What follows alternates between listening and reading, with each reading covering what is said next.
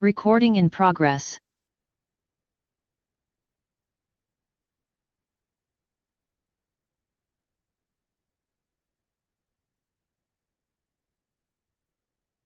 Platform, can you hear me? Loud and clear, Mario.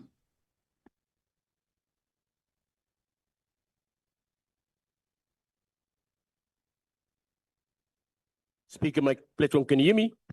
You are live.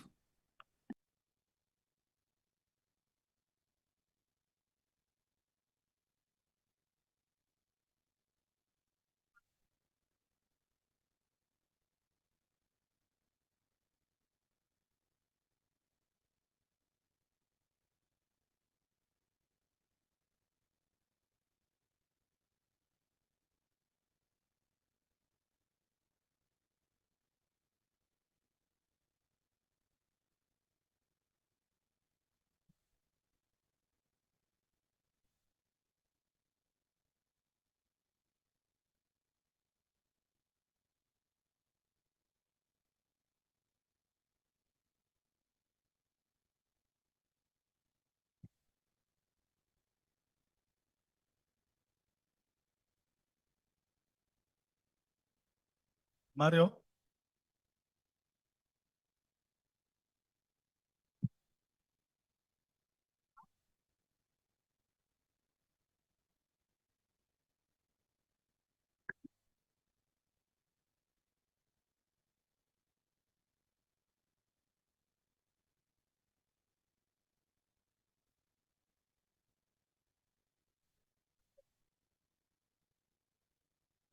Almost time.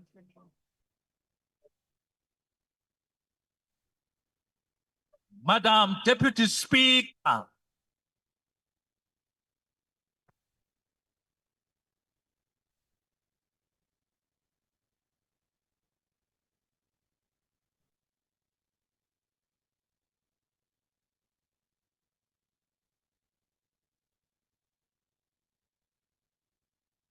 There will now be a moment for silent prayer or meditation.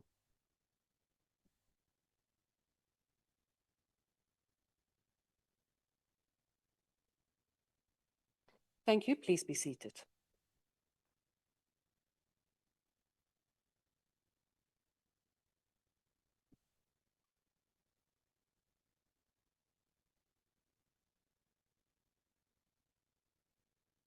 Honourable members. Order, honourable members, please take your seats. The first item on the order paper is members' statements. Does any member of the ANC wish to make a statement? Honourable Deputy House Speaker, Palestinian solidarity activists from across South Africa have embarked on the global Samut Flotilla, joining a historic international coalition representing more than 40 countries, united in a mission of peaceful resistance to Israel's illegal blockade of Gaza. This civilian fleet, the largest maritime effort since the siege began, carries a message that resonates deeply with the people of South Africa, who know from their lived history that oppression can be resisted and that liberation will come when the world stands together. At the launch of the Global Samut Flotilla in Johannesburg, Chief Mandla Mandela recalled that the South African struggle against apartheid was just not fought by us, but its success depended on the important role of our frontline states.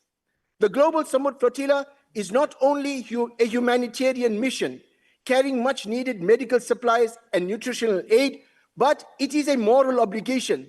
This is a non-violent act of defiance against an illegal siege that has strangled life in Gaza. We call upon the Department of International Relations to be available to protect our brave citizens who are in this flotilla if needed. We also call upon our representatives to the United Nations to act decisively, as 1 year will lapse on this Thursday, 18th of September 2025, since the United Nations General Council took a resolution granting Israel 1 year to end this genocide. Point of order, Deputy Speaker. Can I just see where's the point of order? So, Honourable Thring, Yes, Honourable Thring. I don't know whether the rules permit for members to be filming and videoing others while they are in the House. Honourable Paulson is videoing our member while he's speaking. Thank you. Honourable Member, could I also ask that we raise those points of order if it's not related to the specific speech just after the member has made his statement? Honourable Member, please conclude your statement. We also call upon the representatives at the United Nations to act decisively, since the United Nations, as 1 year will lapse on 18 September 2025, since the United Nations General Council took a resolution granting Israel 1 year to end this genocide. We call upon the United Nations to respond as they responded to apartheid South Africa by stripping Thank United you, Honourable Member. Israel Your of time its is now privileges expired. and by imposing severe sanctions, and I thank you. Honourable Members, on the previous point that was raised by the Honourable Thring, yes, indeed, it is not allowed to take videos or take photos during plenaries. So please stick to the rules. The DA. Good afternoon, Honourable Speaker. The Cape Flats are under siege. It is heartbreaking to hear from communities and parents who want nothing more than for their children to grow up safe. Yet Order, the honourable police members. bury them and watch them be swallowed by gangs and drugs. On Tuesday, during a meeting at the Mitchells Plain police station, we heard that children as young as 12 are being intimidated by gangs on their way to school and offered drugs. We must ask, where Order, honourable members. Sing. Why are the SAPS not conducting more frequent searches in schools to remove drugs and weapons? And why, after years of promises, do police stations remain under-resourced, understaffed, and crippled by vacancies? What we need is smart, intelligence-led policing. We need properly resourced training colleges that can produce professional officers equipped for modern crime fighting. And above all, we need more boots on the ground. Instead, the SAPS personnel members... Honourable members, Honourable Doug Moore, please allow the Speaker to conclude the statement. To the Acting Minister of Police, devolve policing powers to capable provinces like the Western Cape so that real solutions can be implemented before more innocent lives are lost. Even President Cyril Ramaphosa has acknowledged that the Western Cape is a well-run province. But we also know Order, that honourable members. we are separated from opportunity. Order, honourable members. Where poverty and hopelessness take root. Honourable members, That is order. The DA's plan to turbocharge the Honourable economy. Schikkeling, just a moment, please. Honourable members. Honourable member there at the back. Honourable member with a South African scarf. Honourable member, you are out of order. Honourable members, we allow everyone the right to be heard, and this is not acceptable. We do not allow howling and jeering. Honourable Michalakis, what is your point of order? Thank you, Deputy Speaker. Deputy Speaker, as you've just said, the member has a right to be heard. She was drowned, respectfully, by the ANC. You can't accept that it's a national function. May I request, Deputy Speaker, that the member be afforded an opportunity for the portion that she was drowned to please repeat her statement. Honourable Michalakis, I will rule on that. Honourable Mkalipi, what is your point of order? I'm still busy with this point of order, but is it related? The GNU can't bore us. They must just sort out their own issues. Honourable bring Mkalipi, it that's not a point of Working order. here. Honourable Mkalipi, could I also just ask, on the ANC bench in front, that microphone is still activated. Could you please just switch that off, please? It does cause some interference. Honourable Schikkeling, please proceed with your statement. And honourable members, we have to respect the decorum of the House.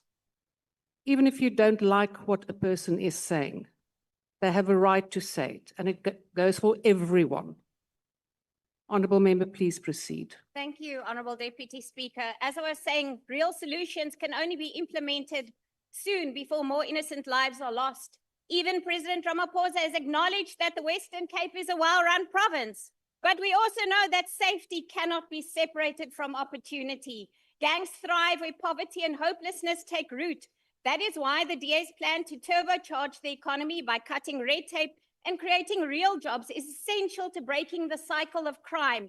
When young people see a future for themselves, they do not fall into the trap of gangsterism. South Africans deserve both safety and Thank you, honourable member. opportunity, and the DA has a plan to deliver both.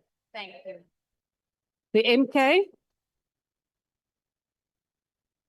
Is there a statement from the MK? The MK. Honorable Deputy Speaker, I rise on behalf of Umkhonto weSizwe Party acknowledging that the death of Steve Bantu Biko in 1977 remains one of the most painful stains of apartheid brutality. The inquest held in 1978 confirmed that he died from brain injuries sustained after severe beatings while in police detention. The fact was never in dispute. What is absurd, however, was the magistrate's finding that no one is responsible. This was a blatant miscarriage of justice, a manipulation to shield apartheid perpetrators from accountability. To now call for a second inquest is to risk deflection from the central issue. The truth is already on record. What remains is not another inquest, but for this parliament to act to honor Steve Bantu Biko's memory by demanding justice, accountability, and closure for his family and for the nation. The MK party stands firmly for justice and we will not allow history to be rewritten to protect the guilty. I thank you. Thank you. The ANC. The African National Congress congratulates UNISA under the leadership of Prof. Puleng Lekankabula for hosting the first national conventions as convened by President Ramaphosa. The convention was staged at August State University to facilitate a consultative, inclusive, and a cross-cutting discussion on key themes to dominate the national convention. We commend the footwork that underlined the preparation of this momentous occasion and acknowledge the outstanding contribution that UNISA offered. This institution has become the beacon of hope and constantly hosts national satellite events such as the G20, the SIU anti-corruption seminars, and many other significant events. In partnership with the Republic of South Africa, the UNISA has shown great commitment to advance the best interests of the country using education as an important lever in bridging the poverty and inequality gap. As a patriotic front, the University of South Africa is left to its name as the University of the Land, and when called upon to serve the national interest, it has unstintedly accepted the invitation. Once again, we congratulate UNISA's leadership and encourage its management, as led by Prof. Linkabula, to continue propelling this kingdom of humankind to greater heights. I thank you. The EFF. Deputy House Chairperson, the United Nations General Assembly resolved in its majority on 12 September 2025 to adopt the resolution endorsing the New York Declaration on the peaceful settlement of the question of Palestine and the implementation of the two-state solution. We welcome this decision as a step towards justice and peace, yet 10 unprogressive and warmongering countries, including the apartheid state of Israel and United States, voted against this resolution, joined by 8 others. Despite this global call, Israel continues its genocide in Palestine, destroying homes, schools, hospitals, and civilian infrastructure in blatant violation of international humanitarian law, inflicting untold suffering on the Palestinian people. Equally alarming are Israel's continued attempts to expand illegal settlements in the occupied Palestinian territory in defiance of international law and Security Council resolutions. The House will recall that the 6th Parliament of South Africa passed a resolution to cut all diplomatic relations with Israel. To this day, President Cyril Ramaphosa has failed to implement that progressive resolution. As the EFF, we reaffirm our principled position on the question of Palestine, the inalienable right of the Palestinian people to self-determination and the establishment of an independent state of Palestine. We condemn the ongoing Israeli aggression in Gaza, which has already claimed more than 64,000 lives. We therefore call for an immediate, unconditional, and permanent ceasefire across Gaza and all occupied Palestinian territories. Free Palestine. The IFP. Ngiyabonga Sekela Somlomo. The Inkatha Freedom Party is deeply disturbed by the recent spate of brutal killings in Cape Town, which once again lay bare the scourge of gang-related violence gripping our communities.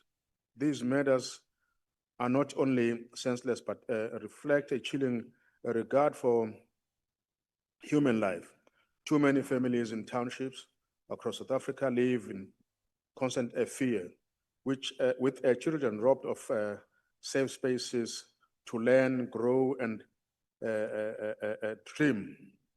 Central to this crisis is the proliferation of illegal firearms in our communities, which continues to fuel bloodshed and entrench criminal networks. The IFP calls for 2 immediate interventions. First, a coordinated national crackdown on the illegal gun trade with targeted operations in high-risk areas.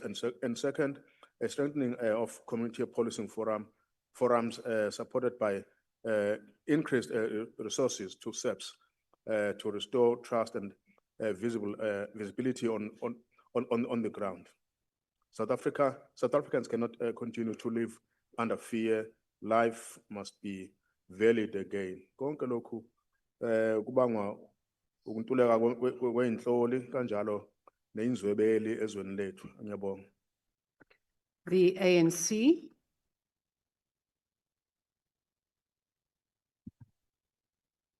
Thank you, Speaker. The scale of crime in the Western Cape is alarming. Since January, more than 2,000 people have been wounded or killed province-wide. In June, over 30 murders have occurred in mass shooting incidents across the Cape Flats. Again in August, more than 30 members were reported in the province. This includes incidents in Delft, Gugulethu, Ethlon, Manenberg, Hanover Park, Nyanga, and many other areas. In Mitchell's Plain in particular, at least 12 people were shot dead during the first weekend of September. Colored and Black communities are being held hostage by crime. This is unacceptable. The response from the Western Cape government has been inadequate. Instead of addressing the crisis, officials have downplayed its severity and directed concerns to the study of the Premier's safety plan. Crime prevention initiatives are almost non-existent, and to the boots on the ground, policing strategy has had minimal effects. Community structures across the Cape Flats, frustrated by inaction, and are now calling for the removal of the Provincial Subs-Commissioner. We call on the Western Cape government to take urgent and decisive action. People of this province deserve protection, effective policing, and crime prevention measures, and restore safety and confidence in their communities. Without meaningful interventions, lives will continue to be lost and communities will remain trapped in cycles of violence. These are our brothers, sisters, fathers, mothers, and aunts, uncles as well, each with responsibilities. Thank you, Honourable and Member. obligations which lives have been cut short. I thank you. The NCC.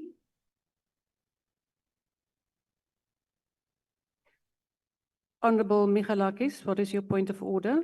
Thank you very much, Deputy Speaker. Deputy Speaker, I just want to inquire, member statements also afford an opportunity for the national government to reply.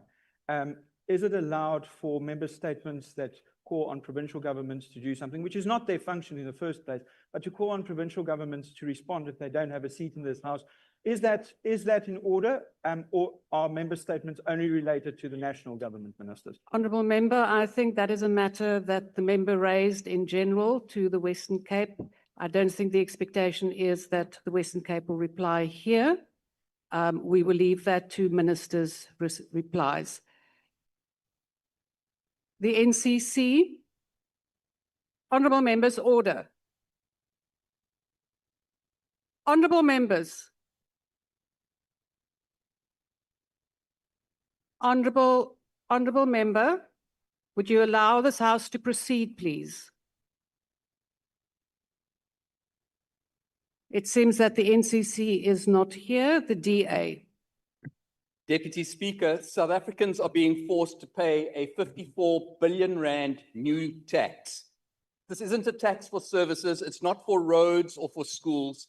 It's a 54 billion rand tax for incompetence. A tax to pay for the catastrophic failure of this government's energy regulator, NERSA. In a presentation to Parliament, NERSA admitted that they found this multi-billion rand error in January. They were told to fix it.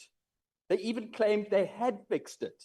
But 5 months later, in June, they went ahead and published the wrong numbers anyway. So let's call this what it is. This is not a simple mistake.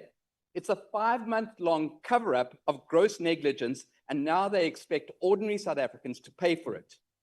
At a time when the Competition Commission confirms electricity prices have surged by a crippling 68% in 5 years, Eskom and NERSA have found a way to punish citizens even more. The Democratic Alliance will not stand for this. We demand real accountability. We call on the Minister to launch a proper investigation into the officials responsible for this to face appropriate consequences. Not just the junior staffer that is being blamed, but the senior management and the full-time regulators that signed off on that mistake. And we demand an urgent, independent review of the entire electricity pricing policy in order to put consumers first. This 54 billion rand blunder is the final damning proof that the system is broken beyond repair. We have an ineffectual regulator protecting a failing monopoly.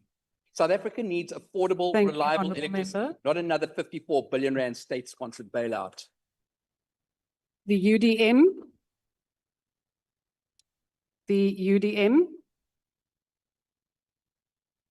Not, we proceed. The ANC. The ANC.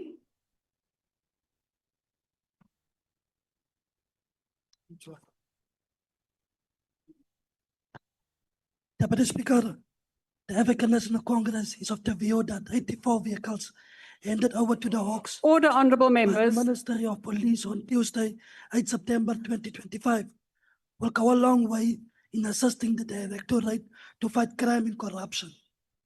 Some of these vehicles are intended to help officers fight violent crime like cash in transit, robberies, and police killings. The vehicles comprise of Volkswagen, Golfs, BMWs, and bakkies. We therefore welcome this intervention by the Ministry of Police. The Hawks play a critical role in the investigation of national priority offences, namely serious organized crimes, serious corruptions, and serious commercial crimes. These are more than just cars. They are a step closer towards the restoration of trust and confidence in the Directorate and the whole criminal justice system value chain. They should be used responsible to protect the vulnerable and fight organized crimes. These vehicles should empower investigators to ensure they locate, record, and process the evidence timely and allow for consultation with the relevant stakeholders, witnesses, and the prosecution. We hope the deployment thereof will be executed with utmost care. Thank you, Deputy. Thank you. The MK.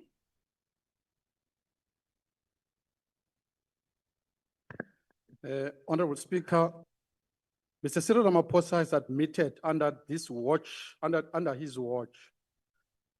poor leadership, corruption, and ANC political battles have destroyed municipalities and collapsed service delivery.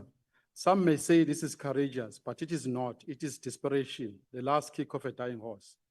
On the eve of the looming local elections, Mr. Ramaphosa pretends to renew the ANC by blaming his own councillors and announcing new action plans, reports, and accountability measures. But Honorable Speaker, our people are not fooled. Ramaphosa's presidency has overseen the total breakdown of local government, failing water systems, decaying infrastructure, and daily service delivery protests have become the norm. The ANC under Ramaphosa has had every opportunity to deploy ethical and skilled leaders. Instead, he has protected factions, defended corruption, and watched municipalities rot. The MK party reminds this House, the people of South Africa are done with excuses. They are done with empty plans while their taps runs dry and their towns crumble. And the people of South Africa are waiting for the best party that will deliver service delivery to them, the MK party. The EFF. Deputy Speaker, South Africans continue to celebrate the diverse traditions, languages, and identities that make up our nation. They celebrate with pain because alongside the beauty of our cultures, we are reminded of the ugly persistence of apartheid and colonial legacies, visible in the names of towns, streets, rivers, mountains, and valleys. Offensive and dehumanizing names such as Kafferstad, Kafferskraal, Kaffersberg, Nooit Gedacht, Harry Smith, Krugersdorp, and many others remain a stain on our democratic project and an insult to the dignity of African people. All major land features still carry colonial names instead of the names that indigenous people have always called them. The great river Leikwa is called Vaal. The great river Harib is called Orange River. The Maluti Mountains are called Drakensberg. The Namahadi River is called Velge. And just behind this parliament, the sacred mountain of the Khoi, the Hurikwaga, is called Table Mountain. Black children in township and rural schools are still doing Afrikaans as a second and additional language, while Afrikaner children in Limpopo and Northwest are not being taught our native languages. The democratic dispensation promised not only political rights, but also the restoration of our cultural dignity and historical pride. Yet 3 decades later, we're still surrounded by reminders of conquest and dispossession. The ANC. Thank you, Deputy Speaker. Jobs Boost Outcomes Fund. Oh, I thought you said. Yes, please proceed. Just that I can't hear. Jobs Boost Fund, South Africa's pioneering youth employment fund, has been recognized on the global stage as one of the 10 selected projects of the Outcomes Finance Alliance's Outcomes Accelerator. The fund provides grants that will be used for the scale-up of Jobs Boost and has already seen over 6,000 excluded young people placed into quality jobs. We are delighted that this program, as part of the Presidency's Presidential Youth Employment Intervention, in brackets PYEI, is on track to exceed targets when it concludes at the end of 2025. Launched in 2023, it trains and placed unemployed youth from disadvantaged backgrounds into sustainable quality jobs and pays for results when those jobs are secured and sustained.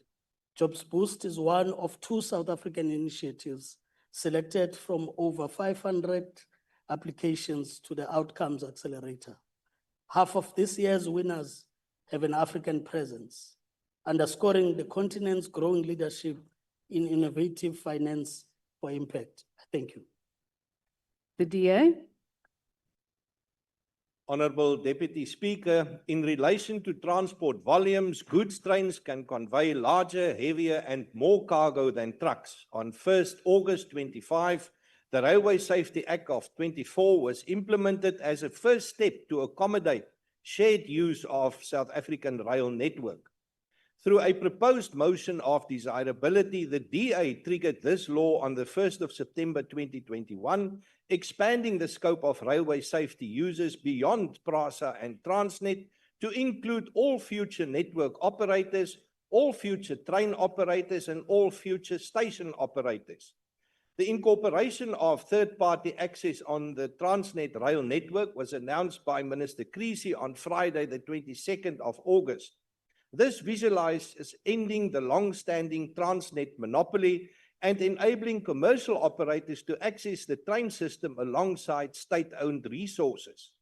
To achieve complete economic progress, the maximum 10-year license term will need to be revised. Users should also have the option to improve the infrastructure they use. Given the pressing need to accelerate the economy and increase jobs, we expect these additions to follow soon. We urge the Department of Transport to accelerate the concessioning of freight rail lines to competent private operators through an open and competitive tender process that secures the best partners to drive growth. I thank you. The ANC. Thank you very much, Deputy Speaker. As part of the efforts to create a safer South Africa, police operations in the Northern Cape have resulted in the arrest of 250 suspects for various offenses. According to SAPS, the multidisciplinary operation stamped at the authority of the state by intensifying crime prevention, and disciplinary operations stamped the authority of the state by intensifying crime prevention and combat activities. The offenses included contact crimes, property-related crimes, and crimes detected through police station, with detectives also tracing several wanted suspects. In the first week of September, police stopped and searched 2,809 vehicles and conducted searches on 6,584 individuals during roadblocks. Vehicle checkpoint and stop and search operations, compliance inspection were carried out at formal and informal businesses. These operations, compliance inspections were carried out on the scrapyards, liquor outlets, second-hand dealerships, mines and farms. Several non-compliant liquor outlets were shut down. The ANC calls for more countrywide focused community awareness campaigns and engagements and addressing trending crimes and strengthening partnerships with communities. The collective efforts of law enforcement agencies, government departments, community policing forum structures, SAPS members and communities are vital if we are to win the war against crime. Thank you very much. And then lastly, the UAT.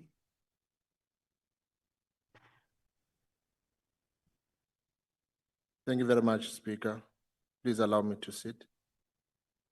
The United African Transformation strongly condemned the wave of hooliganism and lawlessness devastating Ward 9 Mogoto village in Zebediel in Limpopo province. Criminal syndicate has transformed what should be a sanctuary of dignity and community into a terrain of terror, targeting families, even places such as clinics and schools. The places that are meant for healing and uplifting are now shrouded in fear. This is not a mere criminality. It is a fundamental breakdown in a social contract between the state and its citizens, and the betrayal of a Pan-African values and the vision of just, secure Africa. Kanimambo. Thank you, Honourable Member. That concludes members' statements. Are there any ministerial responses? I will note that. Yes, I have. Give me a minute that the table will inform me which members online will also, or ministers will also respond.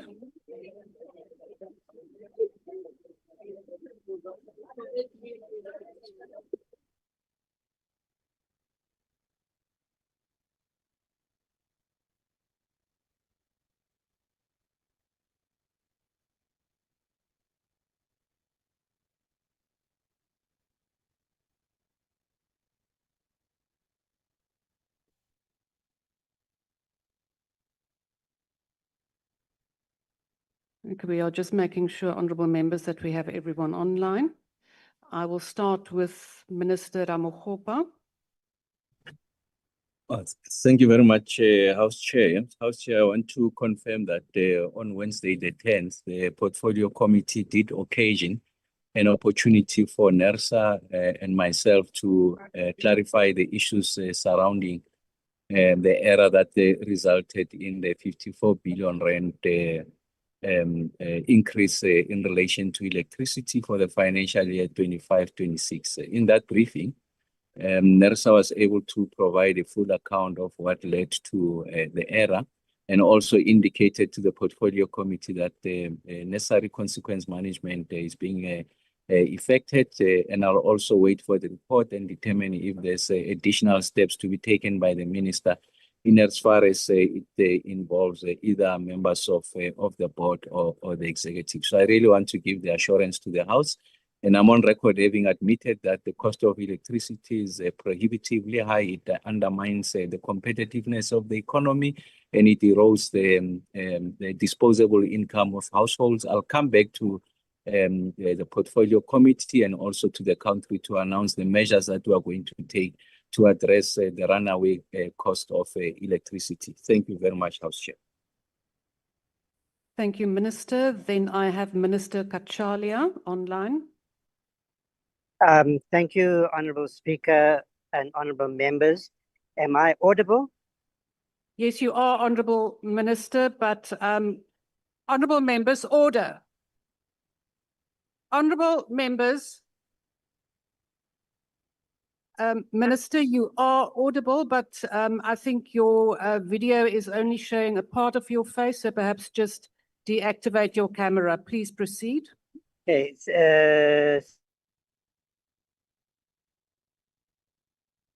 Minister Kachalia, please proceed. Thank you.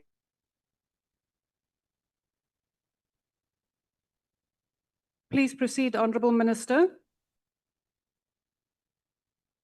We will proceed to the next Minister, Minister Creasy. And could I ask the House, members here to my left, please allow the ministers to respond. Honourable members, you make statements and you expect responses from the ministers, but then you have to allow them to do that. Minister Creasy, I think if you can proceed while Minister Kachalia is trying to connect. Thank you very much, Honourable Speaker. Fully briefed about out in the future. In any event, I've heard some of the questions.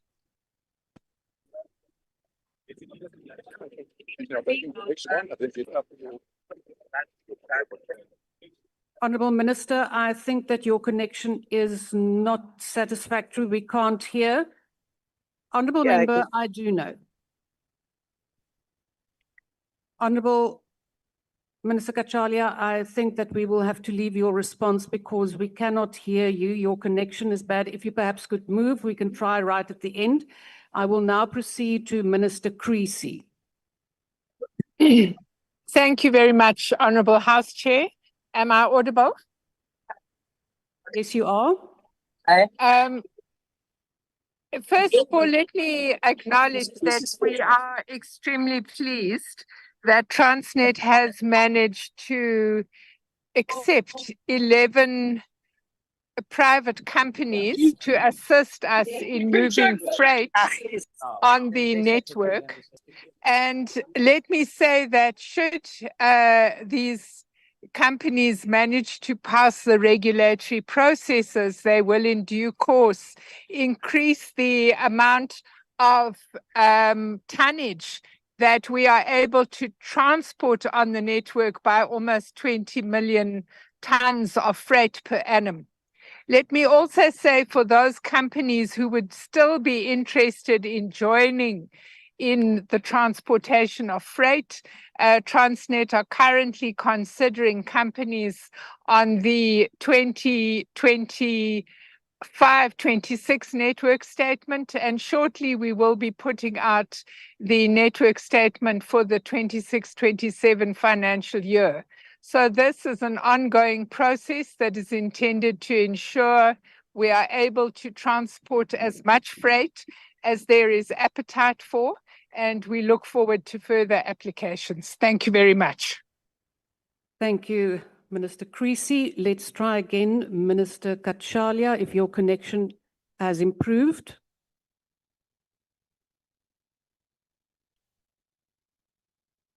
Minister Kachalia. I will then proceed to Deputy Minister Morolong. Thank you very much, Chairperson. It's a pity that I have to respond to a remark made at an ANC event yesterday by an honorable member who wants to attribute the failure of local government to the president. In 2019, the president, as part of his coordinating role, introduced the district development model as a response to a cumulative debilitating state of local government in South Africa. And this was to ensure that government plans in unison, that government budgets plans in unison, and that all spheres of government speak in unison to accelerate service delivery. And so the failures of local government cannot be attributed to the president. In fact, as part of his responsibility, the president is duty-bound by the Constitution to develop national legislation. And you would know that the Department of COGTA is currently seized with a white paper on local government to review the white paper on local government of 1998. And this is to respond to systemic failures of local government. So the suggestion that the failure of local government is attributed to the current sitting president is not borne out of fact. Thank you very much. Deputy Minister Nell.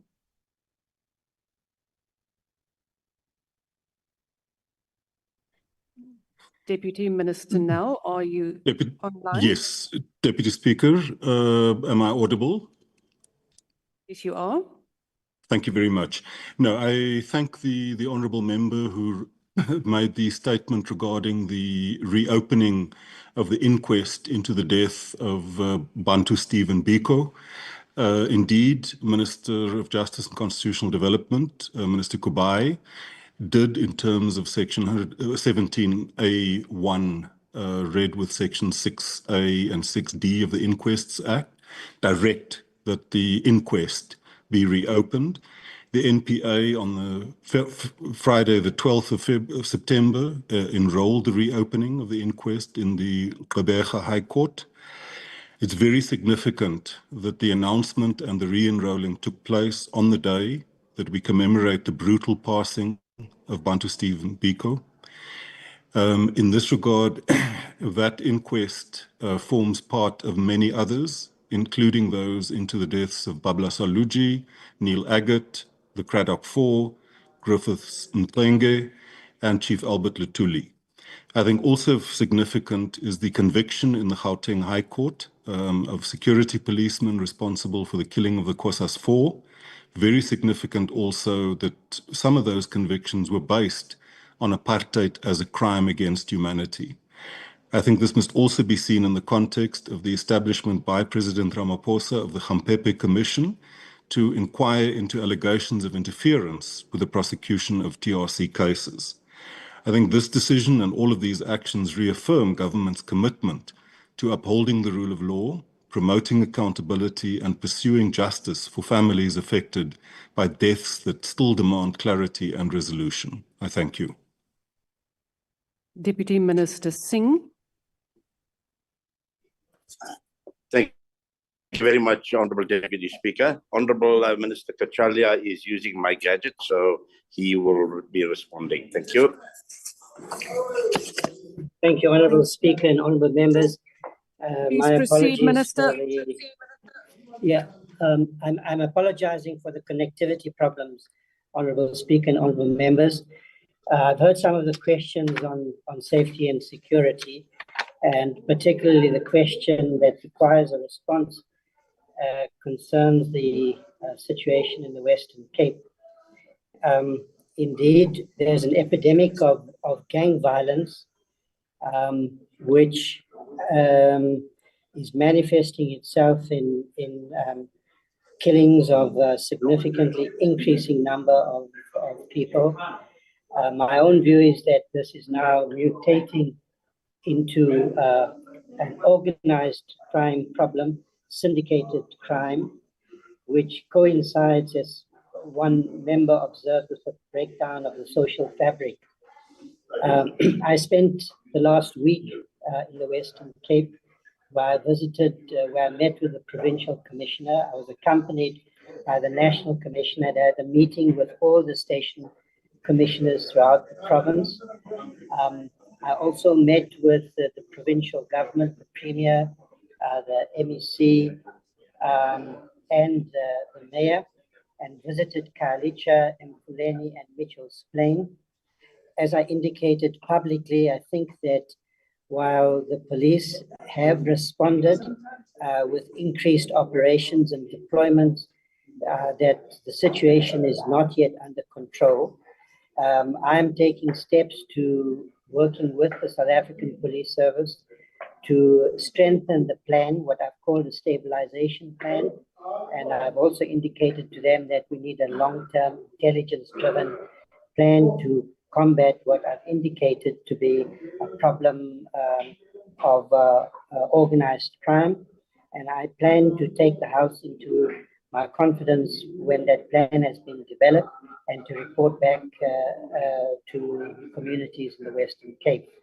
Of course, the problem of gang violence and organized crime is now mutating into one that affects many communities across the country, not just the Western Cape. And so this matter needs attention across the country. Thank you very much.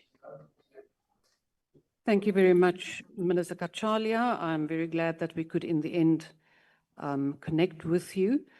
Honourable members, that concludes ministerial responses, but I do have to say, and I will take this up with the Speaker, that it is not really acceptable that ministers and deputy ministers are not in the House. We've seen now the connectivity problems we do have, and members don't get often the opportunity to make their statements. So we will also again alert the Leader of Government Business about this matter. The Secretary will read the first order of the day. Consideration of recommendation of candidates to fill 2 vacancies on Media Development and Diversity Agency MDDA board. The Honourable Sangoni.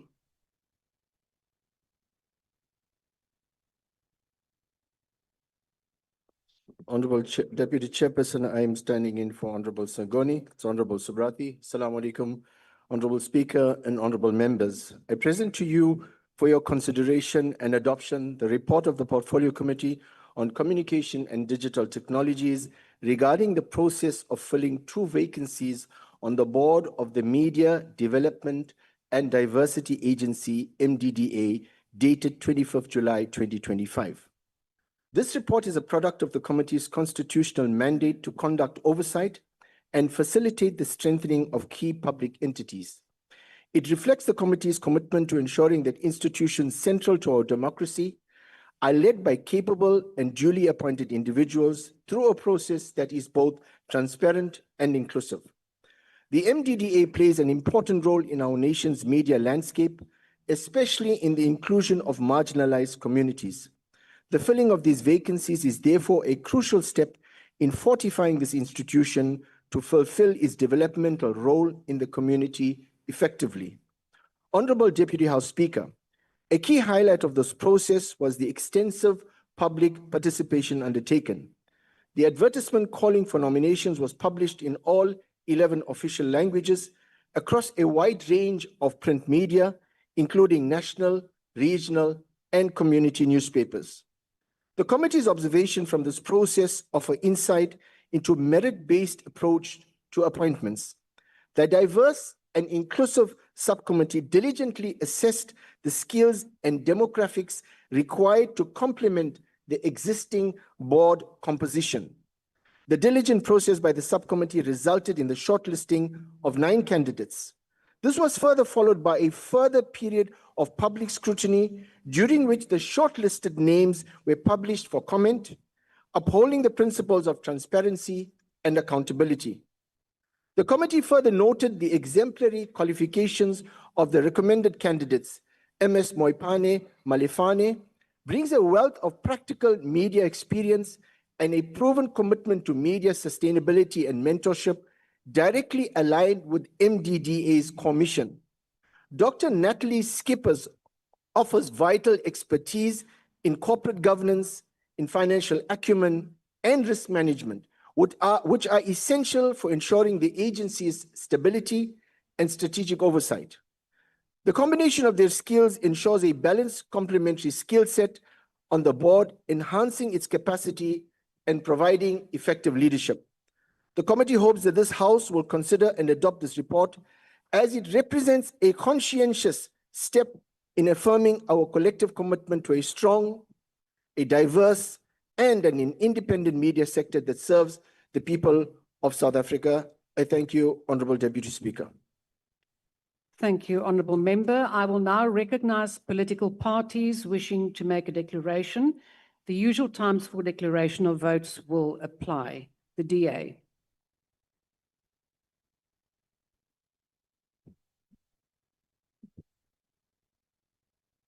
Thank you, Deputy Speaker. Bagolo dumelang.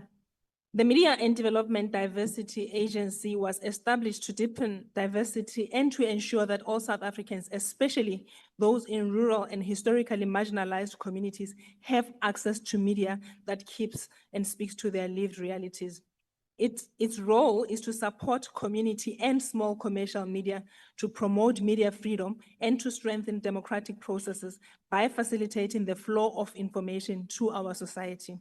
For the MDDA to fulfill its mandate effectively, it requires a functional and competent board that is committed to independence, transparency, and sound governance. In previous administrations, we have seen the institution weakened by internal squabbles, poor governance, and the inability to carry out effective oversight over its beneficiaries. The MDDA cannot continue this way, given its crucial role in giving meaning to democracy to our people at the grassroots level. The presidency under which the MDDA falls must insist on this. The Portfolio Committee on Communications and Digital Technologies undertook a thorough and transparent nomination process. As stated in the report, 159 eligible applicants were received, a short list was drawn up, interviews were held. Following a rigorous process and an exhibition of talent and willingness to serve by all candidates, a consensus was reached across parties. From this process, 2 candidates stood out as exemplary. Firstly, Ms. Moipane Malefane, A seasoned journalist with more than 18 years experience in top media publications. She is the founder and editor-in-chief of a digital platform dedicated to empowering small businesses through quality reporting. Her track record in political journalism, stakeholder relationship, and her commitment to mentoring young journalists will be an invaluable addition to the MDDA.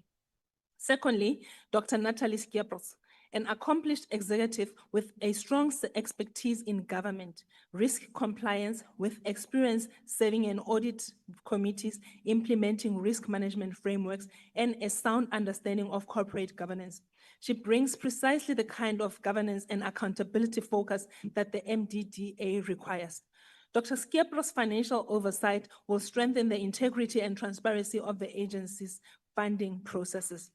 With the MDDA Act being more than 2 decades old, I do beg your pardon, Ms. Malefane and Dr. Skiepers are importantly tasked with modernizing the agency to a new media landscape. When the MDDA was established, radio, print, and television were dominant medias. Today, there has been an incredible rise of social media platforms as media publishers, as well as rapid development of artificial intelligence. With their experience, we trust that the two ladies are up for the task. We must ensure that the MDDA is led by individuals with integrity and competence, capable to steer away from failures of governance that has plagued so many other entities previously. Honorable members, the DA supports the appointment of Ms. Malefane and Dr. Skiepers as MDDA board members. Their combined expertise in journalism, community development, governance, and accountability offers a balance of practical industry experience and institutional oversight that will strengthen the MDDA at this critical time. I do thank you. Thank you. The MK.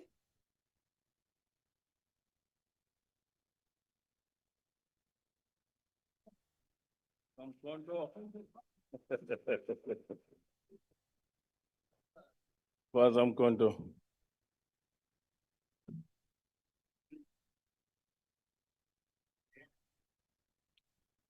Honorable Speaker, honorable members, the MK party today takes control of power and declares that on this occasion, we declare our support for the appointment of Mrs. Moiponi Malefane and Dr. Natalie Skiepers to the board of the Media Development and Diversity Agency. On this occasion,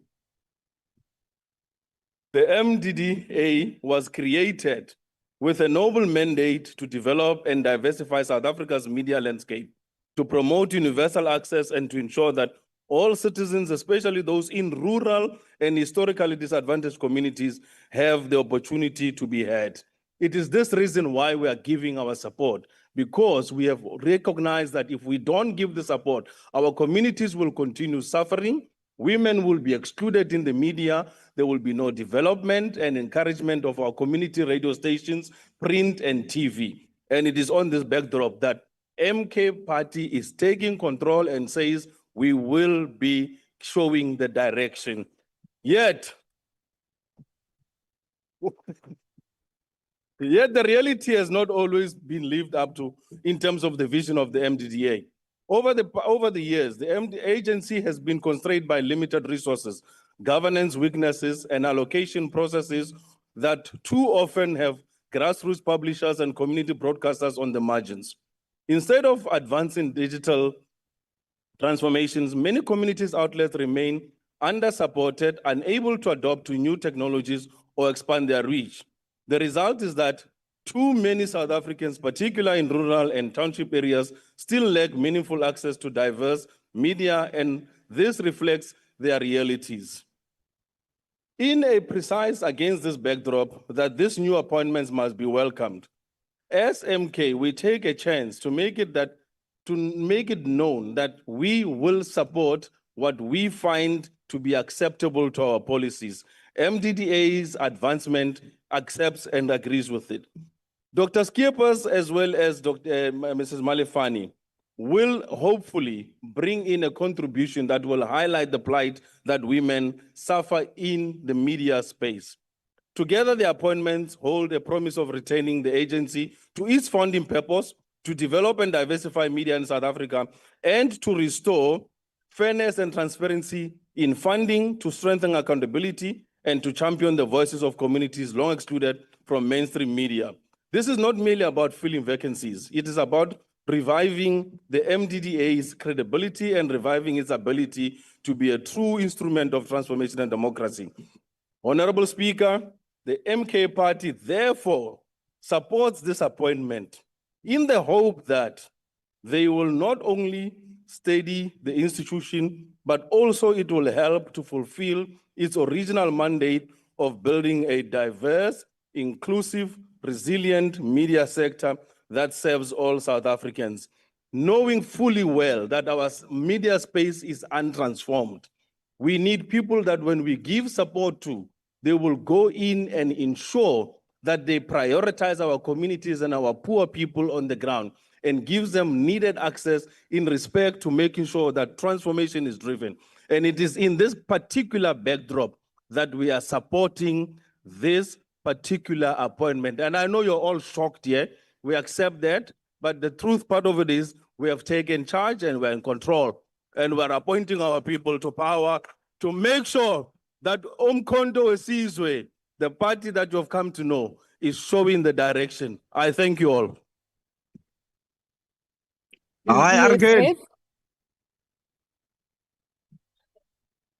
Honorable members on the virtual platform, please do not unmute your microphones. Honorable member, please proceed.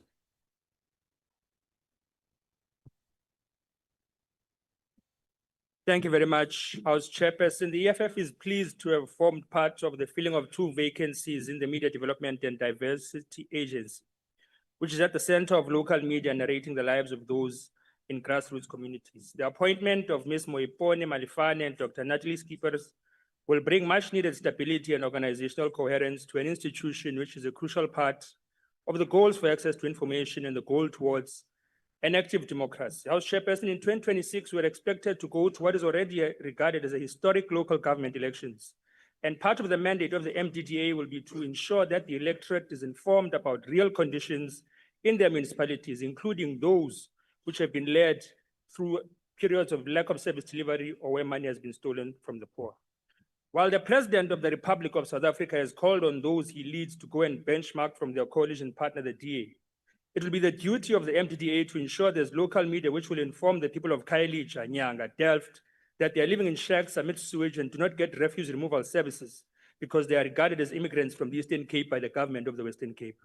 It is the MDDA which must ensure that we have local radio stations to tell the stories of the mothers and children who are shot daily in Mitchell's Plain in the crossfires of gang violence, because the government of the Western Cape is content that that gang violence is secluded to the Mitchell's Plain and not in Sea Point or in Camps Bay. Chairperson, it is a strong local media that must tell the story of how the ruling government in the city of Cape Town, through a DA MMC, was deeply entrenched in the criminal underworld and worked with the Numbers gang and individuals such as Ralph Stanfield to award irregular tender construction contracts to the tune of 1 billion rand. It is the MDDA which must facilitate the possibility of the people of Tshwane being reminded that between 2016 and 2014, the DA was in charge of the city of Tshwane and produced 5 mayors but a collapsing seat.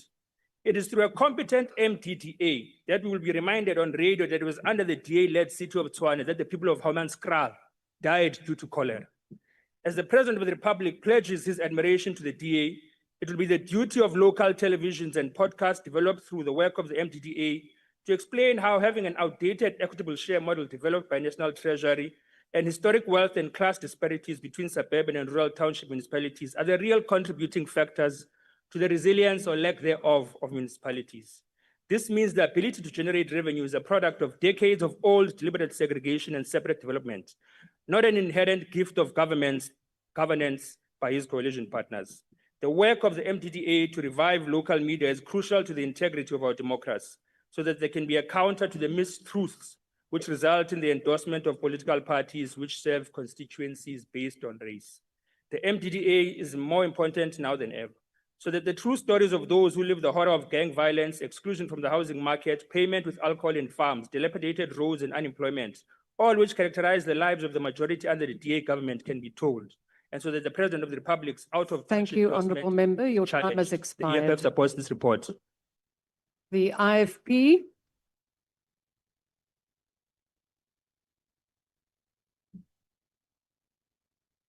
Thank you very much, Deputy Speaker. The IFP acknowledges the transparent process followed regarding the filling of the 2 vacancies on the MDDA board, from the public advertisement to shortlisting to public comment and interviews of the candidates. The MDDA plays a vital role in promoting media diversity, supporting community and small commercial media. This ensures that South Africa's media landscape reflects the voices of all its people, particularly the marginalized. We trust that the appointment of the 2 candidates, Ms. Moipone Malefane and Dr. Natalie Skippers, will strengthen the agency's governance and enhance its ability to deliver on its mandate. The IFP urges the new board members to act with integrity, accountability, and agency in addressing the challenges facing the MDDA, including funding constraints and sustainability issues. Considering all matters mentioned, the IFP accepts the report. Ngiyathokoza. Thank you, Honourable Member. The PA.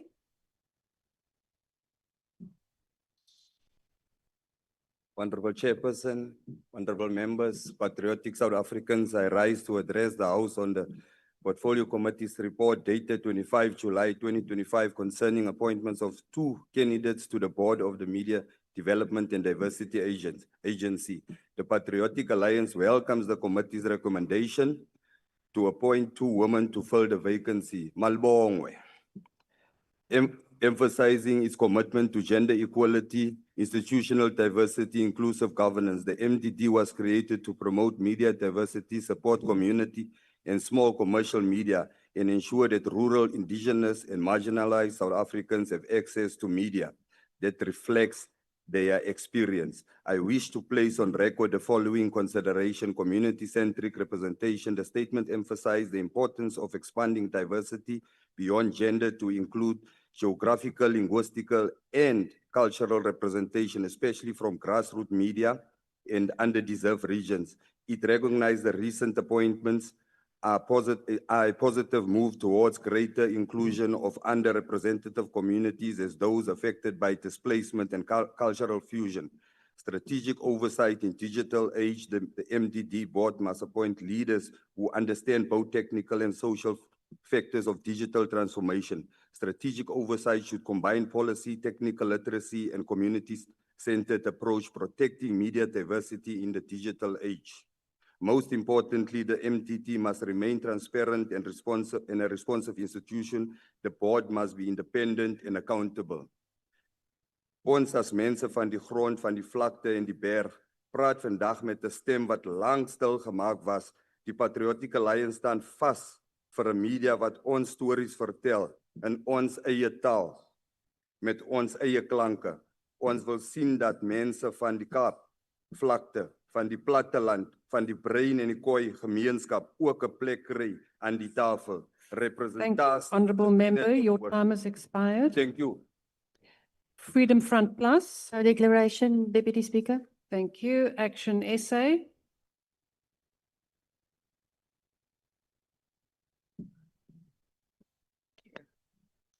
Thank you, Honourable Deputy Speaker. I rise today to note the report of the Portfolio Committee on Communications and Digital Technologies on the filling of vacancies in the Media Development and Diversity Agency Board.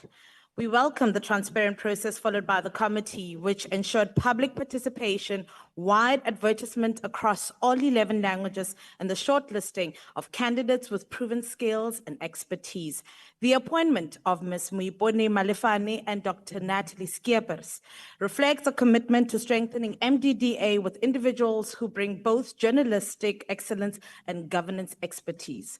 Ms. Malefane's record as an award-winning journalist and her dedication to empowering small businesses through TV Business News directly speaks to the MDDA's mandate of supporting media diversity and development. Her presence on the board can help restore credibility and focus on and focus to an institution that is often plagued by inefficiencies. Likewise, Dr. Natalie Skeeper's extensive experience in governance, compliance, and risk management will provide the much needed financial discipline and oversight that this agency desperately requires. We must be clear, however, that strong appointments alone will not resolve the structural and financial challenges that the MDDA faces. The agency must be properly funded, insulated from political interference, and held accountable for its performance. Therefore, while Action SA supports all these appointments, we will continue to demand that the MDDA evolves into an institution that's not only diverse in composition, but that's effective in delivery, serving all South Africans fairly without fear or favor. Thank you, House Chair. ACDP.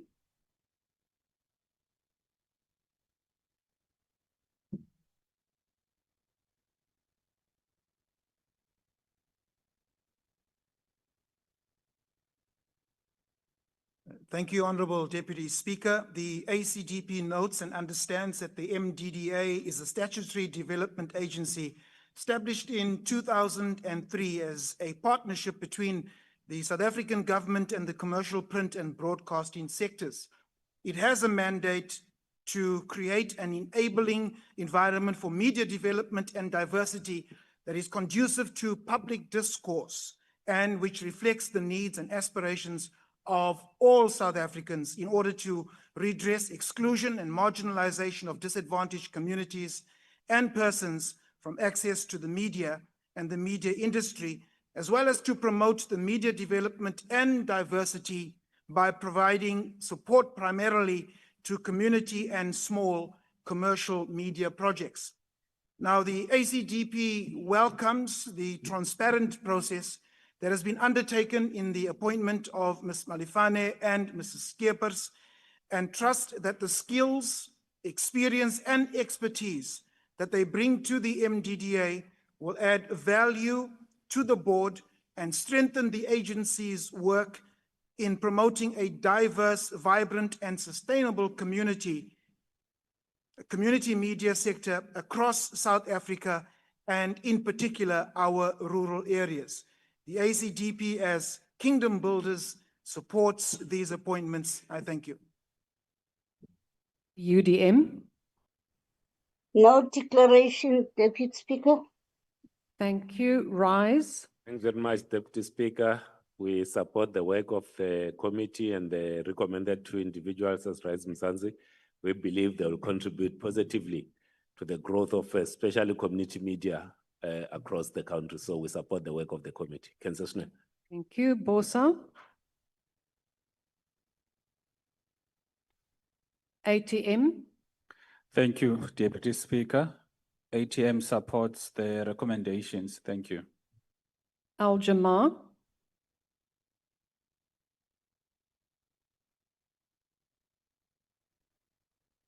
Al Jamar supports. Thank you. The NCC. The PAC. UAT. The UAT supports. Good. ANC.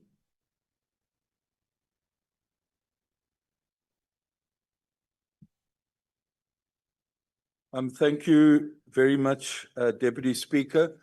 Honorable members, allow me to begin by commending the Portfolio Committee on Communications and Digital Technologies for its diligent, its transparent work in overseeing the process of filling these two vacancies. It would seem that the leadership provided by the chairperson, Honorable Diko, and also in particular members Matafa and Subrathi, has been so effective that Umkhonto weSizwe Party, for the first time in the history of this 7th administration, have supported these appointments. And I think we just want to, as the ANC, accept that as a compliment for the persuasive abilities of the ANC. But Deputy Speaker, I think we should just remember that a short while ago, there was a bit of confusion and or error when it came to the division around the appropriation bill. You would remember that it wasn't clear whether at that stage MKP supported the appropriation bill or not. So I just want to confirm 100%. I just want to confirm because we must be very sure. Dagmo, please take your seat. Honorable Skosana. Ngiyathokoza mgcini sihlalo. Ojame ngaphambili akakhulumi iqiniso ngoba sayisupporta before. It's not for the first time lenda khuluma ngayo. Ngamanye amagama is misleading the house. Thank you. But siyavuya ukuba siyavuya niqiniseke ngala shango. Thank you. So I would like to proceed. I would like to proceed. Is there another? Yes, please proceed, but do refrain from going into a dialogue with a member. Okay. No, Deputy Speaker, that we all know that the MDDA is an institution that plays a vital role in promoting media diversity and development. And these components, as we all know, are cornerstones of our democracy as it ensures an informed and active citizenry. It is within this context and backdrop of strengthening our democratic institutions and ensuring that they are effective, that the African National Congress stands before this House today to affirm its full support for the committee's report and its recommendations. We affirm, as others have done, all political parties in this House who've participated, that the process outlined was transparent, it was vigorous, and it was fair. The committee, upon the request by the Minister in the Presidency, acted swiftly to establish this multi-party subcommittee, advertised the vacancies across all 11 official languages and in the media broadly. And we acknowledge, as the ANC Deputy Speaker, that the detailed shortlisting process that was undertaken by the subcommittee carefully considered the necessary skills and demographics to complement the existing board composition. And therefore, the ANC supports this report without reservation. We commend the committee for its exemplary work, all the members who participated in the work, and urge this House to endorse the recommendation. We further call upon the President to formally appoint Mrs. Moipone Malefane and Dr. Natalie Skeepers to the MDDA board without delay, allowing them to commence their work in supporting a vibrant and development media sector for all South Africans. It would also be appropriate, Deputy Speaker, for this House to express its thanks to the previous board members, Martina De La Togna, who actually resigned from the board, and also Ms. Carol Mohlala, who served the board diligently until her term of office came to an end. So we support this. We commend this House for being 100% unanimous. And this gives a glimpse that if we all work together, we can make sure that we take these institutions which preserve and protect our democracy forward. And that's why we celebrate the history and we look forward to more cooperation as we build this country together. Thank you. Honourable members, the question before the House is that the following two candidates, namely Ms. Moipone Malefane and Dr. Natalie Skeepers, be recommended for appointment to the Media Development and Diversity Agency Board. Are there any objections to the nominations? None, and with that, it is agreed. The Secretary will read the second and third orders together. Consideration of report of Portfolio Committee on Trade, Industry and Competition on amended 2024-25 annual performance plan of Department of Trade, Industry and Competition. Consideration of report of Portfolio Committee on Trade, Industry and Competition on Department of Trade, Industry and Competition's second and third quarter financial and non-financial performance for 2024-2025 financial year. I now recognize the Honourable Masina.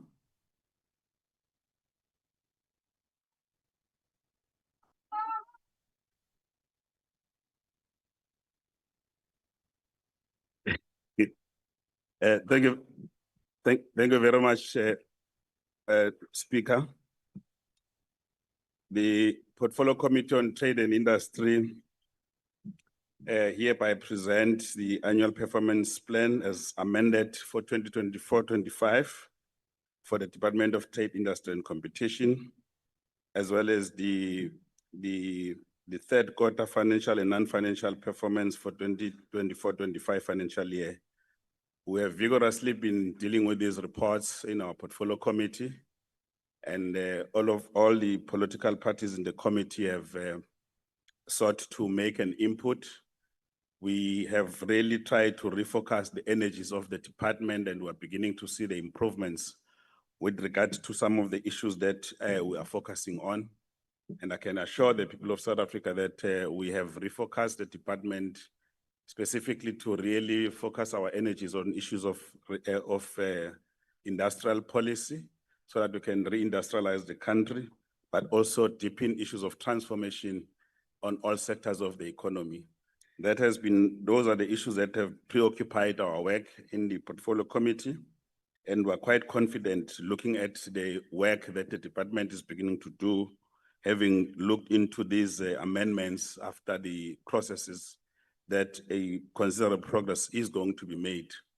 We are going to be looking into the impact in each sectors and each areas, and ensure that the work of the department is spread across all areas of geographic areas of South Africa, including rural areas.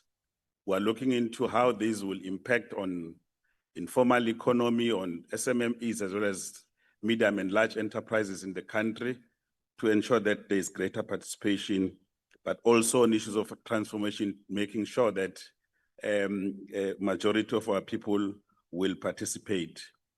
We know that in recent times we have been hit by the tariffs, and we believe that the work that is going to be done by the department through our support as members of parliament will actually yield some positive results, ensuring that we safeguard the South Africa's exporters so that they're not badly affected by this. And we have called upon the department to come up with support mechanism to ensure that we can also begin to look into the new markets. And I'm sure many of you have heard that we are going to be implementing what is called the butterfly strategy, which basically is a focus in the African continent. And I'm confident that we will be able to look for new markets to ensure that we are not worse off. But we are obviously concerned about the levels of unemployment in the country. This is one area that we'll be taking a closer look at to ensure that this is particularly addressed in the main. So, Honorable Mkhaliphi, order. Honorable Masina, please proceed. Thank you very much. So we are going to be seized as a department and portfolio committee with these issues to ensure that in the main, we hold the department accountable in all the areas that have been identified as areas of focus, and we are keeping our eyes on the board. And there is no doubt that the quality of debates and engagement are enriching to an extent that all the 18 agencies that report to the department and the department itself are beginning to see the direction that would like to take, and would like to take this opportunity to thank the minister and the deputy minister and members of the portfolio committee for their contribution, and will continue holding each other accountable. Thank you very much. I will now recognize political parties wishing to make a declaration. The usual time for declaration of votes will apply. The DA.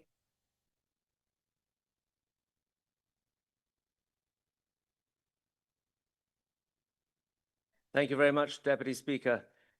The Ministerial Department presented their amended APP to the Portfolio Committee on the 13th of November last year, and the second and the third quarter reports on the 18th of February this year. Looking back at what was promised, the heady optimism evident in both the ministry and the department now appears misplaced. Of course, hindsight is an exact science, but the growing uncertainties now facing South Africa and the world give the committee reason to pause and reflect. What would the department and committee positions be if those reports were written today? There is the difficulty of commenting on reports that were out of date almost from the day they were released. The department, with a new ministerial team in place, put on a brave face as severe economic headwinds and tepid economic growth dumped a heavy dose of reality on the upbeat associations of that underpinned their plan. In presenting the APP, Minister Tau informed the committee that, to quote from the report, the DTIC's involvement in coordinating the economic cluster reflected its central role in shaping and overseeing the economic policy direction. 10 months after uttering these words, events have taken a distinct turn for the worse.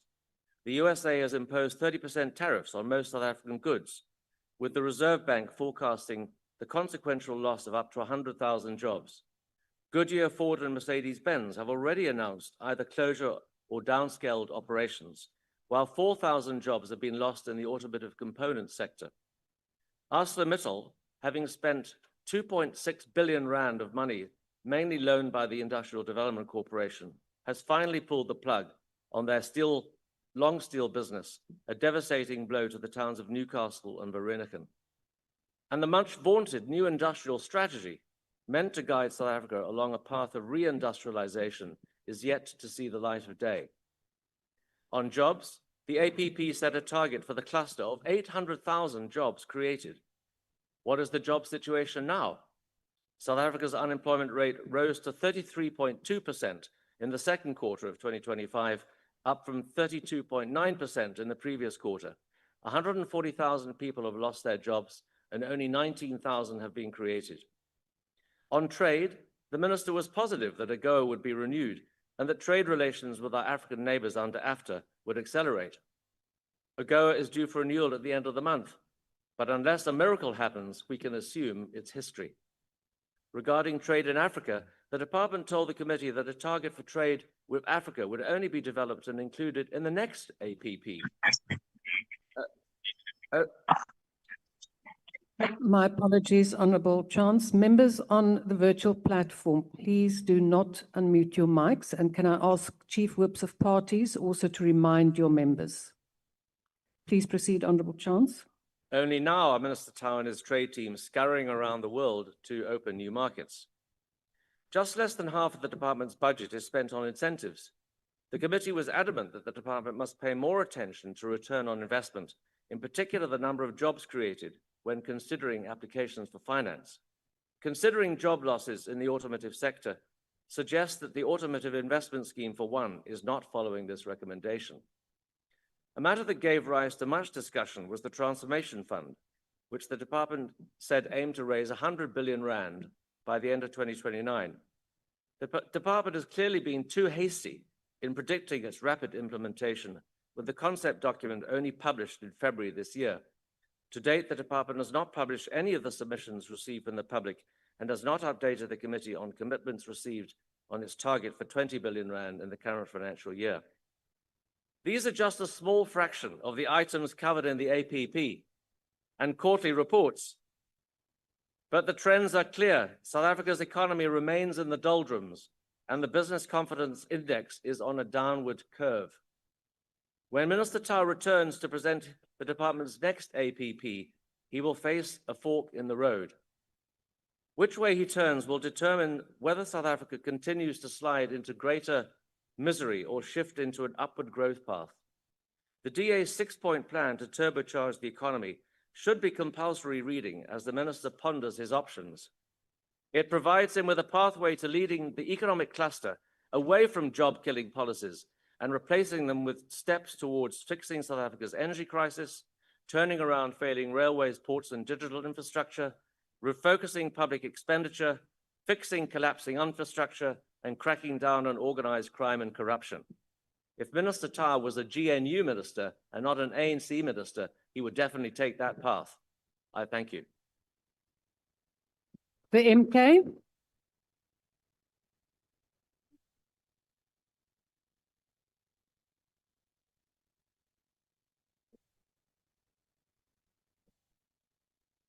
Thank you very much, Speaker.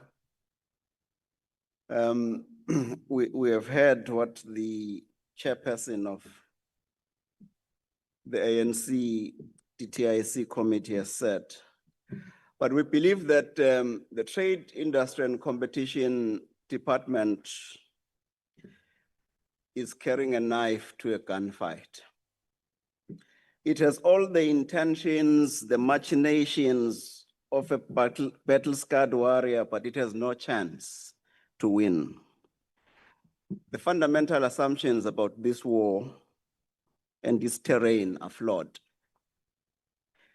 We've already seen the job losses at Glencore, at AMSA, at Ford, at General Tyres, and the list goes on and on. The fundamental assumptions that the private sector will crowd in investment is a theory which is incorrect in a volatile world. So what we need is a strong state that intervenes and invests in public goods. So the APP that has been presented is no longer valid, and it will not meet any of the noble objectives that it pertains to do. I want to tell you a short story, a fable. Once upon a time, in the bustling town of Caravan Park, there lived a group of enthusiastic folks who were determined to make their town the envy of the world. It had a population of 58 million people, unemployment rate of 33%. 60% of the people were less than 37 years old, and 60% of them remained unemployed. They were told and allowed to believe that with the right investments from the private sector, they could achieve remarkable things. They gathered at the town hall and they were addressed by the town mayor, Mr. Optimist, who told them that it was not the role of government to make investments. They were informed that with the correct private sector investment, which they were planning to attract through annual investment conferences, they could build high-speed railways, develop smart cities, build green power stations with no harmful emissions, have state-of-the-art hospitals, shining new dams, and they could become the most advanced town in the land. There was always a catch because the town leaders did not tell the people the investment plan depended almost completely on the private sector. Then the mayor of the town, Mr. Optimist, stood up and addressed the crowd. "Fear not, my people, we shall rely on the private sector to lead us to prosperity." The crowd applauded because of the mayor's charisma and a bag full of tricks and promises. However, many of the pledges at the investment conferences, they dried up as soon as the global economy took a downturn. They dried up faster than a puddle in the desert. So when the private sector calls the shots, you'll find that there's limited control over the economy. You cannot implement any counter-cyclical measures or direct investment into critical areas. The private sector is driven by the profit motive. It has little interest. So one day, Gogo Wisdom, a member of the MK, stood up and addressed the crowd. "My dear town folks," she said, "we cannot rely on the private sector to lead us to the prosperity. We must find the balance between private investment and government intervention." It was from that day that the people realized and understood what they needed to do. So they were able to then overcome Thank their you, many Honourable Member. obstacles. Your Thank you. time has expired. The EFF.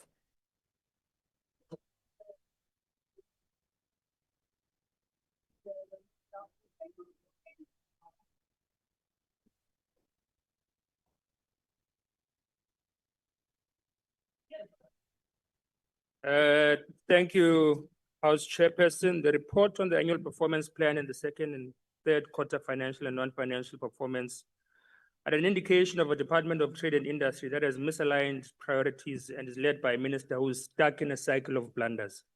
Based on your own metrics, you have failed to fulfill targets that you set for yourselves, this department, because of a preoccupation with patronage and a lack of strategic vision. In terms of sector targets, only 347.6 million in manufacturing exports had been reported against a target of 1.5 billion.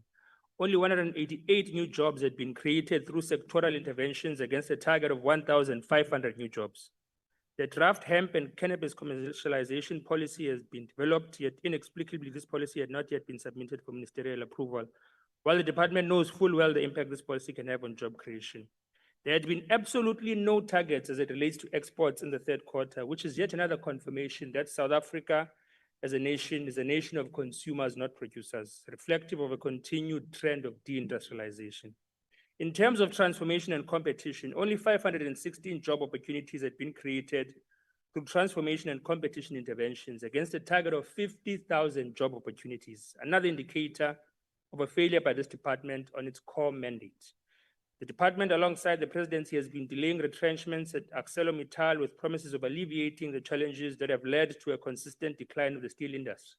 Yet we have failed to rescue almost 3,500 jobs, which will now be lost as a result of retrenchments in Newcastle and Vereeniging. One may therefore wonder, what is it that is distracting this department from achieving its targets?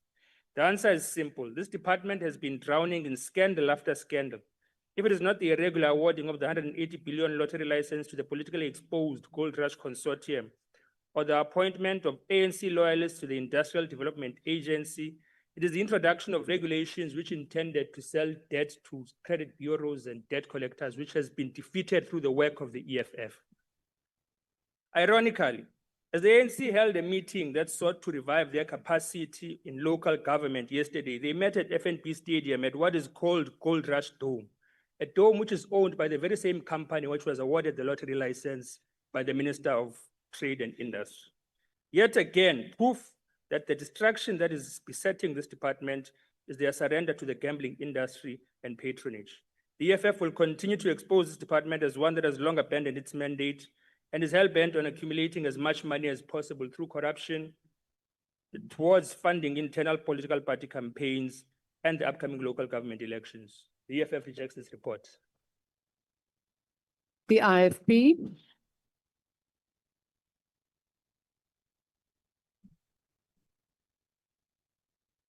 Thank you very much, Deputy Speaker.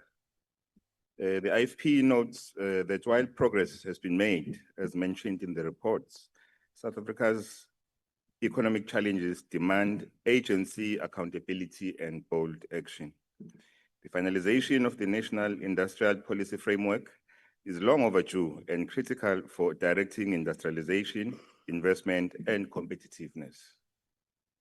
The review of the broad-based Black economic empowerment regulatory framework is essential to assess whether it is achieving its intended outcome of broad participation, business growth, and job creation, or whether it has become a barrier to new entrants.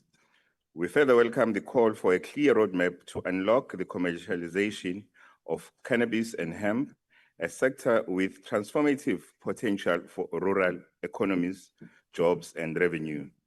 This is in line with the lessons drawn from the late IFP member, Dr. Mario Ambrosini. The IFP has consistently championed the commercialization of hemp and medicinal cannabis. We are therefore pleased that our calls have materialized. However, these efforts cannot succeed without clear timelines and firm implementation. The IFP will continue working with sector specialists and organizations to advance this vision. In the light of the issues raised above, the IFP accepts the report. I thank you. Thank you. The Patriotic Alliance.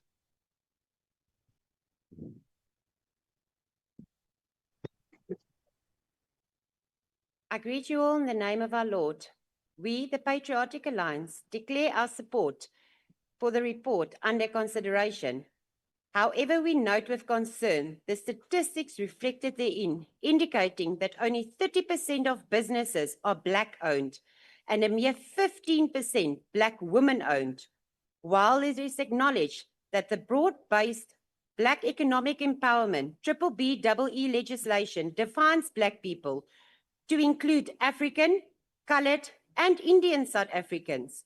Question remains, what proportion of these include colored and Indian communities?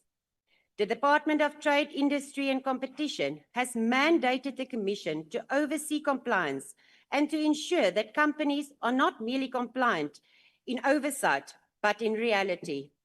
As one of the most diverse nations in the world, it is imperative that transformation is inclusive of all races across the spectrum of economic participation, whether as employees, managers, or owners. We are a rainbow nation in words, but on paper and in reality, colored and Indian South Africans is still left in the past. We, as the Patriotic Alliance, say no more. Legislation must not just define Black people, it must become a reality for coloreds and Indian South Africans in all spheres, in every business. I thank you.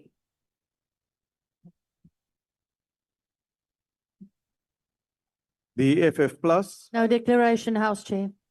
Action SA, Speaker, Action SA recently renamed the Department of Employment and Labour as the Department of No Jobs and No Responsibility. Today, we extend that same logic to the Department of Trade, Industry and Competition, which we now call the Department of No Trade and No Industry. Numbers do not lie. As the lead department responsible for driving South Africa's economic development, this department has failed dismally in its mandate. Economic growth remains stagnant with a strong possibility of recession in the months ahead. At the same time, we are witnessing a jobs bloodbath. In the first quarter alone, nearly 300,000 jobs were lost, and the pace of job losses, especially in manufacturing, continues without relief. Instead of solutions, the department offers excuses, but much of this blame lies squarely at its own feet. One clear example is BBEE, or rather ANC EEE. Unlike the DA, Action does not oppose transformation. We fully support it. But BEE is not transformational. It is a handbrake on the economy. That is why Action SA proposes replacing it with an opportunity fund that will drive genuine bottom-up transformation by empowering SMEs and unlocking new opportunities for ordinary South Africans. Another recent example is the department's failure to act while Chinese e-commerce giants have flooded our economy, crowding out local businesses that cannot compete on an uneven playing field. And Speaker, the list of failures does not end there. Unless this department steps up, South Africa will soon truly become a country with no trade and no industry. I thank you. the ACDP. May I also request the member who's standing there at the back to take a seat, please?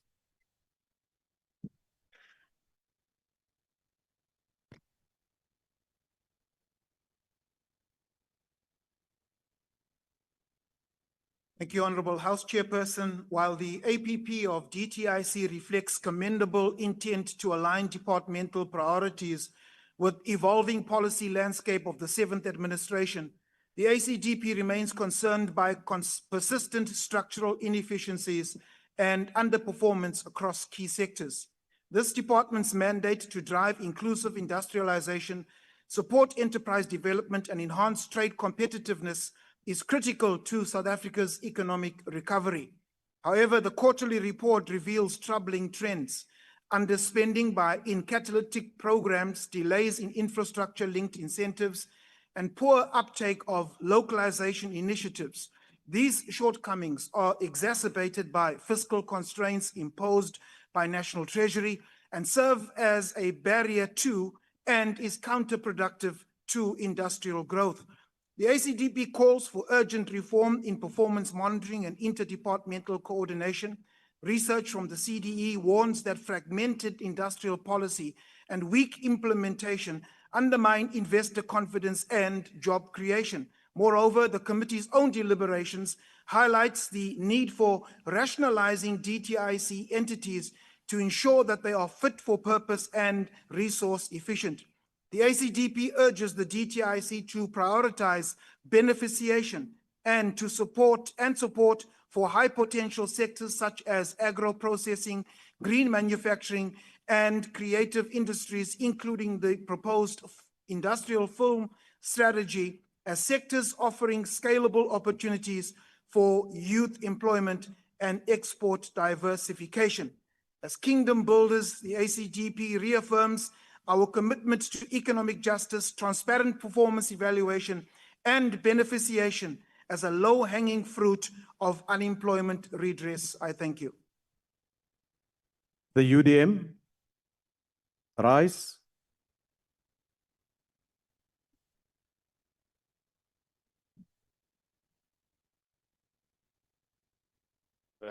Chingile, you can come and present the speech. You know what I'm going to say. Na kenza mtramashtul. Ngeni kenza na mtramashtul wa portfolio committee. Anukumbelo ko sungula la ta sungula congratulate team leikulu. We must congratulate Orlando Pirates. It's more than a football club, eh? More than a football club. So, Chair, on the issues that you raised, we must accept where we are right now.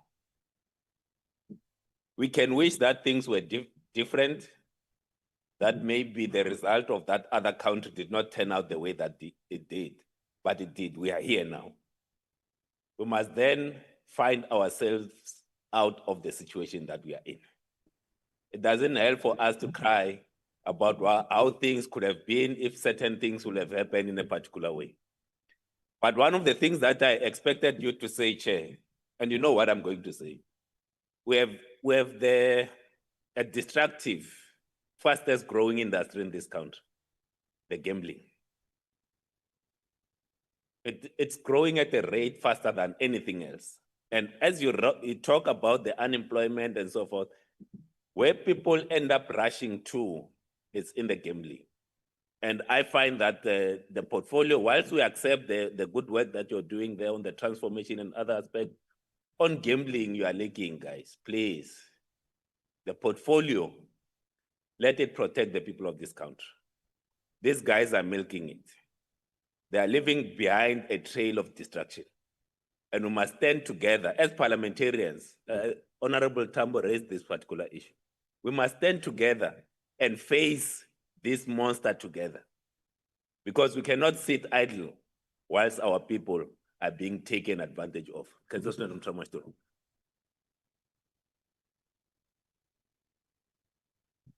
Pausa.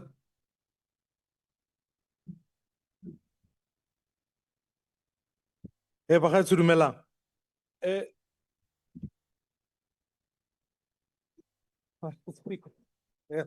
Order, honorable members, let's get on with. Thank you, Radu Medisager.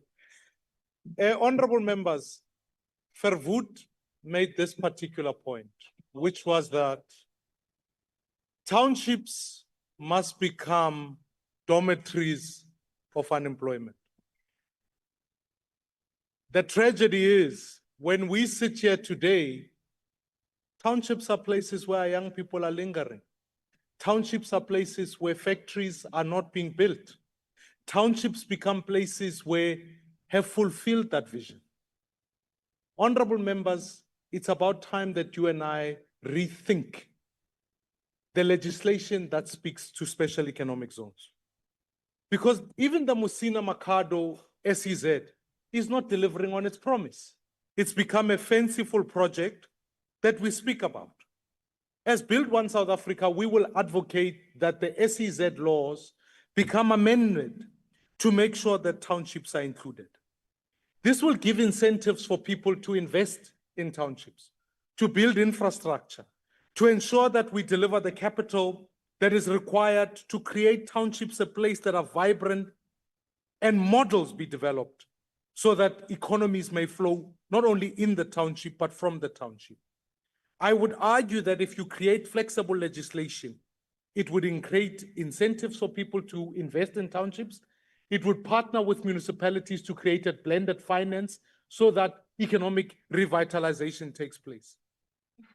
I would argue that the department cannot continue to make glossy brochures and empty promises on SEZs.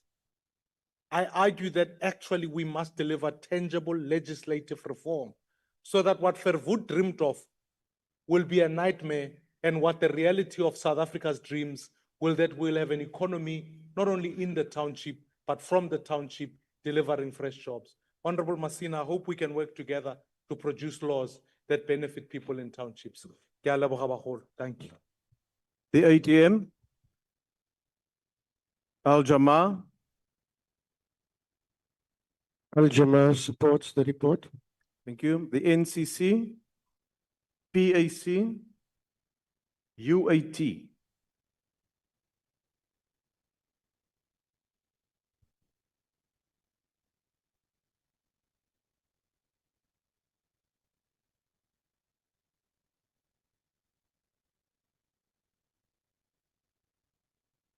Microphone, honorable member. Order, honorable members. Order, honorable members. I think this was staged. Thank you, Chairperson. Otto, Africa. This report, while full of figures, reveal a sobering reality. It is shifting the goalpost while employment, inequality, and poverty remain unchanged. The amendment APP should not be a refuge for lowered ambition. When targets are reduced, when delivery is postponed, the department owes this House and the people of South Africa a clear explanation.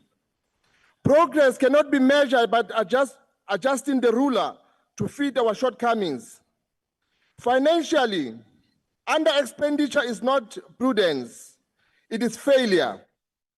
Money that is returned to Treasury while factories closed and township and entrepreneurs struggle is not saving. It is a sabotage to the development. Each unspent rand is a job denied, a business unfunded, and a dream deferred. Non-financially, we are told that 2/3 of target has been achieved.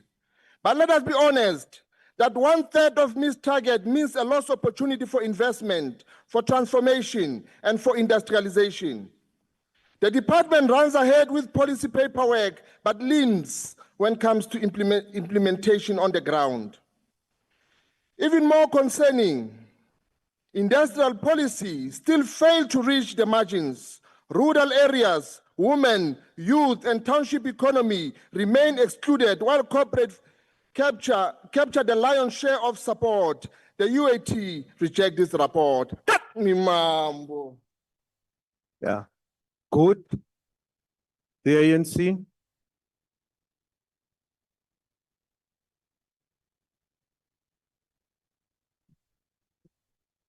Thank you very much, Honorable Chairperson.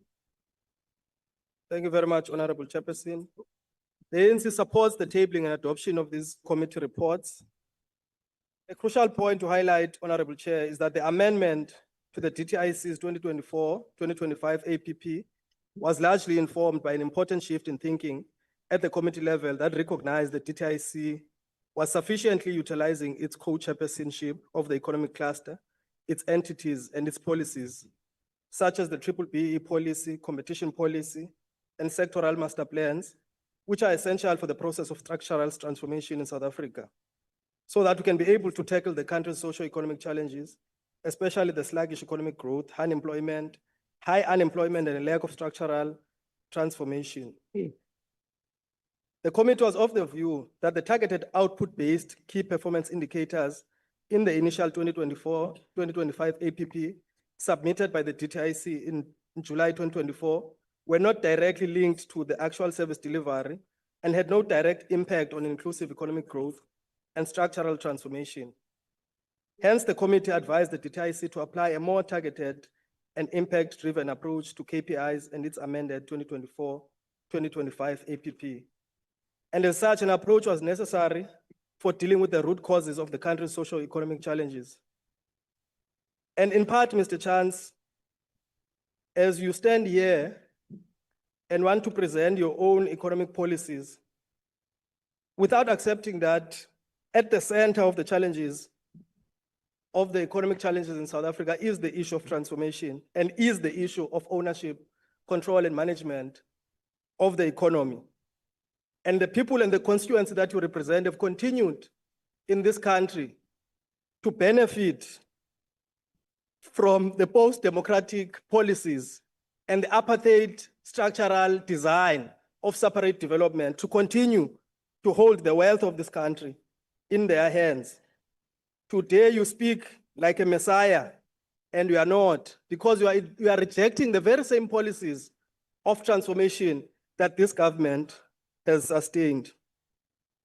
Honorable members, the DTIC's performance modestly improved in the third quarter compared to the second quarter, despite some of its key strategic entities, such as the IDC, the National Empowerment Fund, and the National Lotteries Commission, achieving less than 56% of their planned KPIs. Some of the laudable achievements that contributed to this improved performance included, among other things, the submission of the Africa Continental Free Trade Areas Protocol on Competition, as well on women and youth in trade for cabinet approval. The attraction of 78 billion worth of greenfield and brownfield investments against a target of 5 billion.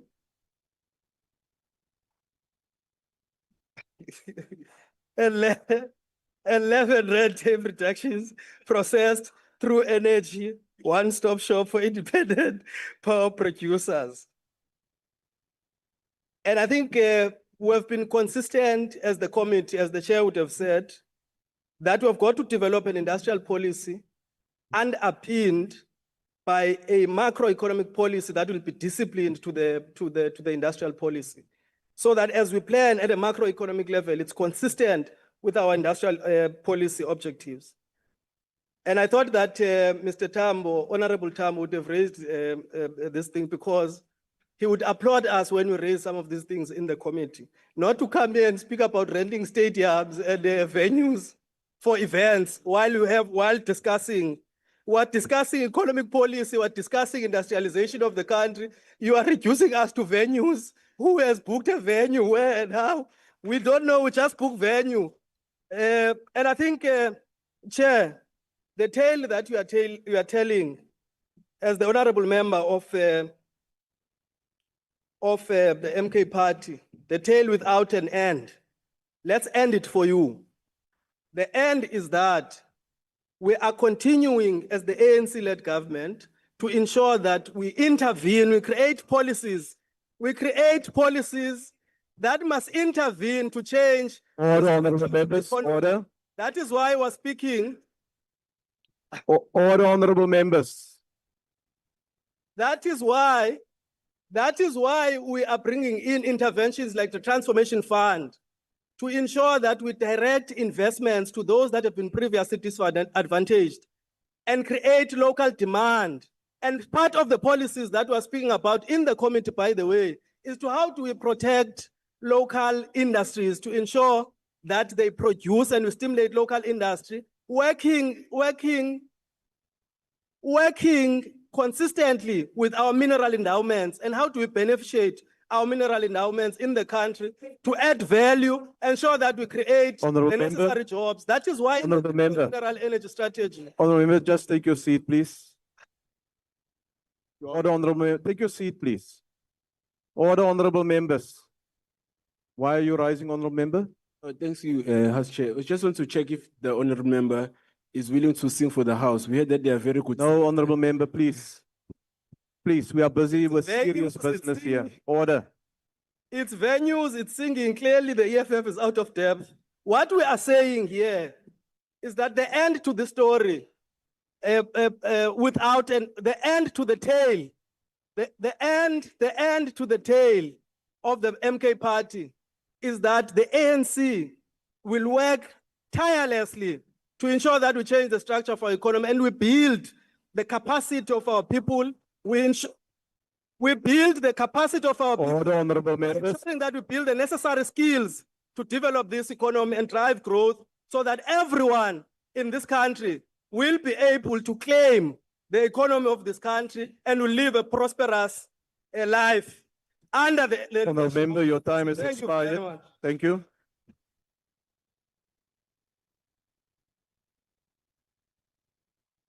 Order, honorable members.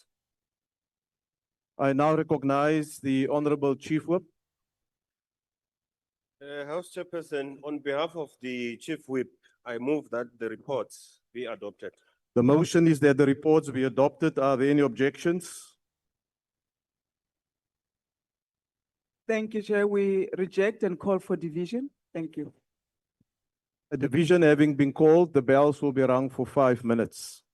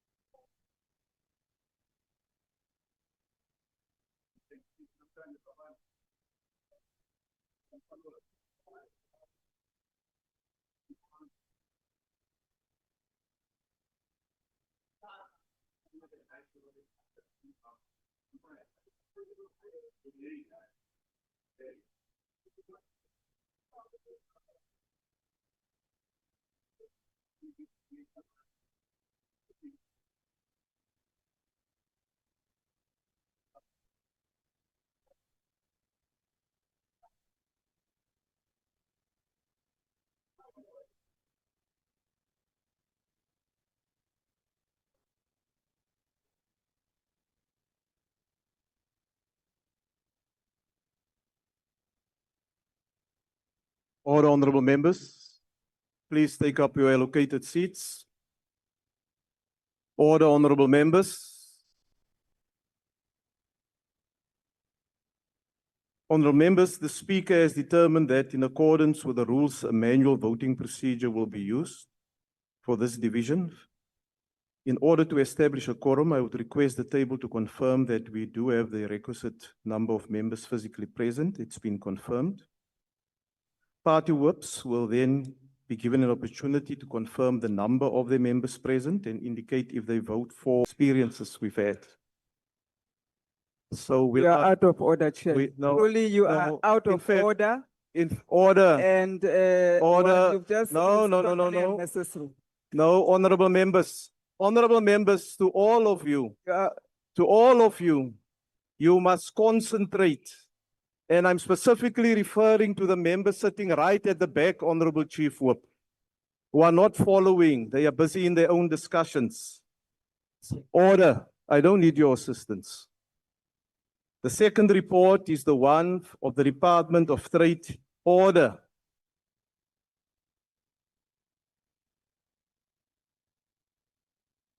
The second report is the report of the Department of Trade, Industry and Competition, second and third quarter financial and non-financial performance for the 2024 financial year.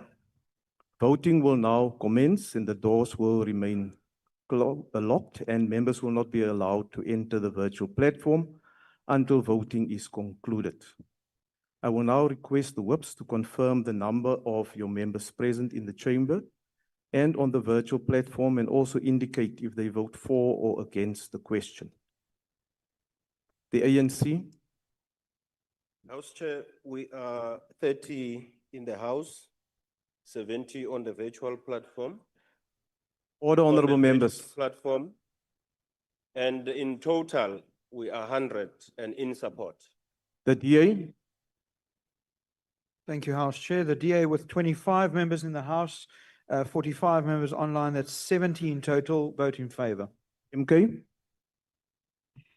Thank you, House Chair. MK, we are 31 online, 17 in the House, and we're voting against. Thank you. The EFF. Thank you, Chair. We are 17 online and 11 in the House. In total, we are 28 who are voting against. The IFP. Order, honorable members. Thank you, House Chair. The IFP with 5 in the chamber and 6 on the platform, we vote in favor. PA. We are 3 in the House, Chair. What are you doing? Supporting or against? Are you supporting or are you against? We're voting, sorry, Chair. We're voting in favor. So, Thank you. Chair. FF plus. Thank you, House Chair. We are 1 online and 2 in the House. That's 3 voting in favor. Action SA. Thank you, House Chair. 3 in the House, 3 online, and we're voting in support of the report. ACDP. Order, honorable members. Thank you, Chair. 1 online, 1 in the House, voting in support. Thank you. UDM. Thank you, Rise. Chair. No, Chair, you Yes, are running UDM. away. UTM 1 online, voting in favor. Rise. Rise, 1 in the House, and we all support. Usa. Order, honorable members. Pausa. Bossa 1 in the House, and I vote in favor. ETM. 1 vote against. Al Jama. Al Jama, 1 in the House, voting in favor. NCC.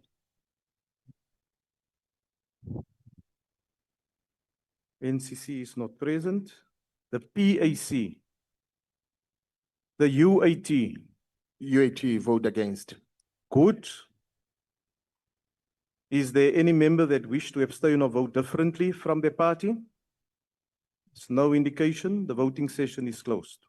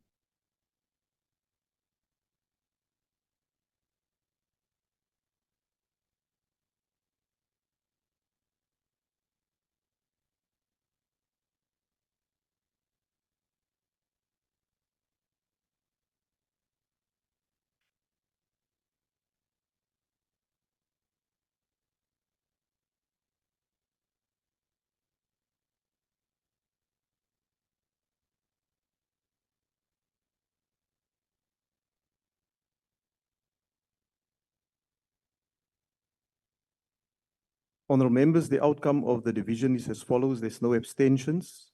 78 voted against, 199 voted in favor, and the question is thus agreed to. The secretary will read the fourth and fifth orders together. Consideration of report of Portfolio Committee on Sport, Arts and Culture on 2023-2024, second, third and fourth quarter, financial and non-financial performance of Department of Sport, Arts and Culture. Consideration of report of Portfolio Committee on Sports, Arts and Culture on 2024-25, first quarter financial and non-financial performance of Department of Sport, Arts and Culture. I now invite the chairperson of the committee, the Honorable Magloa, to introduce the reports.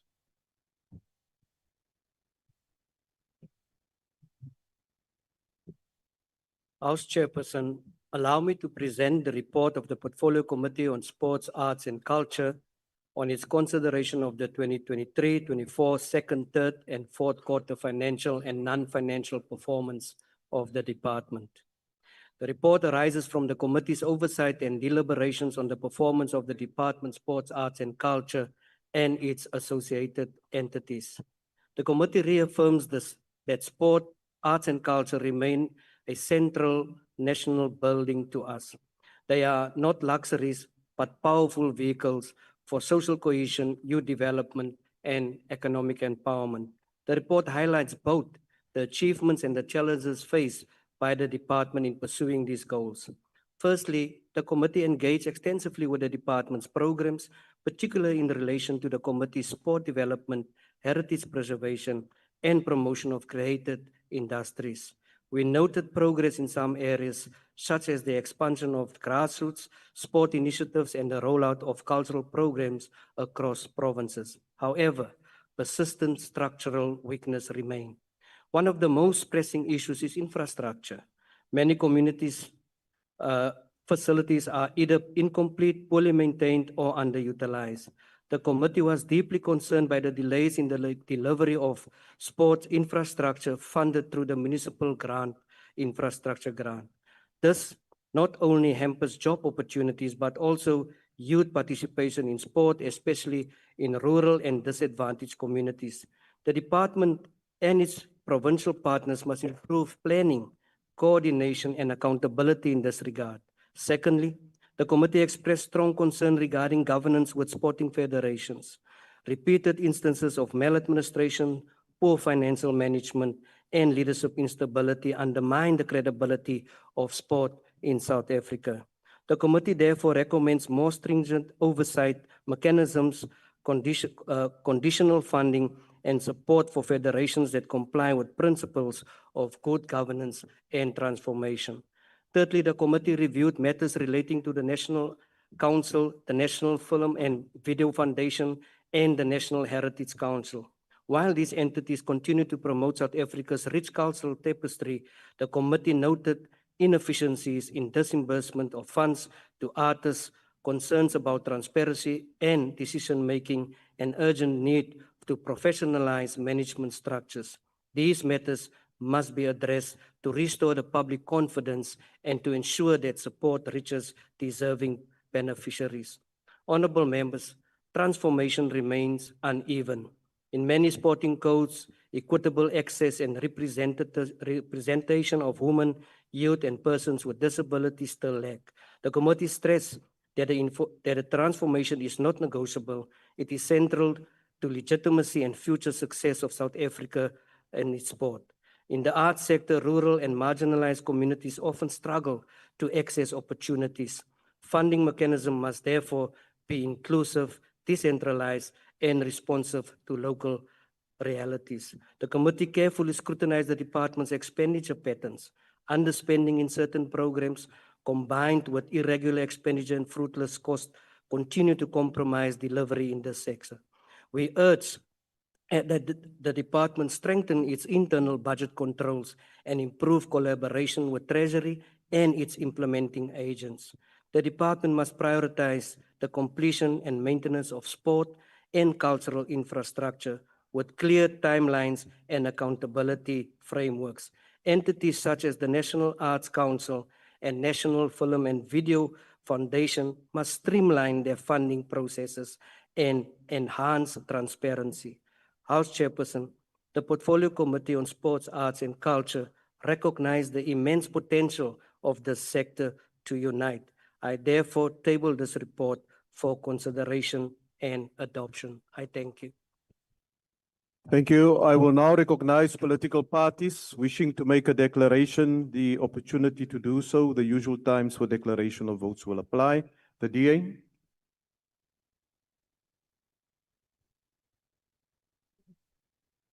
Thank you, Honourable Chair. When we review the performance of the Department of Sports, Arts and Culture, two things become painfully clear. Firstly, they ended the 23-24 financial year with weak and inconsistent reporting and entered 24-25 with the same failures, the same excuses and the same neglect.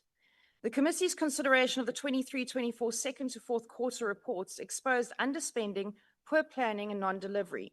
Key targets were missed, invoices went unpaid, transfers to entities were delayed, and flagship projects stalled. The department blamed everything from missing business plans to outstanding invoices. Yet the reality is simple. Our athletes were shortchanged, our artists went without support, and our heritage sites were left incomplete. The same pattern continues into 24-25.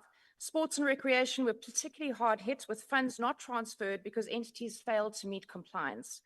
Even basic initiatives like athlete development programs were left unfulfilled because provinces didn't report properly. Oversight becomes impossible when information is delayed or missing. This dysfunction is particularly troubling to me. My father was a professor of fine arts and sculpture at Wits. He taught my mother, who's also a fine artist and a photographer, and much of my youth was spent restoring paintings, playing football, and later dabbling in coaching. A lot of my father's artwork remains unaccounted for over the years due to the neglect of galleries and institutions across the country. I've also never been proud of my daughter then when she was selected for provincial football, but the reality is that opportunities like this are only open if you can pay for them. And this leaves many talented, disadvantaged young people without access, skewing the true picture of talent in our country. And I really think we should think about this. Minister Mackenzie promised to bring energy, passion, and change. Instead, the department is paralyzed by the same dysfunction that we saw before his arrival. The speeches are fiery, the social media posts are entertaining, but when it comes to delivery, the cupboard is empty. It's almost like the guy shows up to dinner promising to pick up the tab, but then suddenly forgets his wallet, although today I see we've been ghosted completely. Speaker, the minister must channel the same energy that he uses in his PR post in motivating his own department to get the work done. The department is now withdrawing funding from some of the country's most successful cultural festivals, the St. Oosterfeest, the Cape Town International Jazz Festival, the Cape Town Carnival, the Open Book Festival. These are proven drivers of jobs, tourism, and community pride. Yet while promising more festivals so that our artists can earn something, the minister has left these flagship events in crisis. These are international events that not only boost the economy, but also play a significant role in nation building, showcasing our culture and values to the world. It is deeply frustrating to see money quietly reallocated for political pet projects, while events that sustained thousands of jobs are cut, and when they beg the minister for help, their pleas are falling on deaf ears. And while the bureaucracy stalls, the reality on the ground is that community and sports facilities have deteriorated at a rapid pace. Nobody in this department seems to care enough to account for it. And this decline fuels bigger crisis, rising unemployment, youth idleness, and even crime. Sports, arts, and culture should be part of the solution, building pride, opportunity, and unity. Instead, they are being allowed to crumble into irrelevance. How can this department deliver on their commitments if funding allocations are a complete mess and meaningless promises are being thrown around? Leading into 25-26, it's quite clear that money is being quietly reallocated behind the scenes for high-profile projects rather than the development of our athletes, artists, and communities. The minister's next move seems clear. It's padding critical boards with Patriotic Alliance members and dissolving them where loyalty is lacking. This isn't about better governance or oversight.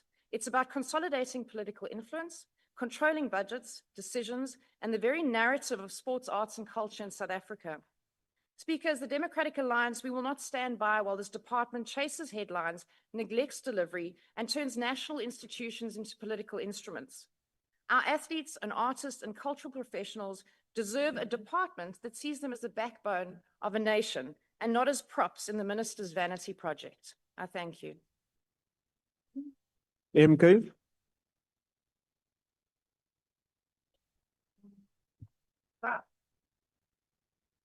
Chairperson and honorable members.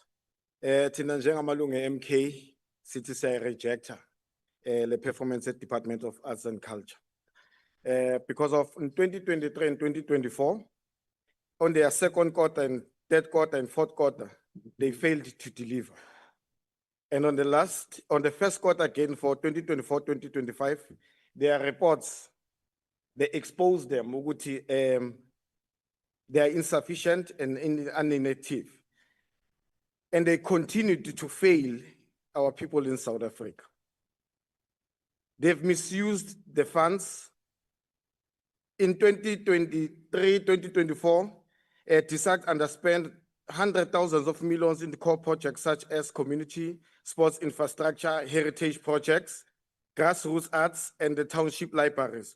And these funds, when you look at it, they were supposed to uplift our own people. And they were rolled over or diverted somewhere else.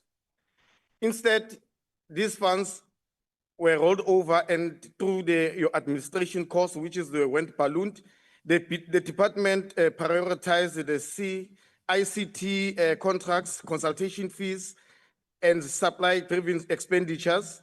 In 2024-2025, the first quarter, the department overspent with 133 million, yet overspent on the micro license, Vodacom contracts, vicinity celebrations like the likes of the 30 years celebration.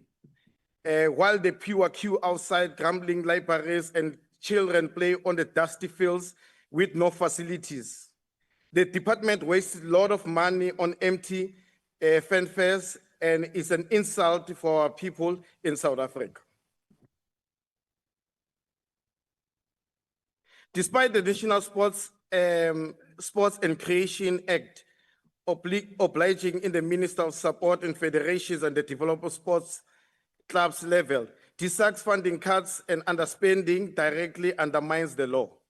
The department continued to ignore the National Development Plan for NDP 2030, goals of promoting social cohesion through sports, arts, and culture. Not clear implementation of gender-based violence and femicide national strategic plan through sports, arts, and culture, despite repeated commitments.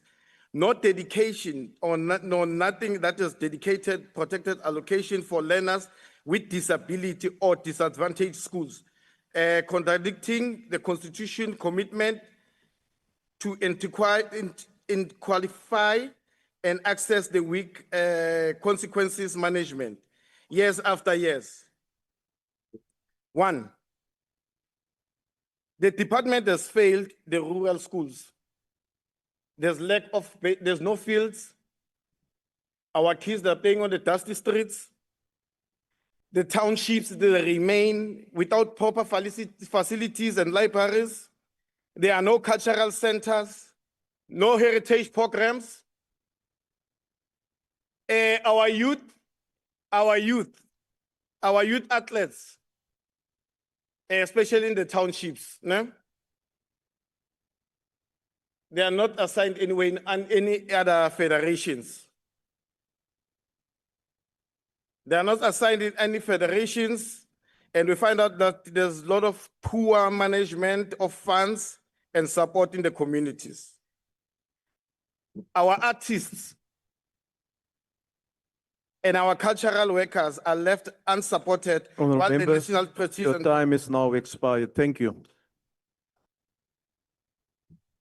The EFF.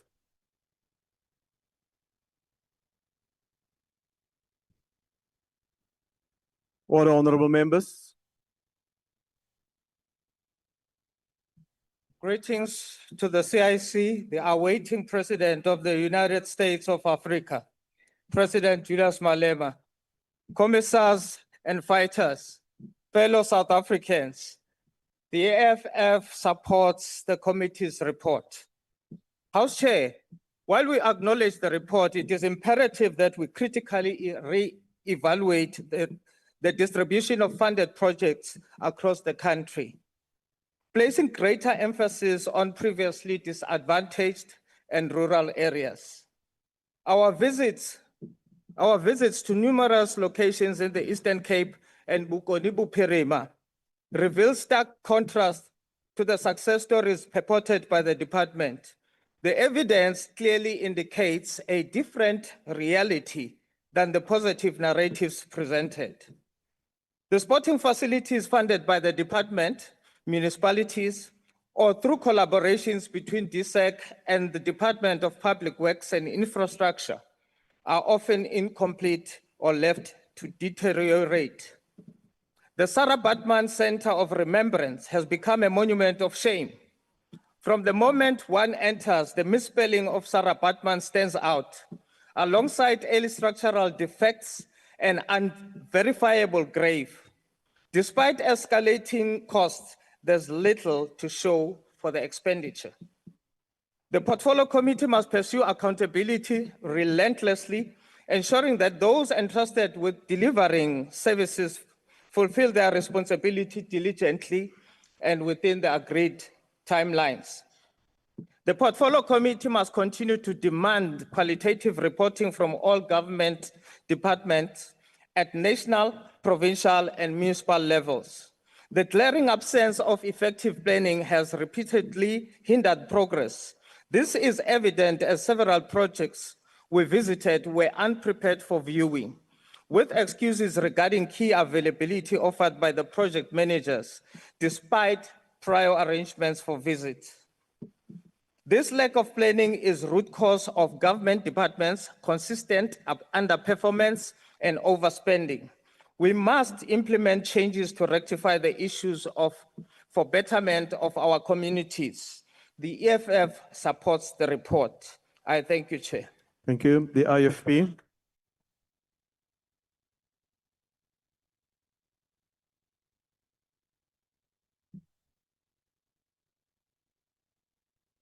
Thank you, Honorable Chairperson.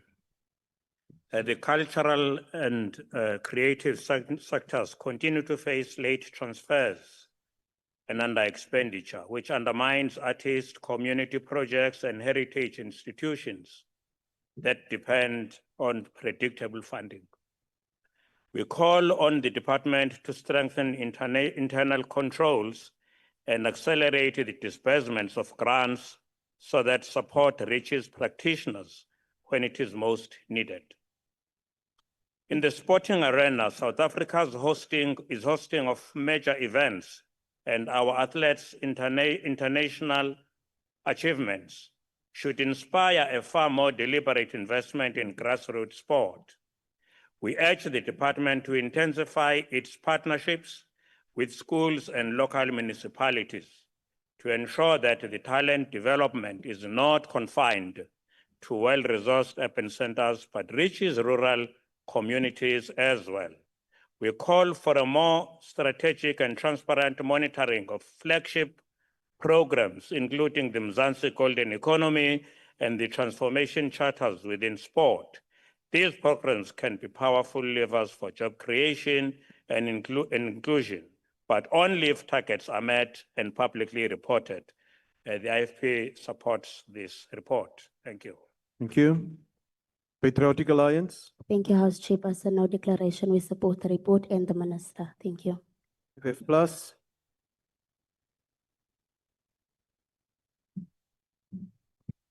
Thank you, House Chair. The Department of Sport, Arts and Culture's performance during the 2023-24 financial year showed significant failures. Lower than projected spending was noted across programs 2, 3, and 4 due to delays, non-compliance and budget cuts, and this resulted in missed performance targets with 15% and 10% unachieved in quarter 3 and 4, respectively. Crucially, budget cuts severely impacted grassroots sports development, leading to underachievement in providing equipment to schools and participation in school and district sports tournaments. Infrastructure projects like the Sarah Bartman Center for Remembrance faced prolonged delays and contractual disputes. Committee observations highlighted poor planning and mismanagement. Encouragingly, the first quarter of 2024-25 showed some improvements, with 86% of targets achieved and Program 3 and 4 reaching all their goals. The committee also deemed the report satisfactory. However, concerns about support for language, culture, and heritage-driven initiatives persisted. The Pan-South African Language Board remained unconstituted, and heritage projects faced continued delays. The Program 3 budget also saw a real-term decrease towards 2024-2025. Sport plays a crucial role in nation building and social cohesion. It is paramount to stimulate sports development from grassroots levels through programs like mass participation and sport development and the Sport Development Grant, rather than through forced cosmetic transformation, which risks excluding certain groups to the detriment of exactly those noble goals. I thank you. Thank you. Action SA.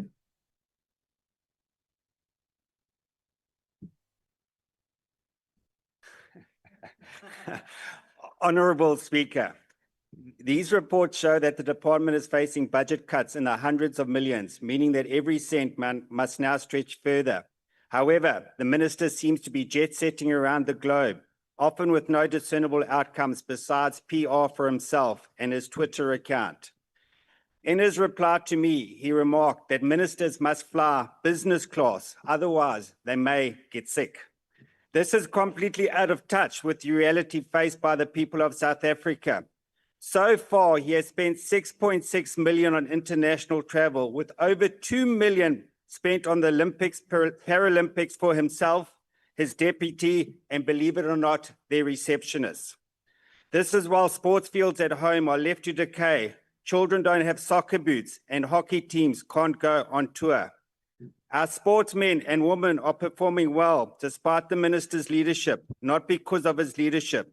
We do not believe that a minister who has referred to citizens using dehumanizing terms is fit to lead the Department of Sports and Culture, and we have laid a complaint with the Human Rights Commission in this regard. This is not the example we want to set for our children, nor is it indicative of someone serious about leading such an important department. Action SA supports these reports, but we have serious concerns about the department at large. I thank you. Thank you. The ACDP.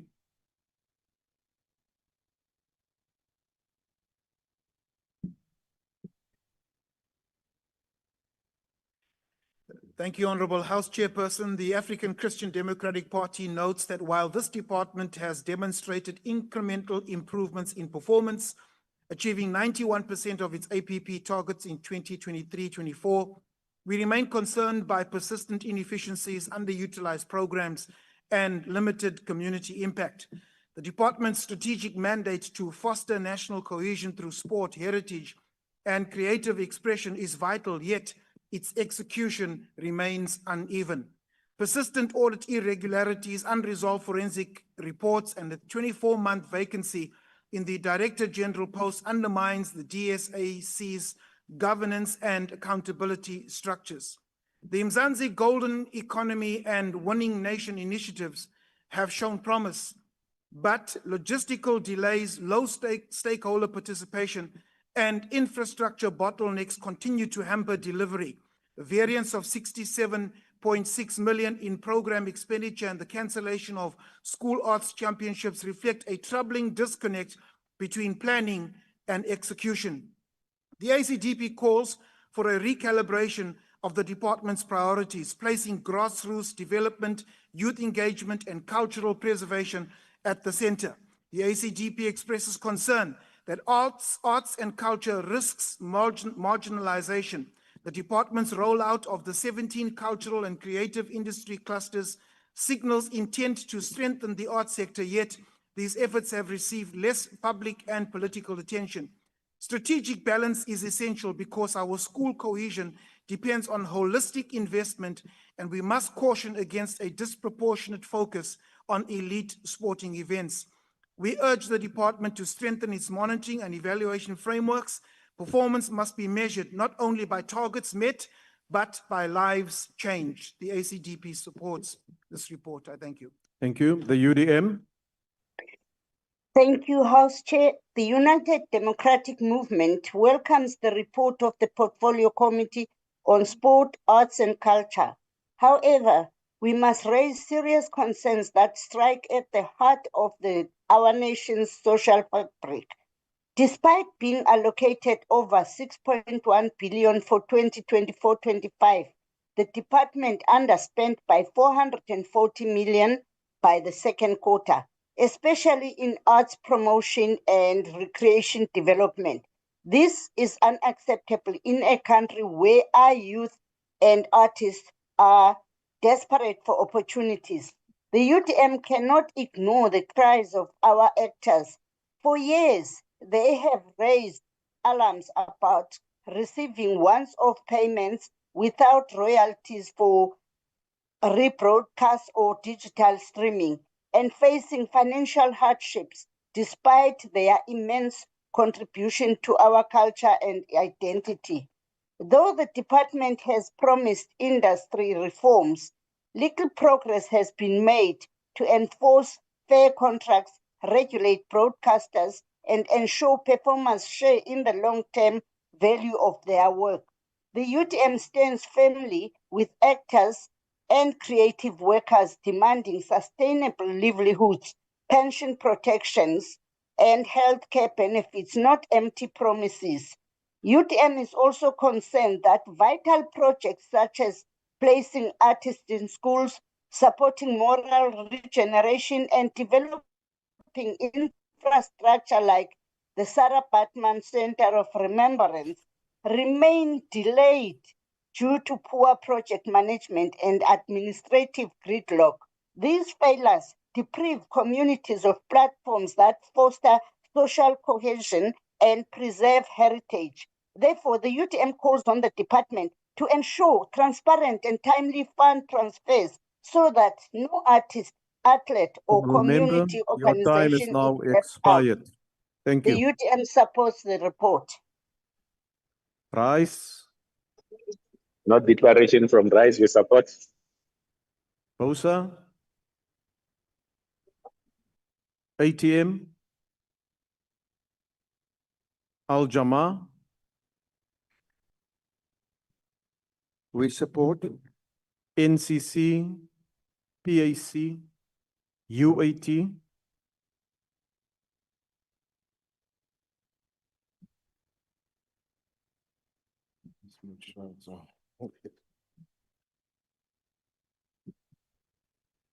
Thank you, Chairperson.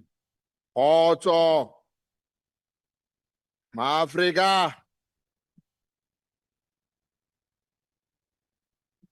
The report indicates that the department achieved some targets: cultural heritage audits, library services, community art programs, and mass sport participation initiatives has advanced. This shows that with planning and efforts, the department can serve the people and uphold our shared identity. Yet, honorable members, there are troubling patterns. Budget under expenditure continues, while certain programs are delayed or are incomplete. Entities under the departments, including Theatre and Heritage Center, face governance challenges, mismanagement, and poor audit outcomes.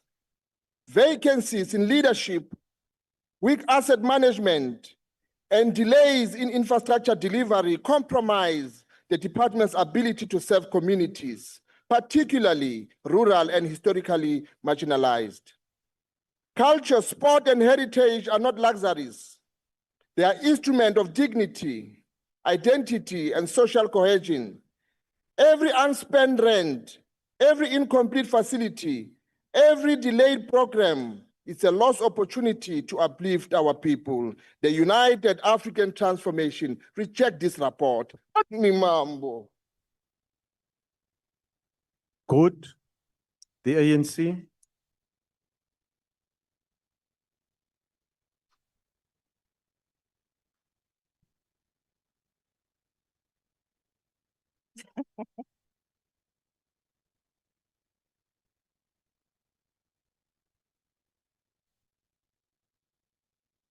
Thank you, House Chair.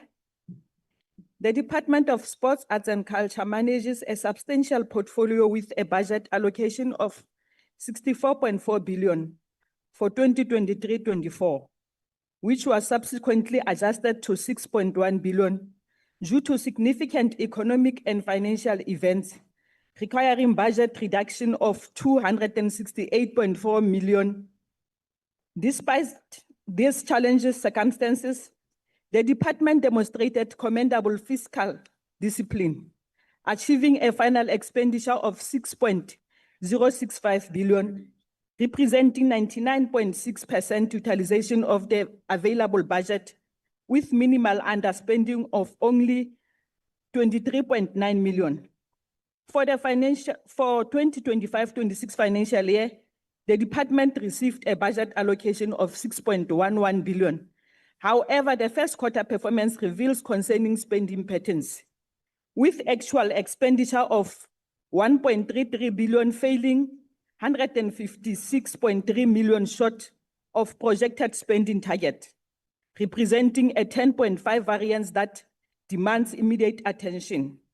The department's work is structured across 4 critical programs, each serving distinct but interconnected function in advancing our nation's sports, arts, and cultural agenda. Program 1, administration faced significant challenge in 2024-25 with overspending of 49.7 million in the first quarter, primarily attributed to delayed invoicing from the Department of Public Works and Infrastructure for state-owned leases and municipal accounts. This administrative inefficiency undermines proper budget planning and execution. Program 2, Recreation Development and Sports Promotion, experienced the most substantial budget reduction in 2023-24, losing 182.1 million, which directly impacted community programs. The first quarter of 2024-25 saw continued challenges with 109.3 million underspending due to entities' non-compliance with infrastructure policies and delayed submission of expenditure reports. Program 3, Arts and Culture Promotion Development, demonstrated resilience despite facing budget pressure. However, the 2024-25 first quarter underspending of 89.3 million, primarily due to delayed invoicing from Nelson Mandela University for the South African Cultural Observatory, reflects persistent administrative coordination challenges. Program 4, Heritage Promotion and Preservation, receiving the largest allocation of 2.70 billion in 2024-25, maintained steadily performance with minimal variance from projected spending, indicating effective program management. Performance target achievements show concerning fluctuations. While the department achieved perfect performance in the second quarter of 2023-24 with 100% target achievement, performance declined to 85% in the third quarter and recovered to 90% in the fourth quarter. The 2024-25 first quarter performance of 86% target achievement suggests ongoing implementation challenges that require immediate intervention. Committee raised significant concern about infrastructure project management, particularly the delayed Sarah Bartman Center of Remembrance project, where the contractor vacated the site in July 2021 due to contractual disputes. The Isibubu Cultural Arena project faces completion challenges, highlighting systematic issues in infrastructure project delivery that undermine community development objectives. The committee's objection regarding skewed geographical distribution of projects with apparent concentration in Gauteng province raises serious questions about equitable resource allocation. This geographic imbalance contradicts constitutional principle of equitable development and requires immediate rectification to ensure all provinces benefit proportional from national sports, arts and culture investment. The committee concerned about transformation in sports, particularly potential exclusion of certain racial groups from scientific support programs and sports academics, demand urgent attention to ensure these programs align with South Africa's transformation imperatives. The recommendation provides a clear roadmap for improvement, including the establishment of a dedicated project management unit, filling critical position and developing comprehensive plans for delayed infrastructure projects. The department must prioritize equitable geographic distribution of programs, provide detailed reporting on municipal technical assistance. Despite identified challenges, the Department of Sports and Arts and Culture plays an indispensable role in fostering social cohesion, economic development, and cultural preservation. The sector's contribution to job creation through the Mzansi Golden Economy Strategy and Presidential Employment Stimulus Program demonstrates its potential for economic transformation. Financial performance, while showing areas for improvement, reflects responsible fiscal management under challenging economic conditions.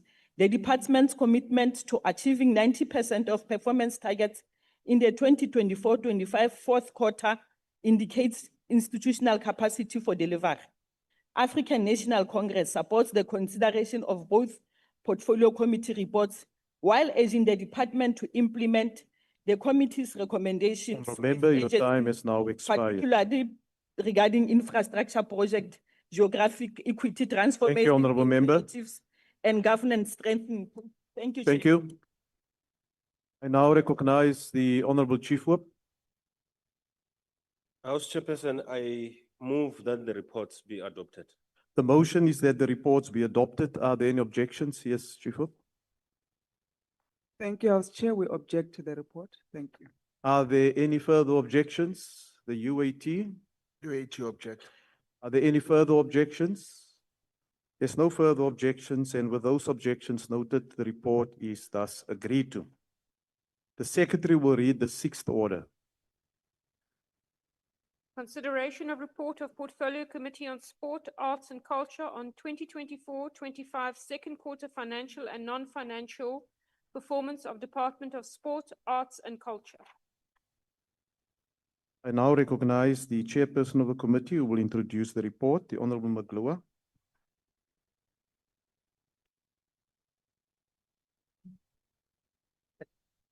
Bonawetsa.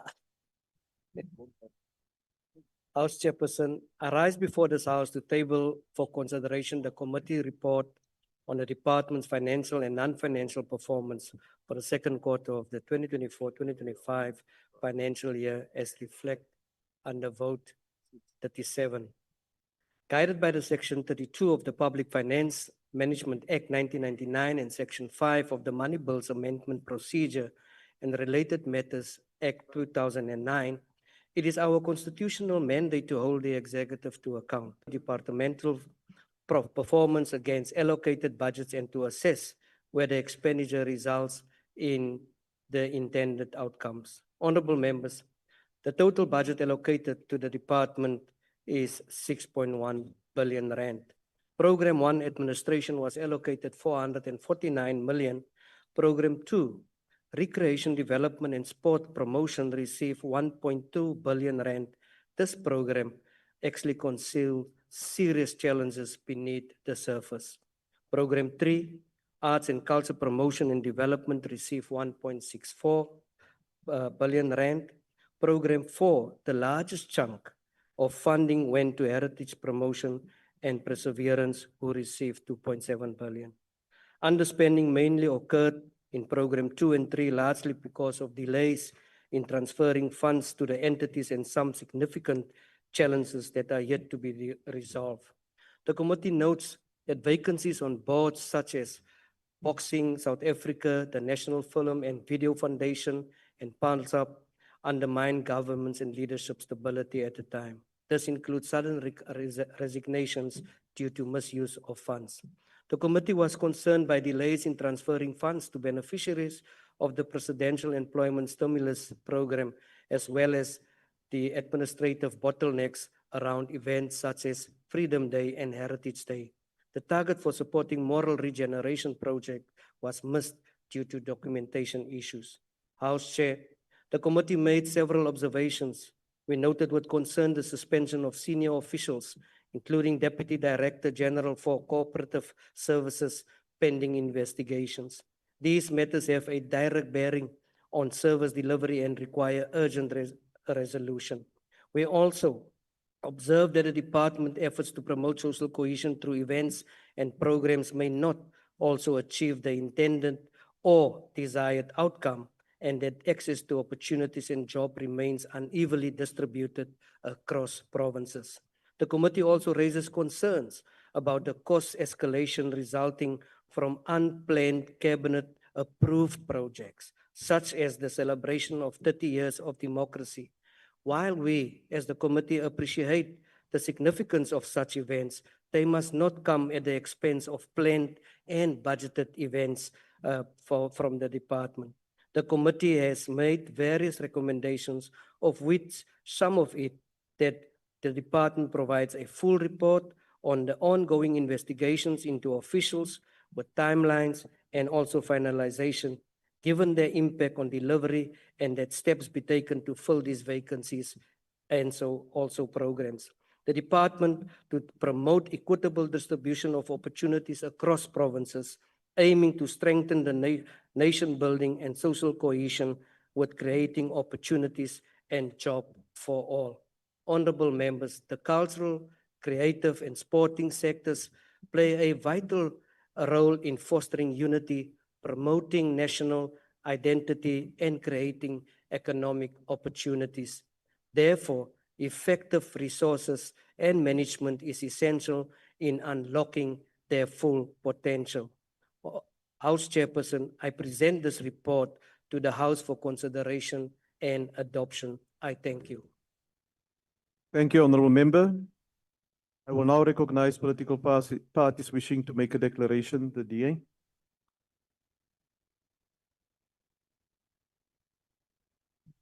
Thank you, Honourable Chairperson. The department's first quarter performance report for 24-25 on the surface looks neat. 86% of targets have been achieved, expenditures within range, and a presentation that satisfied the committee after its initial rejection. But Chair, beneath the polished numbers lies a story of broken promises, political patronage, and financial manipulation that cannot be ignored. As I've mentioned, Minister Mackenzie entered office with great fanfare, promising to uplift athletes and artists, transform the sector, and energize a department long plagued by dysfunction. The truth is that his department is failing to deliver on its constitutional mandate and is being used as a political instrument to consolidate power. The festivals across the country that were promised support, once existing funding streams were withdrawn, they were told to apply to the Mzansi Gold Economy Fund, only to have their applications rejected. These are not fringe events, Chair. They are anchor institutions in our cultural economy. The Cape Town International Jazz Festival generates around 900 million rand for the Western Cape economy, supporting over 5,000 temporary and permanent jobs across the sectors. The Klein Karoo Nationale Kunstefees attracts over 100,000 attendees annually, generating 72 million in direct economic impact for Oudtshoorn and a total of 178 million rand across the Western Cape. Stellenbosch Woordfees draws over 100,000 visitors and reaches over 2,500 schools and 270,000 learners annually. St. Oosterfees sustains more than 4,000 jobs and offers a junior festival inviting over 8,000 school children to experience the arts.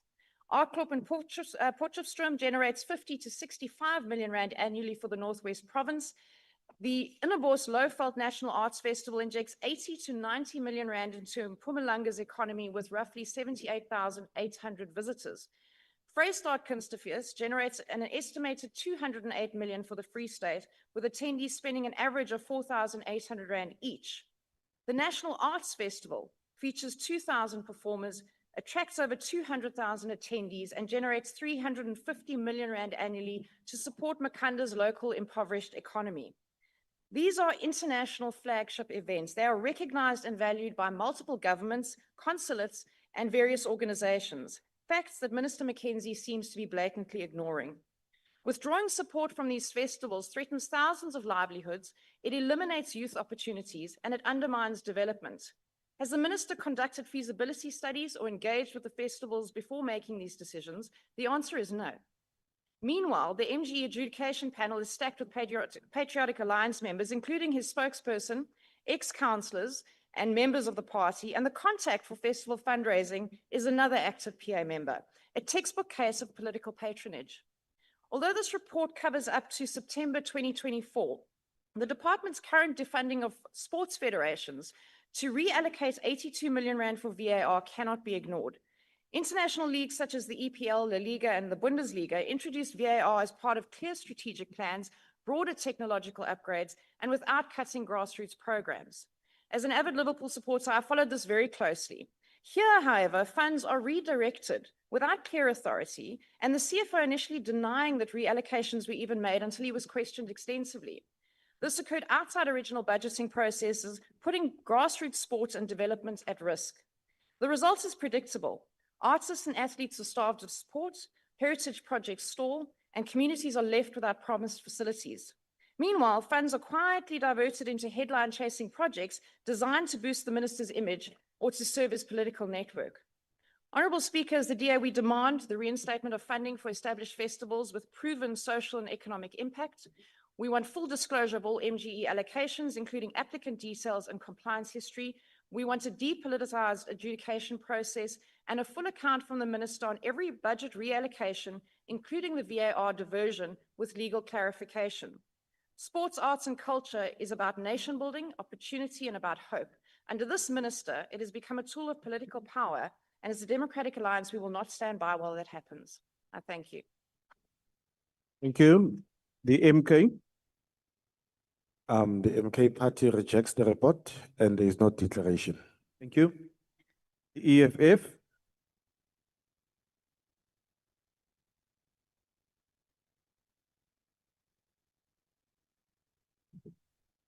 Thank you, Chair. Greetings to the CIC President Julius Malema, commissars, fighters, and fellow South Africans. House Chairperson, the EFF actively participated in all activities and processes that contributed to the compilation of the Portfolio Committee's report presented here today. While we support the report as a reflection of the observations and deliberations of the committee, it is imperative to highlight several pressing concerns. The department's inadequate response to chapters 9 and 15 of the National Development Plan, which are crucial for supporting government priorities, particularly the economic transformation of the cultural and creative sector, cannot be overlooked. Ownership dynamics in this sector are starkly skewed, resembling a system where the Black majority remains a subordinate position, serving as a labor force for a predominantly white ownership that reaps the benefits of production and profits.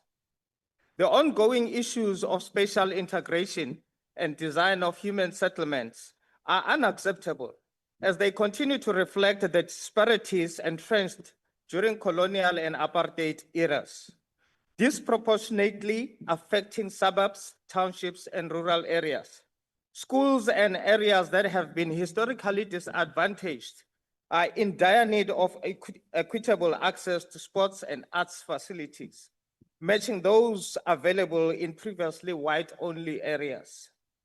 The lack of true social cohesion, particularly evident in national events hosted by the department, raises serious concerns about representation and inclusivity, showcasing a clear imbalance in participating demographics.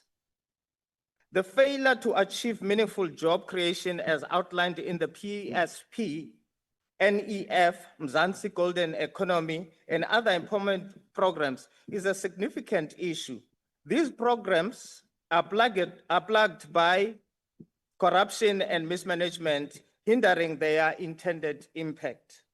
The evident lack of understanding of the sector key leaders, including the minister, who sometimes quote wrong acts, profoundly affects government.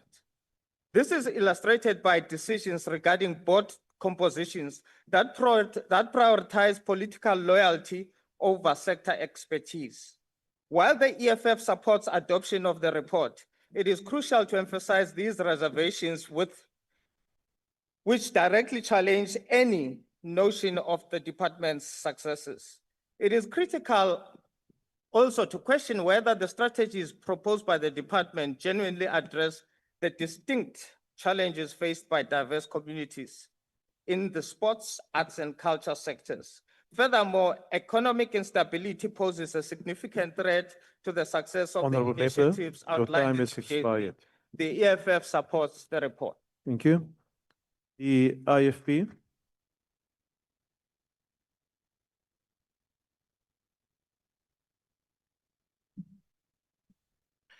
Thank you, Honorable Chair. The IFP acknowledges the department's achievement of 85% of its planned outputs in the quarter under review. Excuse me. We note the positive steps in promoting social cohesion and supporting the cultural creative industries through initiatives such as the Mzansi Golden Economy and the Presidential Employment Stimulus Program. However, we remain concerned about the several recurring challenges. There was significant underspending in recreation development and sports promotion and arts and culture promotion and development. These are precisely the areas where investment should reach communities and grassroots initiatives. Delays in transfers undermine the impact of these programs. We urge the department to ensure that its flagship events and projects reach rural and historically disadvantaged communities, and that the objectives of Imbizo's and ministerial initiatives are clearly defined and evaluated. Sports, arts, and culture are vital drivers of nation building and economic inclusion. They deserve disciplined management and timely expenditure. The IFP supports the report. Thank you, Honourable Member. The PA.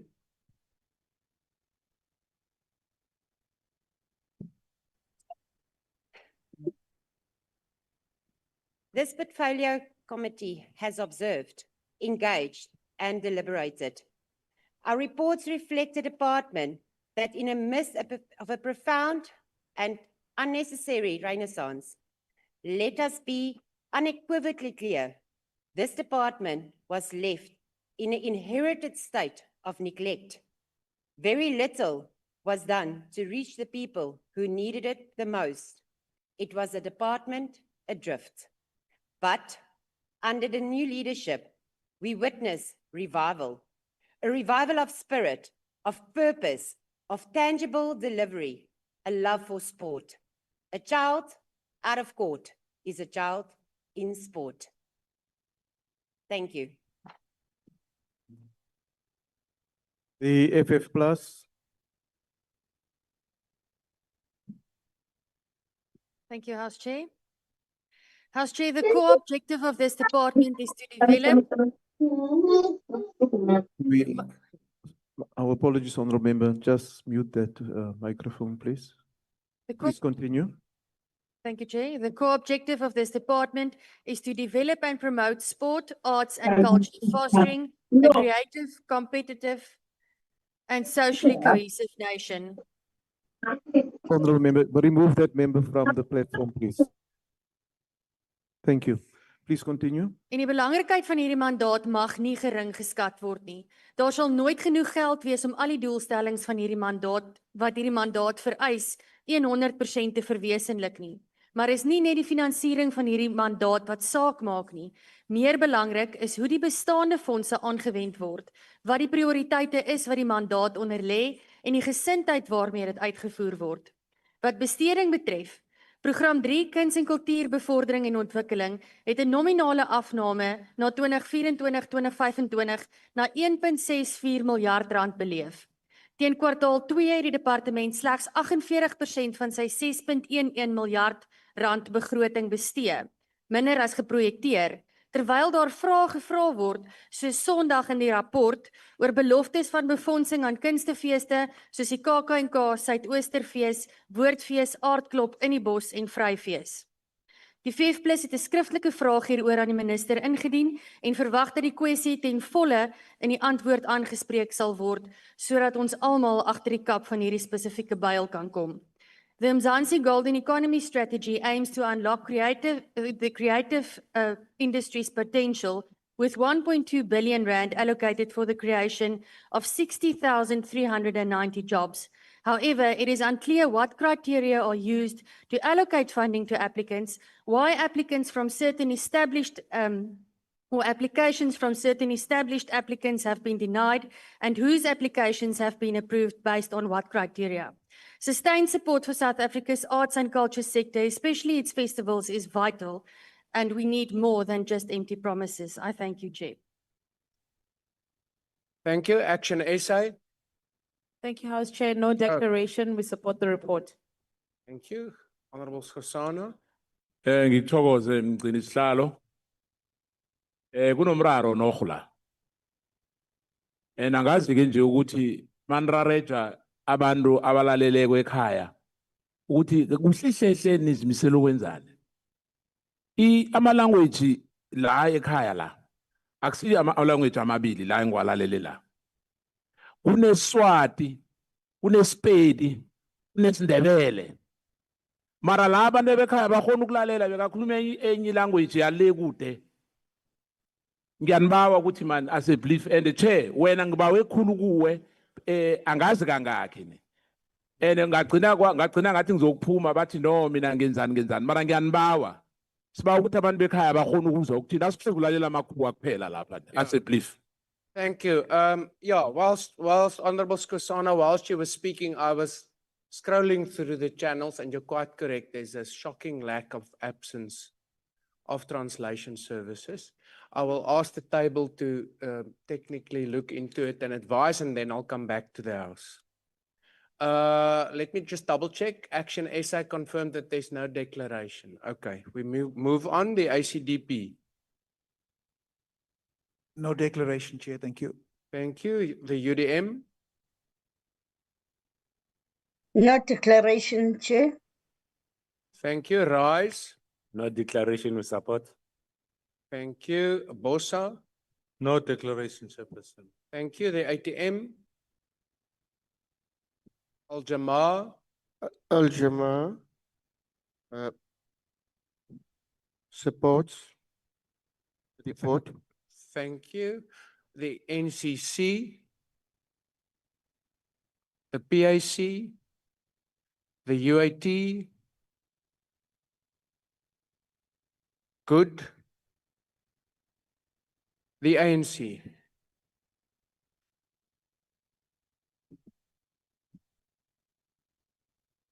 Wait, like it's a chono go leboga modula stulo wa rona o tsamaisang chono. I rise today to express support on the report of the Portfolio Committee on Sport, Arts and Culture on the 2024-25 second quarter financial year and non-financial performance of the Department of Sports, Arts and Culture. The report presents a comprehensive assessment that demands our careful consideration as it reveals both commendable achievements and concerning challenges within our cultural and sporting landscape. I must, however, acknowledge the department's solid performance trajectory, achieving 23 out of 27 planned output indicators, an impressive 85% success rate during the second quarter. This demonstrates institutional capacity and commitment to service delivery despite operating in challenging circumstances. The department's strategic focus on economic transformation through the Mzansi Golden Economy Strategy deserves recognition, House Chair. With 1.2 billion allocated over the medium term to create 60,390 job opportunities in the cultural and creative sector, this initiative represents a meaningful contribution to our national employment objectives and economic recovery efforts. Programs 2, Recreational Development and Sports Promotion, attained an exemplary 89% success rate, supporting 17 sport and recreation bodies and demonstrating tangible progress towards mass participation in sport. Similarly, Programs 3, Arts and Culture Development and Promotion, maintained an 89% achievement rate, reflecting the department's commitment to cultural preservation and development. The department's expenditure of 2,930 million, representing 48% of the available 6,110 million budget by the second quarter, indicates reasonable fiscal discipline and adherence to spending patterns appropriate for the reporting period. However, this report also revealed troubling deficiencies that cannot be overlooked. The variance of 440.5 million between projected and actual expenditure raises serious questions about planning accuracy and budget execution capabilities. This 7.2% variance suggests that the systematic challenges in financial forecasting and implementation, particularly concerning is the administrative turmoil within Program 1, where the Deputy Director, Corporate Service and other departmental officials have been placed on administrative leave pending internal investigations. Such leadership instability directly undermines the service delivery and institutional effectiveness. The department's failure to attain full board constitution across its entities, with only 82% of councils and boards probably constituted, reflects governance weaknesses that require immediate attention. The dissolution of Boxing SA and National Film and Video Foundation boards, alongside delayed pan-slip appointments, demonstrate institutional management failures. Program 4, House Chair, inability to support any tertiary student studying heritage practice during the quarter, despite of 45 students who represented a fully complement who failed in a human capital development within the heritage sector. This zero achievement rate is such a critical area is unacceptable. It is not even going to be welcomed. The report also highlights deeper structural issues affecting performances, delays in infrastructure development, including the Polokwane Theatre construction and Sarah Bartman Center of Remembrance, indicate project management deficiencies that waste public resources and delay community benefits.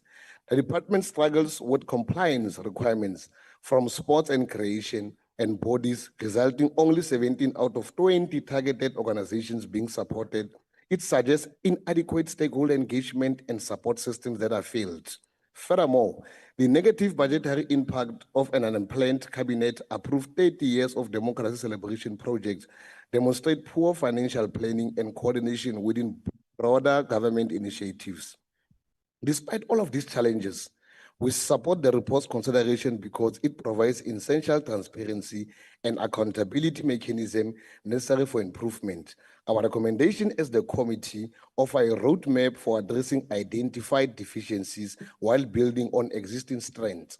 The department must provide comprehensive reports on all internal investigations as recommended, ensuring that administrative disruptions that is led by the minister do not compromise service delivery. Progress updates on filling vacant positions will address capacity constraints affecting performance. It is quite important that the establishment of proper project management system for IT initiatives and infrastructure development will enhance service delivery efficiency and reduce cost overruns. The African National Congress, therefore, supports the consideration of this report and its swift implementation of its recommendation. And we wish to reiterate that the minister must align himself with the APP and the understanding of day-to-day running of government to be able to measure himself. I thank you. Thank you. I now recognize the Honorable Chief Whip. I move that the report be adopted. Thank you, honorable members. The motion is that the report be adopted. Are there any objections? MK? Thank you, Honorable House Chair. We object to the report. Thank you. Thank you. Any further objections? With that objection of the MK noted, the report is accordingly agreed to. We will now take orders number 7 to 16 together. These are reports of the Standing Committee on Public Accounts. I recognize the Honorable Zibi to introduce the reports. Thank you, Honorable House Chair. Honorable members, these reports were carried over from the 6th Parliament because they could not be processed in time. On behalf of the Standing Committee on Public Accounts, I hereby table before this House 10 reports on unauthorized expenditure by various government departments and entities. These took place between the financial years 2006 to 7 and 2019 to 2020 financial years. The budget votes involved are vote 3, Department of Cooperative Governance, totaling 1.123 million. Vote 11, Department of Public Service Administration at 8.812 million. Statistics South Africa, 142.2 million. Department of Basic Education, 6.5 million. Department of Social Development, 15.13 billion. Department of Women, Youth and Persons with Disabilities, 27.3 million. Department of Correctional Services, 121,000 rand. Independent Police Investigative Directorate, 891,000. Department of Telecommunications and Digital Technologies, 4.7 million. Department of Minerals and Energy, then 4.860 million. All recommendations I will now refer to are in terms of Section 34(1)A and Section 34(1)2 of the Public Finance Management Act. Section 34(1)A allows the committee to recommend to the House that the said amount be financed as a direct charge against the National Revenue Fund.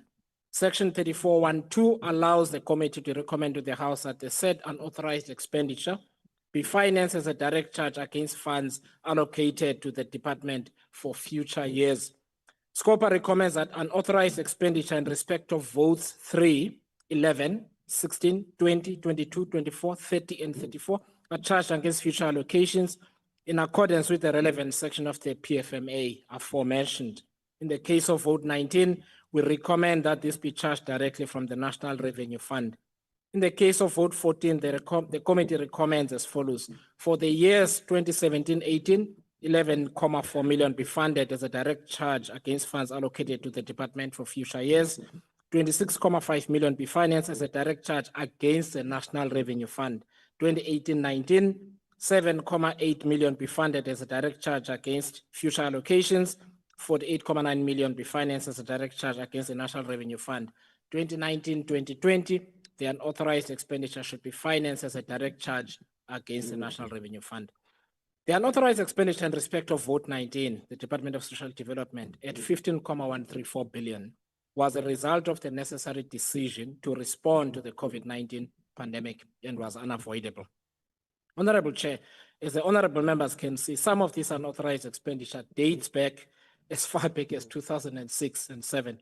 For this process to be meaningful, it is important that the Auditor General reports are processed quickly so that the recommendations can be effected within the prevailing budget cycle. Such long delays, as members can see in the detailed reports, result in situations where some of the departments or ministries either no longer exist or did not exist at the time. I therefore call on all stakeholders in this process to work with the committee so we can process these as soon as practicable. I thank you. Thank you, Honorable Zibi. Honorable members, there will now be an opportunity for parties wishing to make a declaration to do so. The DA.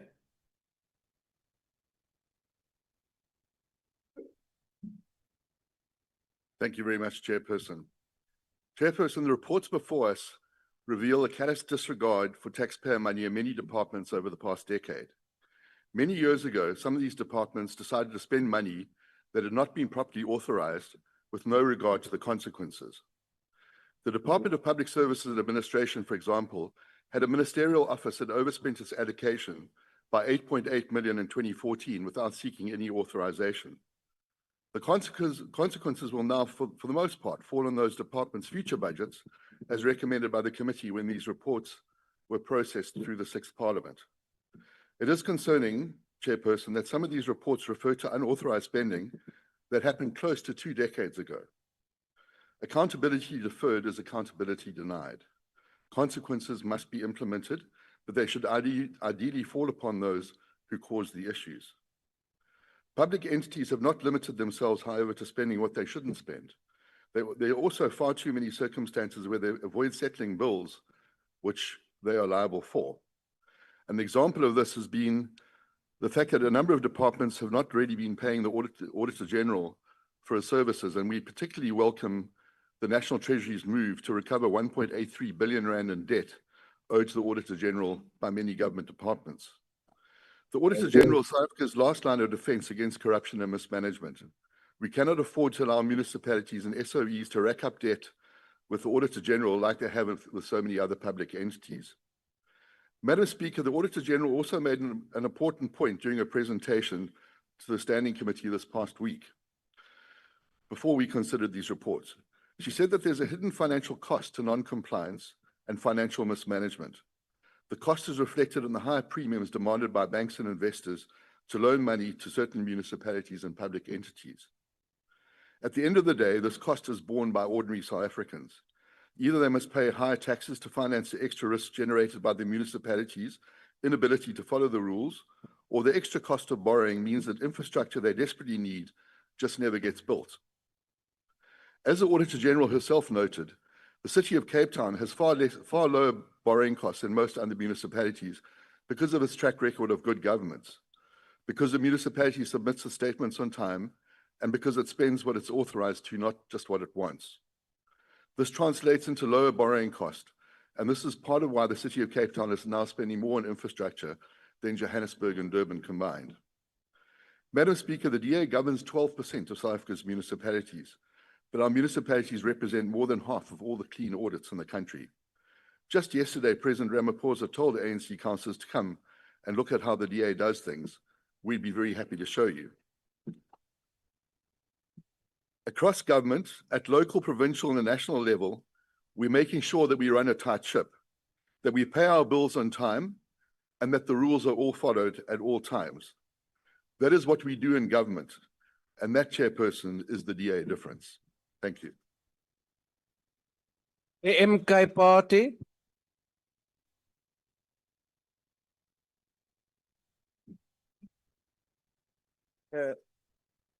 Honorable Chair, thank you. Chair, these reports were processed by SCOPA in the previous administration. Ours is now merely a ratification of a technicality. What we have fundamentally observed, though, is that this egregious financial ill discipline has spanned nearly 2 decades. This inexcusable negligence in processing of these reports has happened without implementing any clear consequence management for responsible officials. These reports document a staggering 15.35 billion rand in unauthorized expenditure, exposing a culture of impunity where officials responsible for massive financial mismanagement face no meaningful consequences.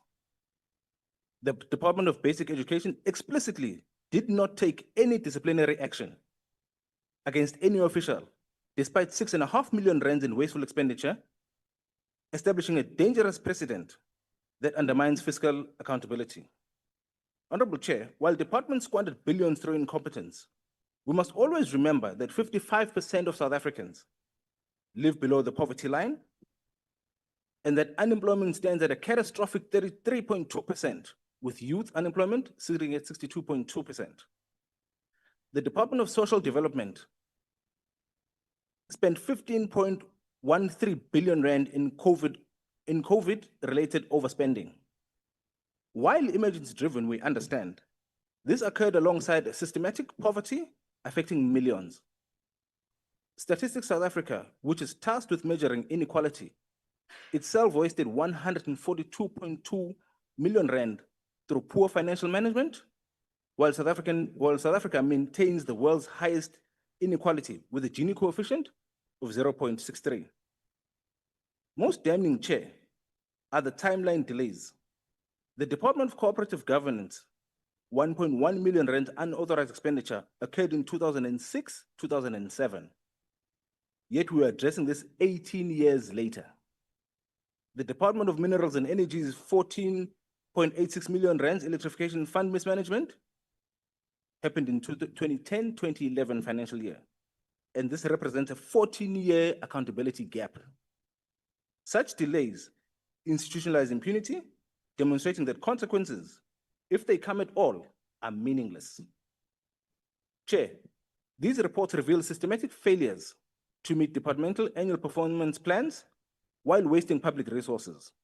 The AG reports that 87% of municipalities failed procurement compliance, while infrastructure delivery remains poor despite a 68.4 billion rand being allocated. Service delivery continues failing while departments demonstrate fiscal irresponsibility with complete impunity. Chair, these reports symbolize a government that has institutionalized impunity while ordinary South Africans suffer poverty, unemployment, and inequality. Families struggle with the 796 Rand monthly food poverty line, while officials waste billions without consequence through poor planning and inadequate oversight. As MK Party, we say that these reports represent a moral failure to serve South Africans with the required integrity and accountability. The wasted money could have funded schools, clinics, could have created jobs, could have enhanced women's empowerment.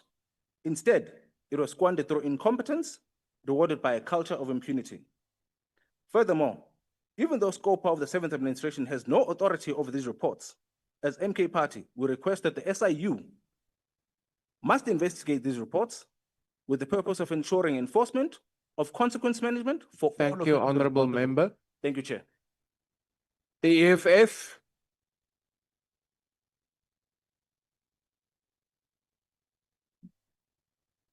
Thank you very much, House Chair. Greetings to Commander-in-Chief and Commissioners. We are here today, House Chair, to confront one of the most damaging practices in government, the persistent culture of unauthorized expenditure. This is not simply about money being spent incorrectly. It is about a crude and entrenched form of theft where spending happens outside the laws and rules of the Public Finance Management Act. The AG has consistently exposed these cases, and Scopa has investigated them in detail. What emerges is not a collection of isolated mistakes, but a pattern that reveals deep systemic problems. Year after year, departments across government fall into the same trap. To give a few examples, Chair, the Independent Policy Investigative Directorate has recorded unauthorized expenditure in the past years. The Department of Mineral and Energy overspent its votes by nearly 15 million in 2010-2011 because of something as basic as unverified banking details and spelling mistakes when transferring funds. In 2019-2020, the Department of Social Development recorded a staggering of 15.1 billion in unauthorized expenditure linked partly to the COVID-19 pandemic, but still pointing to serious gaps in financial oversight. The Department of Public Service and Administration overspent by more than 8 million on a minister advisory body and increased personnel. These are not just minor slips-ups. They expose weaknesses that cost the public dearly. Scopa has been clearly in its recommendations. Unauthorized expenditure must be dealt with by reducing the future allocation of the departments concerned as required by Section 34 of the PFMA. But accountability must mean more than adjusting budgets.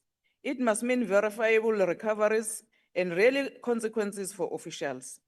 Too often, those who preside over financial misconduct are simply redeployed elsewhere, where they continue the same practices without consequence.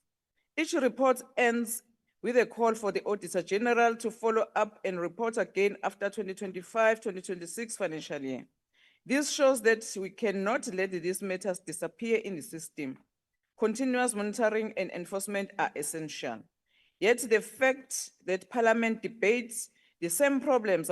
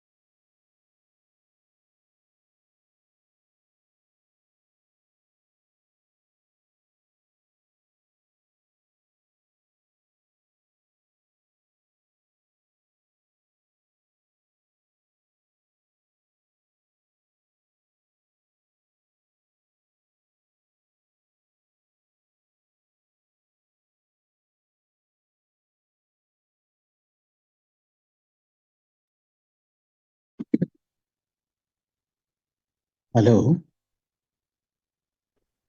Hello, hello. Is there something wrong with the virtual platform? Hi, I'm also Big up. Sur. No audio, no vision, no visual. It's just stuck here. We are just stuck. Same here. Why do I feel like it's MK people only here? The screen in the chamber is frozen. They're busy working on it, members.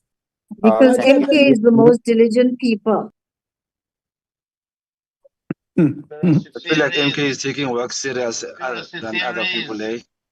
Really, conspiracy theories. Sabotage.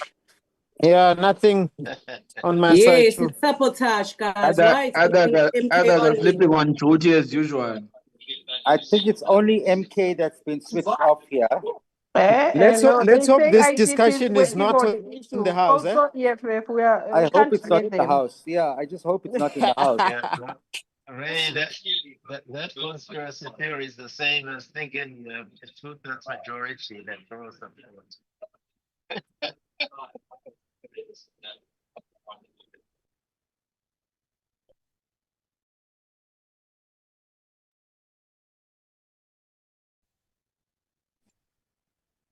Aibo. Nothing works in this government, not even their technology. Okay, thank you, honorable Oh members. goodness, is this Virtual- working? What's going on here? Thank you, thank you. Thank you. Okay, can all members on the virtual platform please mute? I think we are ready to proceed. The FF plus.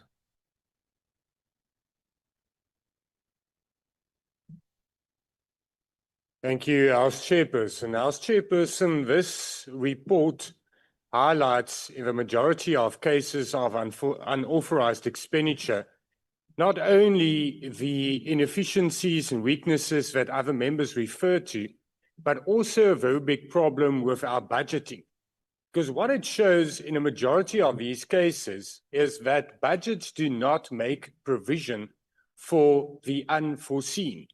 And that is why over expenditure then occurs, because we don't actually plan for in eventualities that happens, because this is life. Life is life. And when in this world of black swans and things that happen, such as pandemics and so forth, you will always have expenditure that you couldn't plan for. But we don't make provision for it, not in our national budget, not in budgets for departments, and that's why you then have over expenditure. But let me also echo what a lot of colleagues have already mentioned with regards to the fact that these unauthorized expenditure in a lot of these cases has been coming over a lot of previous financial years. And the big question that must be answered, Chairperson, is why? Why did only the 6th Parliament deal with this? Section 38(1)(g) of the PFMA is very clear that an accounting officer must immediately report unauthorized expenditure to National Treasury. Now, the question is, did the accounting officers report, or did National Treasury not come to Parliament to consider these unauthorized expenditure? Because the implication, Chairperson, is now that these departments' budgets are now going to be reduced in October for over expenditure that occurred 18 years ago. Is that really in the interest of service delivery? I thank you. Thank you. Action essay.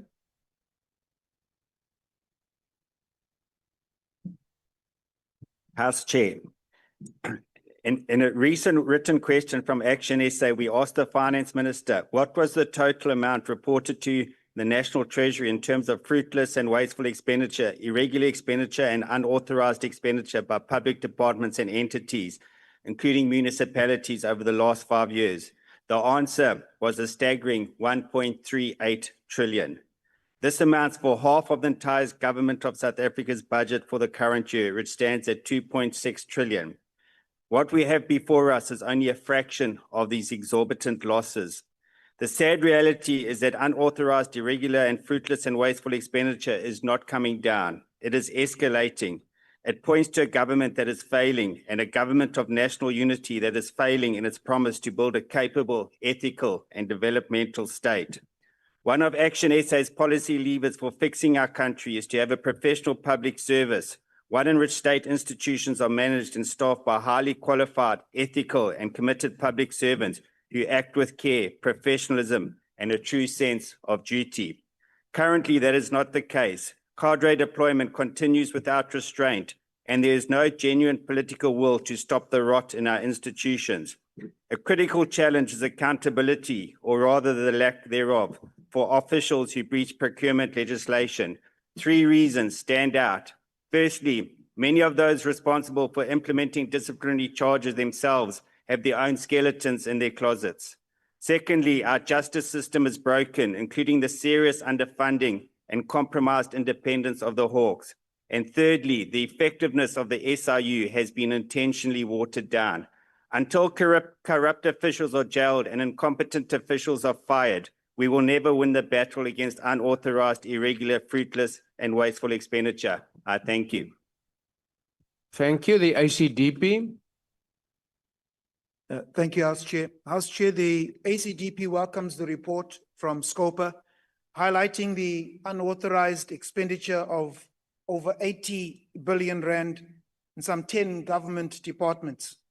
Now, as dismal as these particular figures are, the transparency in highlighting their failures must be appreciated. But I think it also needs to be noted, House Chair, that this comes against a backdrop.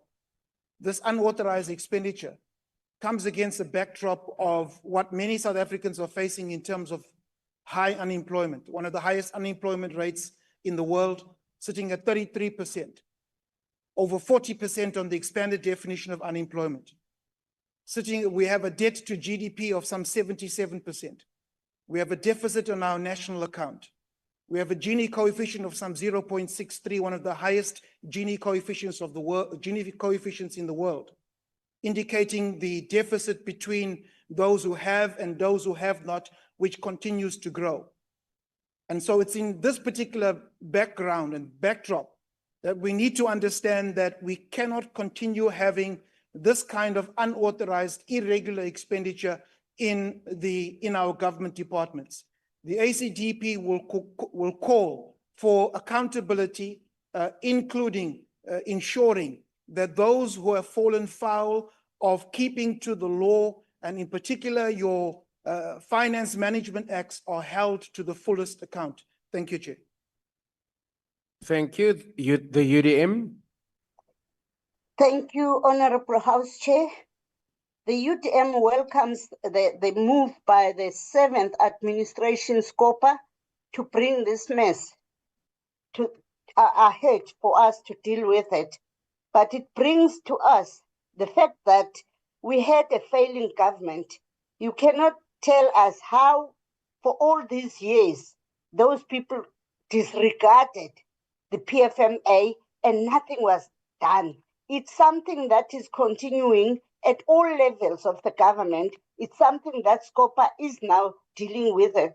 The UTM hopes that what SCOPA has started doing is something that's going to give a lesson going forward, that we cannot have a situation where there is no consequence management, where these UIFWs are allowed to pile up for years and years and years, and you start asking yourself, where was the oversight over all these years?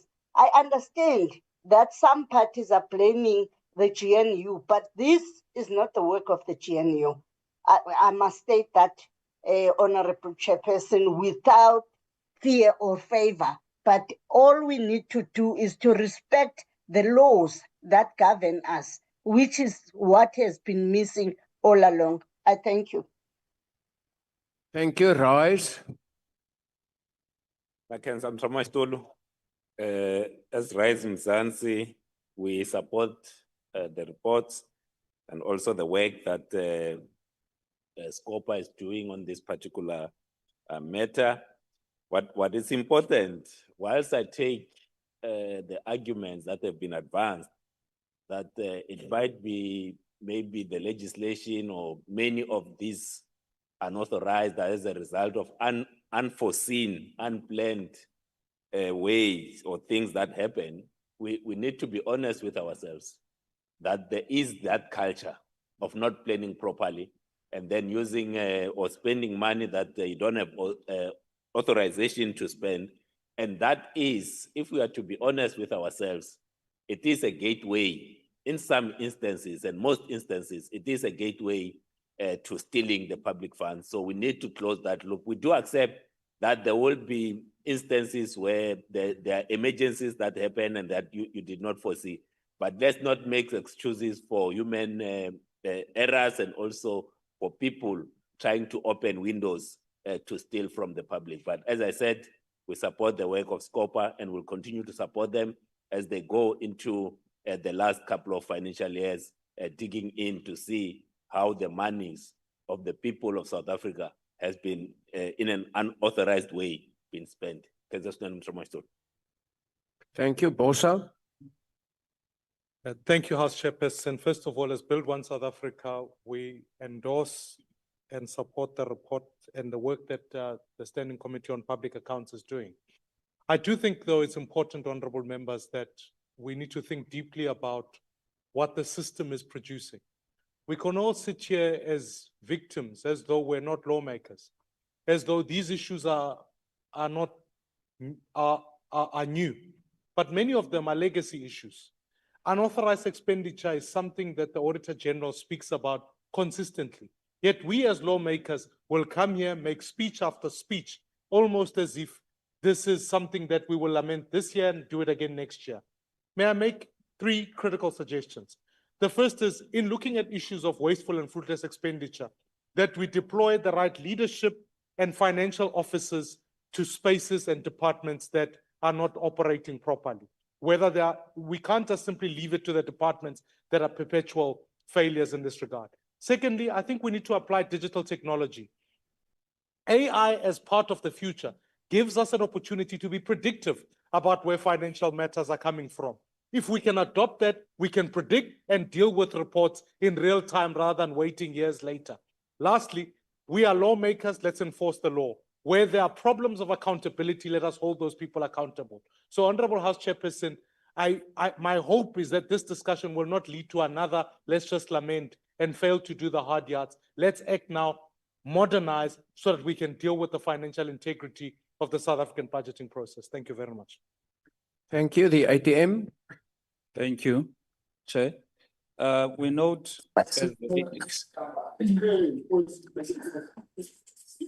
Honorable Maeko, please remain muted on the virtual platform. My apologies, Honorable Member. Yeah, so as we note the report, we want to advance that the government must move away from only reporting unauthorized and irregular expenditure to action being taken against the culprits, and all of the monies that have been lost must be returned. And the government must send a very strong message against all of the wrongdoers in the public sector. We are of the strong belief that harsh punishments will deter such practices from persisting in the future. Thank you. Thank you, Al-Jamal. The NCC, the PIC, the UAT, good, the ANC.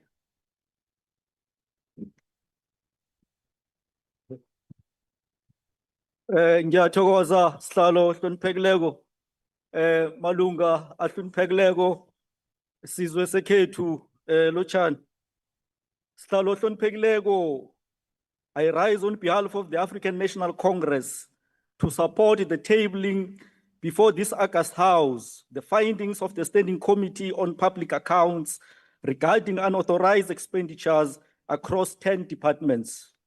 These reports reflect a concerning pattern of financial mismanagement, inadequate planning, and insufficient oversight in the use of public funds, amongst others. While some instances were driven by emergencies or unforeseen circumstances, others were avoidable and highlight systemic weaknesses in financial governance. Unauthorized expenditure, as defined by the PFMA, is not simply a line item in the financial statement. It is a violation of the parliamentary vote. It means money was spent without legislative approval, either by overspending a budget or using funds for purposes other than what was voted for. Malunga Hloniphekileko, the Department of Cooperative Governance incurred 1.1 million rands in the unauthorized expenditure in the year 2006-2007 due to overspending on travel, subsistence, and legal fees.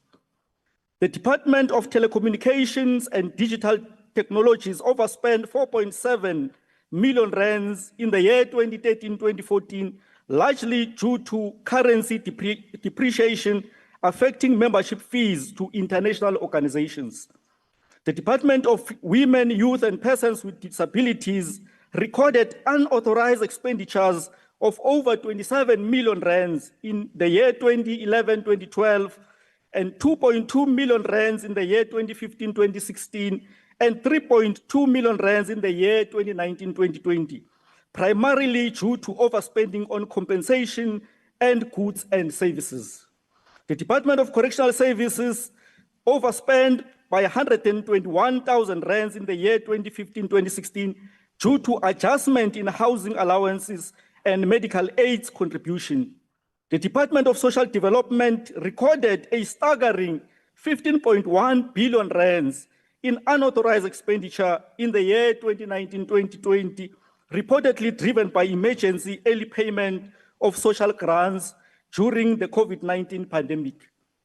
Stats SA incurred 142.1 million rands in unauthorized expenditures across 3 financial years, which is 2017-2018, 2018-2019, and 2019-2020, largely due to budget reduction affecting compensation of employees. The Department of Public Service and Administration overspent by 8.8 million rands in the year 2013-2014 due to increased personnel in the Minister's office, while the Independent Police Investigative Directorate recorded 891,000 unauthorized expenditures in the year 2005-2006 and the year 2008-2009, reportedly due to printing costs and unanticipated salary transactions. The Department of Basic Education overspent by 6.4 million rands in 2014-2015 on the National Teachers Award, and the Department of Minerals and Energy incurred 14.8 million rands in unauthorized expenditure in the year 2010-2011 due to delays in transferring funds to a municipality. These figures are alarming and demonstrate the urgent need for stronger financial controls, proactive planning, and accountability mechanisms. While some departments have implemented corrective measures, the recurrence of unauthorized expenditures across multiple years and departments is unacceptable. We therefore call on the political leadership and the executive management of the said department to enforce stringent consequence management. Merely evaluating the past is not enough. We must chart a new course. Malunga Hloniphekileko, the misuse of public funds undermines service delivery and erodes public trust. It is our collective responsibility to ensure that every rand is spent wisely and in accordance with the law. Our clarion call and commitment to building a capable, ethical, and developmental state remains more relevant today than ever before. We dare not falter nor lose heart in our efforts for ethical leadership and professionalized public service. Siyihlangano ye-ANC siyawusekela lo mbiko. We accept the invitation that we received from Honorable Atkinson that municipalities who are not performing well must come to Cape Town to learn. I want to add another municipality which is in Mpumalanga. We've got a municipality called Nkangala District Municipality in Mpumalanga, where I come from. that municipality has received 9 consecutive clean audits, and it is led by the ANC. 9 consecutive clean audits. So I'm extending an invitation that other Thank you, municipalities Honorable can come Member. to Nkangala District Municipality. Thank you. Hloniphekile ngiyathokoza. Order, honorable members. Order. Order. Honorable members.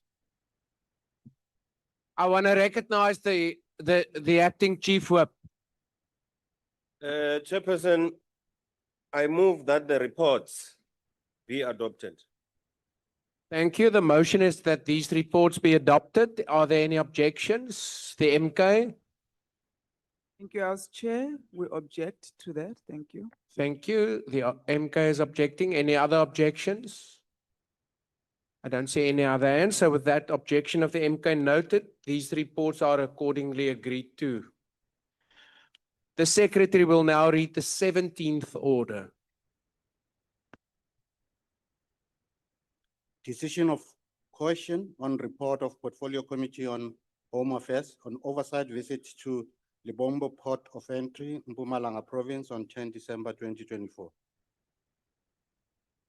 Honorable members, I wish to remind you that this matter was debated in a virtual mini plenary last Friday on the 12th of September, but that a decision thereon can only be taken in this full plenary. This is also the case for the consideration of other decisions of question before this House for the matters to come in the 18th to 25th orders. Are there any objection to the adoption of this report in the 17th order? No objections, agreed to.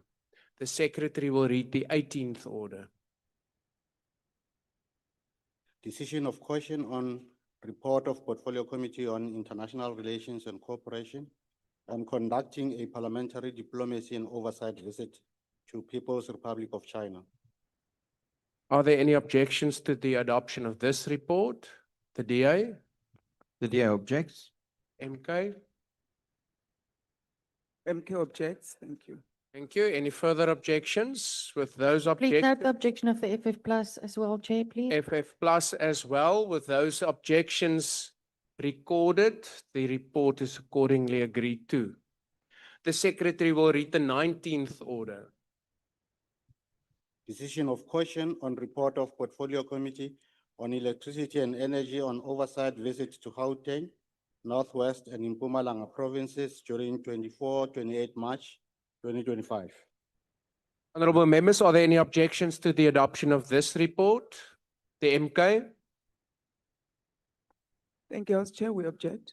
Thank you. The objection of the MK is noted. The FF? The FF rejects. Thank you. With those objections noted, the report is agreed to. The Secretary will read the 20th order. Decision of question on report of Portfolio Committee on Basic Education on third quarterly report on performance of Department of Basic Education in meeting its predetermined objectives 24-25. Thank you. Are there any objections to the adoption of this report? The MK? Thank you, House Chair. Please note our objection. Thank you. With the objection of the MKP noted, the report is agreed to. The Secretary will now read the 21st order. Decision of question on report of Portfolio Committee on Higher Education on oversight visit to Gauteng on 24 to 28 February 2025. Are there any objections to the adoption of this report? The MKP? Thank you, House Chair. Please note our objection. Thank you. The EFF? EFF objects, Chair. Thank you. The UAT? The UAT object. Thank you. The ATM? We object. Thank you. With those objections noted, the report is agreed to. The Secretary will proceed to read the 22nd order. Decision of question on report of Portfolio Committee on Higher Education on 2024-25 second quarter financial and non-financial performance report of the Department of Higher Education.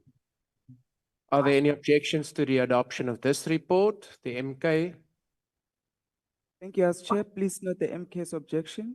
Thank you. The FF. Notes the objection of the EFF. Thank you. The UIT. The UAT object. Thank you. The ATM. We object. Thank you. With those objections noted, the report is agreed to. The secretary will read the 23rd order. Decision of question on report of Portfolio Committee on Forestry, Fisheries and Environment on oversight visit to KwaZulu-Natal province from 28 February 2025. Honorable members, are there any objections to the adoption of this report, the MKP? Thank you, House Chair. Please note our objection. Thank you. The FF. Please note our objection as the EFF Chair. Thank you. The UIT. UAT object. Thank you. The ATM. We object. Thank you. With those 4 objections noted, the report is agreed to. The secretary will read the 24th order. Decision of question on report of Portfolio Committee on Water and Sanitation on oversight visit to Kingdom of Lesotho.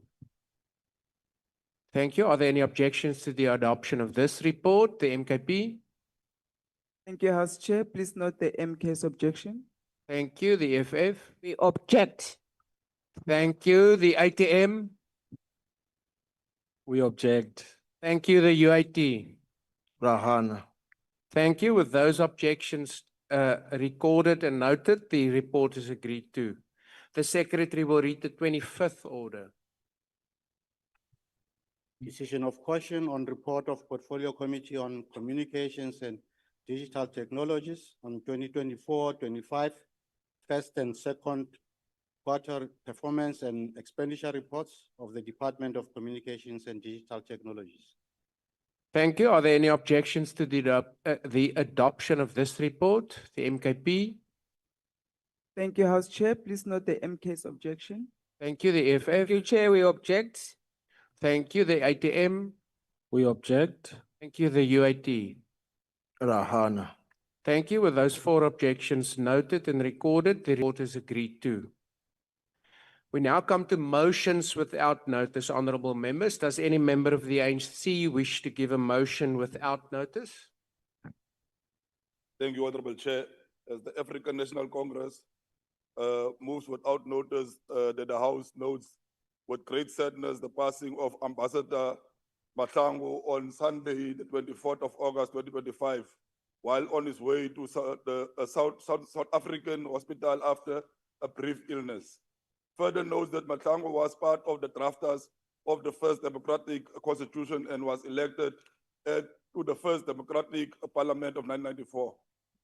Understands that in 2002, he was elected permanently a deputy chair of the National Council of Provinces. And after the third democratic election in 2004, he was re-elected as a permanent deputy chair of the NCOP.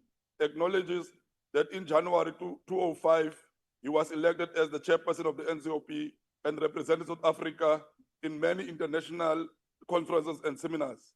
Further acknowledged that he held the position of a High Commissioner of Kenya, Ambassador Extraordinary of Somalia, and permanent representative of the United Nations office in Nairobi. Understands that this excellent career also includes a post as South African ambassador in the United States.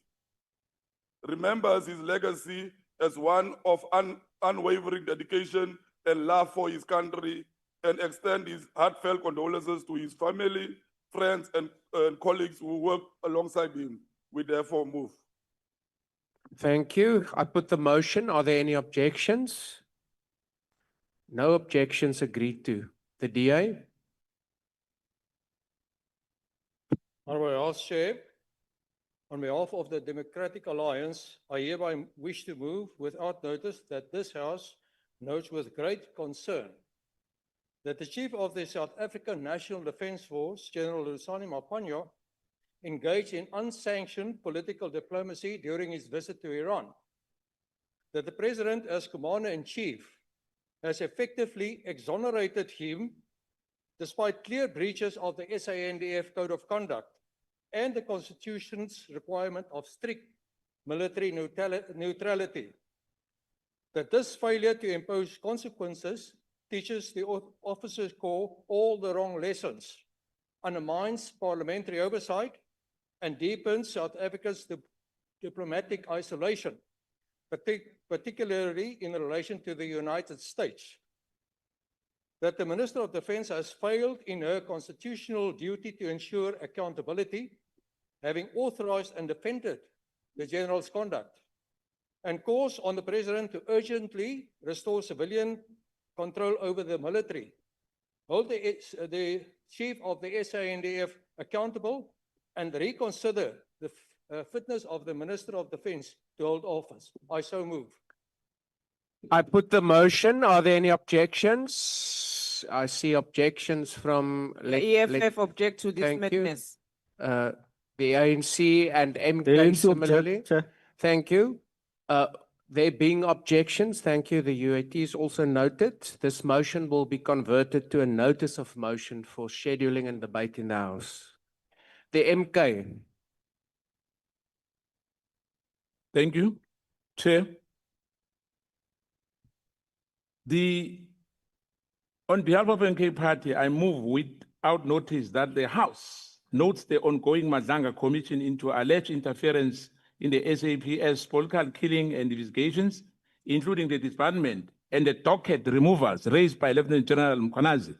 Further notes reports that 121 dockets have been returned to the political killing task team, and that another committee has been established by Parliament to probe related matters, calls for urgent witness protection, preservation of evidence, and coordinated timetable between the Commission and other committee. Resolve that the Minister of Police table weekly updates to this House on the dogged chain of custody, case progress, and any executive direction issued by South African Police Service. I must emphasize once again, we have noticed that there is a Just hold on for a moment. I have a hand. Honorable Michalakis, why do you want to be recognized? Thank you, Chair. I rise on Rule 123. Rule 123.2, Rule 123.2 that states that a motion cannot be brought before this House that binds the executive. I believe this motion was earlier advised by the table that it is not allowed in terms of Rule 123.2. And the one that was circulated by the MK Party subsequent to that is a different motion before 12 o'clock that we received. And I would like to get your ruling on this because I believe that that motion was advised by the table to be out of order. Thank you. Yeah.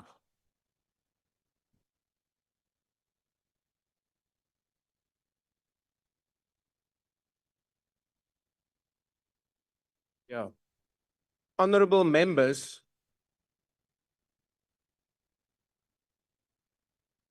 Okay, just put it on the record, please.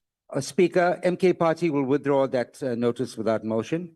Thank you. Yeah, thank you. The EFF.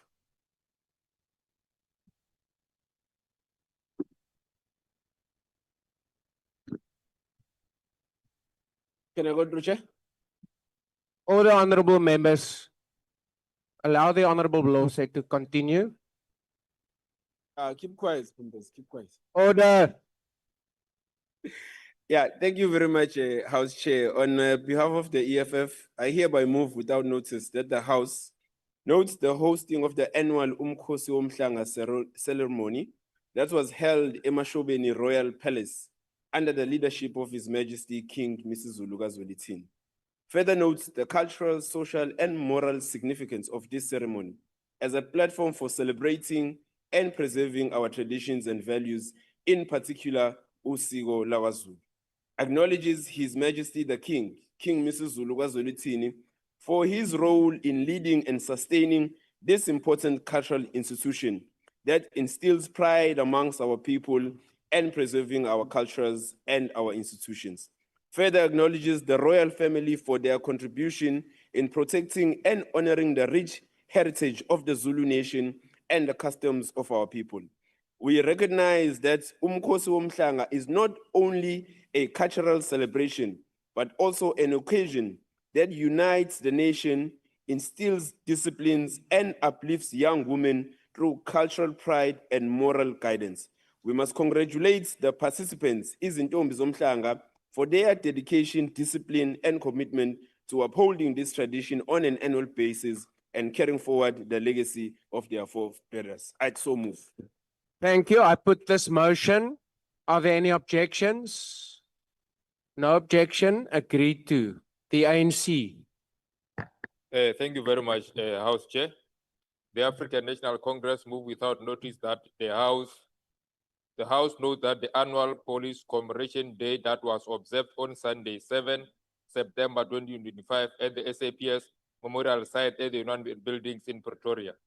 Further notes that the Deputy President of the Republic of South Africa, His Excellency, Mr. Paulos Mashatile, joined the families of the officer and reservists who lost their lives in their line of duty. Recalls that this year's event commemorated 27 members of the SAPS who have fallen in line of duty in 12 months between 1 April 2025 and 31 March 2024. Condemns the ruthless criminals who sought to silence justice by killing our officers, reminds them that attacking a police officer is an attack on the state itself, and it will be met with the full might of the law. Express gratitude for the sacrifices made by the South African Police Services as our community's first line of defense, and extend its heartfelt sympathies to the families and loved ones of our brave officers who have made the ultimate sacrifice. Thank you. Thank you. If there are no objections, I put the motion. Honorable Tagmo. House Chair, just a point of order. While the honourable member was delivering a very serious notice of motion around the loss of life by the South African police, from the other side, I think mainly the EFF and MK, they were showing disrespect. They were talking, they were making a noise while there was a statement to honour the fallen members of the South African police. I think it's disrespectful. Honorable members, honorable members, honorable members, I note what you have said is just that maybe because we were changing with the House Chair and I did not notice any noise, but going further, can we all of us, can we give each other an opportunity? And I'm also speaking on the right-hand side because they're also making noise. So can we all give each other an opportunity to speak when it is that time? But we do note that, and I did ask if there are no objections, I put the motion. No objections, agreed to. The IFP? Thank you, House Chairperson. On behalf of Inkatha Freedom Party, I move without notice that this House commends the KwaZulu-Natal Provincial Government's decision to declare the late Prince Mangosuthu Buthelez's grave as a provincial heritage site. That this House remembers that Prince Buthelezi was not only a leader, but a man of extraordinary devotion to his people and his country. Acknowledges that he was also traditional prime minister to the Zulu nation under three kings, King Cyprian Bhegu Zulu, King Goodwill Zwelithini ka Bhegu Zulu, and King Misuzulu ka Zwelithini. Further acknowledges that he also founded the Inkatha Freedom Party in 1975, which he led until 2019 and became its president emeritus soon after that.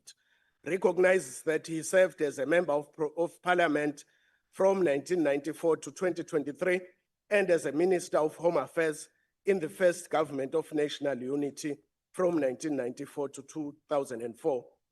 Further recognizes that Prince Buthelezi was sworn in on 22 occasions as acting president of the Republic of South Africa. Further congratulates the provincial government of KwaZulu-Natal for preserving Prince Mangosuthu Buthelezi's rich legacy that extends far beyond the cultural, ethnic, and political spectrum. I thank you. If there are no objections, I put the motion. Agreed to. PA? Thank you, House Chair.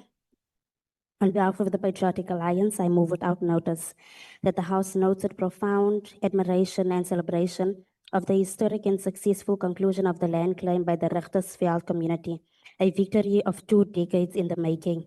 Further notes that the Constitutional Court in landmark judgment affirmed the community's customary law ownership of the ancestral land and its precious mineral resources, a ruling that stands as a powerful testament to the strength of our Constitution and the rule of law, recognizes that this claim logged in 1998 under the Restitution of Land Rights Act has rightfully restored ownership of approximately 194,600 hectares of land, including an 84,000 hectare coastal strip of diamond-rich land to its rightful custodians. The 2,630 beneficiaries of the Richtersveld calls on all relevant parties to ensure the full, equitable, and effective implementation of the settlements so that the beneficiaries are restored to their heritage and realize that all people deserve this for generations to come. Thank you. Thank you. If there are no objections, I put the motion. No objections, agreed to. FF plus. Thank you, House Chair. I hereby move on behalf of the FF Plus that this House notes with sadness the recent passing of 2 great stalwarts of South African rugby, Bevan Fortuin and Jan Boland Coetzee, who were aged 46 and 80 respectively. Remembers that Bevan Fortuin, who was born on 6 February 1979, played 2 tests for the Springboks against Ireland in Dublin in 2006 and against Australia in Sydney in 2007, and played for the emerging Springboks, SA Under-21s and the Southern Kings. Provincially, he represented the SWD Eagles in 122 games between 2000 and 2010, and from 2005 to 2009, he played 79 times in the colours of the Toyota Cheetahs, including making 22 Vodacom Super Rugby appearances. Further acknowledges that after hanging up his boots, Fortuin ploughed back into the game with a long coaching career, most recently as head coach of Gold Cup side Northern Rhinos. Notes also that Jan Boland Coetzee, born 20 January 1945, made his debut against the British and Irish Lions in Cape Town in 1974 at the age of 29 and represented his country in six test matches.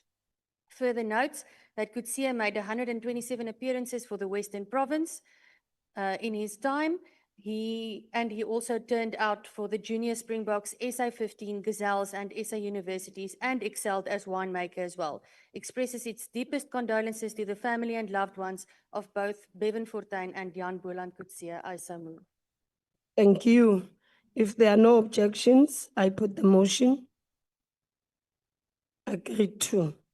Action SA. Thank you, Chair.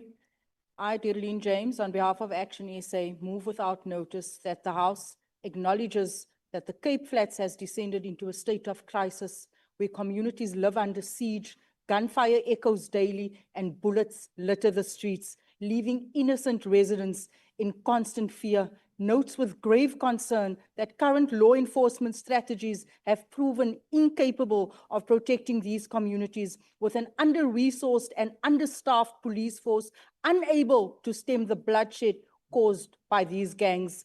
Further notes that the urgency to act rests only with the President, who has duly received public correspondence on behalf of all affected communities calling for the declaration of a state emergency in terms of Section 37 of our Constitution, recognizes that without decisive intervention, children will continue to lose their lives in their homes, in their schools, on the streets, while at play. Further recognizes that only the President, after years of imbizos and failed interventions, possesses the power to mobilize resources necessary to end the bloodshed through the declaration of a state of emergency as called for, enabling the deployment of intelligence services, the SANDF, and a whole of government response to restore safety and dignity to the people at the Cape Flats, as you have seen the protesters, the women who chained themselves to the gates of Parliament. Thank you, Honorable Member. I so move. If there are no objections, I put the motion. No objections, agreed to. The ANC. Thank you, House Chair. The African National Congress moves without notice that the House notes that Damapiano sensation Basetsane Maluleka, known as Basi, lit up the 2025 Metro FM Awards with a triumphant sweep, claiming 3 of the night's top honors for her chart-topping anthem Kwelanga 2.0 on the 20th of May. The ANC further notes that her powerful vocals and genre-defining sound reaffirmed her place at the forefront of South Africa's music scene. It recognizes that Basi first gained attention in 2018 with a feature on DJ Jijo's Kapela, and in 2019, she built her name with the hit Abafana Bestoko by TPO and Monotone, which received strong TV airplay. The ANC believes that Basi's triumph with Kwelanga 2.0 is more than just a personal victory. It is a powerful testament to resilience, creativity, and storytelling through music. And we wish to congratulate her on her achievements and wish her much success in her music career. Thanks, House Chair. Thank you. If there are no objections, I put the motion. Agreed to. ACTP. Thank you, Honorable House Chairperson. On behalf of the African Christian Democratic Party, I hereby move that the House notes that given that South Africa is estimated to have 1 million people who are blind or visually impaired, and estimates show that there is some 97% unemployment among blind and partially sighted people. The South African Guide Dogs Association is soon to launch Shades Day, a campaign that raises funds to support visually impaired people and to create awareness about protecting our eyes from the sun's harmful rays. Further notes that the launch on the 17th of September at 11 a.m. in Paulshof, Johannesburg, involves an immersive experience themed around the world in 4 senses. That this House commends the innovative concept where people will get to meet guide dogs and puppies while learning about the importance of eye health. I so move. If there are no objections, I put the motion. No objections, agreed to. DA. Honorable House Chair, I hereby move on behalf of the Democratic Alliance that this House, 1, notes that with the advent of the new Schedule 8 to the Labour Relations Act, the Code of Practice dismissal, the Department of Employment and Labour is taking the first small steps to try and deregulate the labour environment in South Africa. 2, recognizes that it is common cause that this deregulation will encourage the business community, and in particular the small business community, to open the gates and make way for employment of more employees. 3, resolves to admit that it has been a long journey and that this movement of deregulating the employment structures is a good start to encourage the business community to grow and to strive for increasingly more employees. I so move. Thank you. If there are no objections, I put the motion. The MK. Thank you, Chair. The MK objects. Thank you. EFF. We object. We are with the workers all the way. There are objections. The motion will be converted to a notice of motion. Oh, sorry, the UAT. The UAT object. With those objections, the motion will then be converted to a notice of motion. At the MK. Bonga Sihlalo, egameni lomkhonto wesizwe, I move without notice that the House notes escalating water outage in Johannesburg and elsewhere with critical infrastructure failures and economic disruption, recognizes the significant public interest in resolving this matter transparently and fairly, encourages the relevant authorities to take steps to address this matter fast and quick, reaffirm Parliament roles, continuing to monitor progress and engage the executive through the established oversight mechanism. I so move. If there are no objections, honorable members, I put the motion. No objections, agreed to. EFF. Thank you, Honorable Chair. I hereby move on behalf of the EFF without notice that this House notes the importance of municipalities, provinces, entities, and all government departments playing a stronger role in supporting locally manufactured goods as part of advancing industrialization and inclusive economic development. Further notes with concern that despite the existence of South African innovations such as SSS cars, founded by Spusiso September, Libra phones developed in Shoshanguwe, and manufacturers such as Lindiwe sanitary towels, government procurement continues to favor foreign products over local production. Acknowledges that government procurement is a vital tool to support domestic industries, create jobs, and build sustainable economic capacity. Therefore resolves that the Portfolio Committee of Trade, Industry and Competition strengthen its oversight over procurement practices in government departments, municipalities, and public entities to ensure that opportunities for locally manufactured goods are prioritized and expanded. I so move. Thank you. If there are no objections, I put the motion. No objections, agreed to. UDM? UDM? ANC? Thank you, House Chair.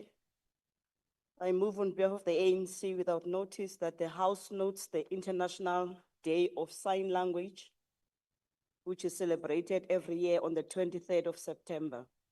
Further notes that the day recognizes the importance of sign languages in the realization of human rights for deaf people across the globe, aims to raise awareness of the deaf community's issues and challenges, celebrating the richness of sign language, culture, and promoting linguistic diversity. Understands that the day is a global movement towards recognizing the importance of sign languages in fostering inclusivity, accessibility, and understanding, and calls on all to help celebrate this day by remembering the power of communication, the strength in diversity, and the need to ensure everyone, irrespective of their abilities, has an equal opportunity to be heard. I so move. If there are no objections, I put the motion. No objections, agreed to. Rise Mzansi. Nakenza Mtramastolo, I hereby move on behalf of Rise Mzansi that this House, one, celebrates the incredible work that's done by the Gauteng Department of Agriculture and Rural Development as evidenced by its 2024-25 annual report, which was tabled by MEC Vuyiswa Ramokgopa. Recognize that the department supported over 9,700 subsistence producers, revitalized 11 agri-parks, and established 25 township abattoirs to strengthen local food economies. Knows that the department's veterinary services facilitated 5 billion rand in trade through stringent health certification and enhancing biosecurity and market access. Further recognize that the department created over 5,000 job opportunities through the EPWP program with a focus on youth, women, and persons with disabilities. Recalls that the department has placed particular focus on food waste reduction, and to that end have supported agro-processing hubs, urban farms, and school gardens that reclaim surplus, reduce spoilage, and redistribute nutrition.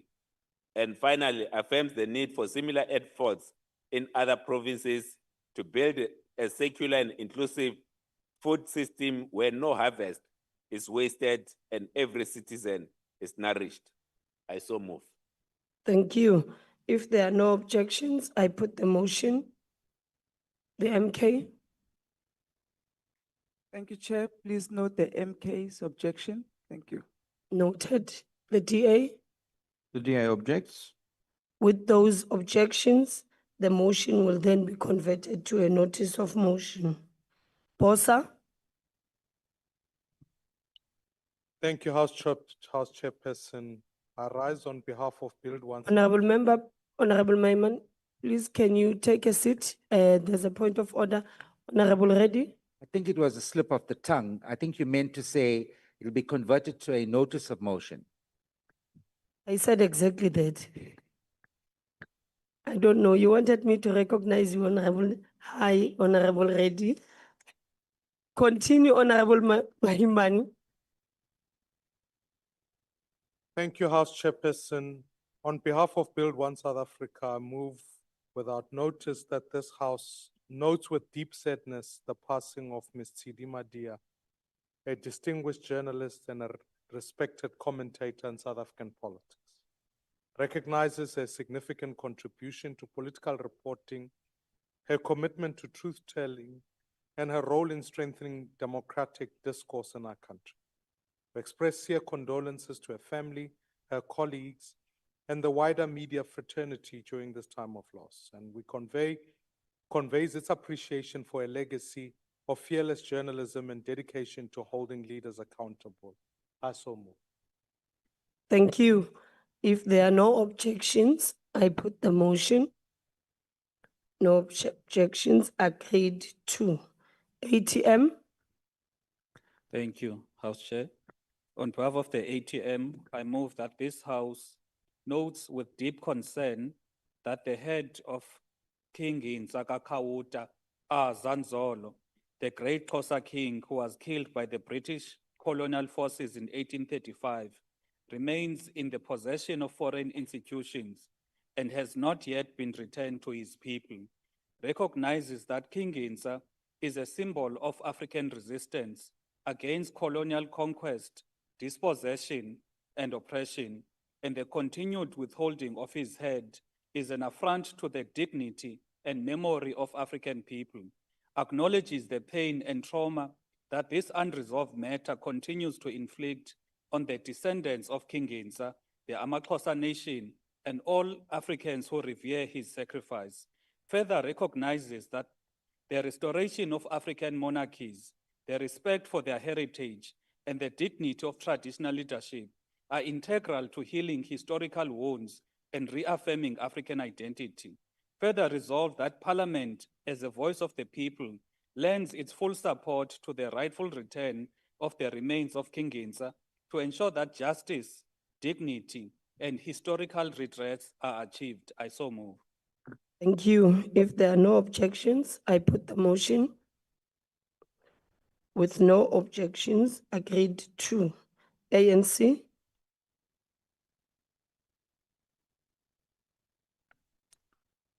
Thank you, House Chair.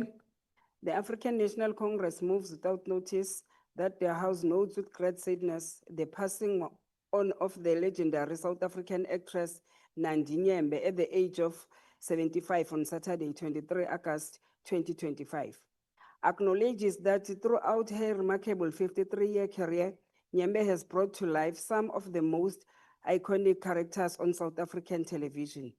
Recalls that award-winning actress became a household name through her unforgettable performances in drama series such as Soul City, Yizo Yizo, Zone 14, Showmax's Algalting, and Oscar-nominated South African film Yesterday.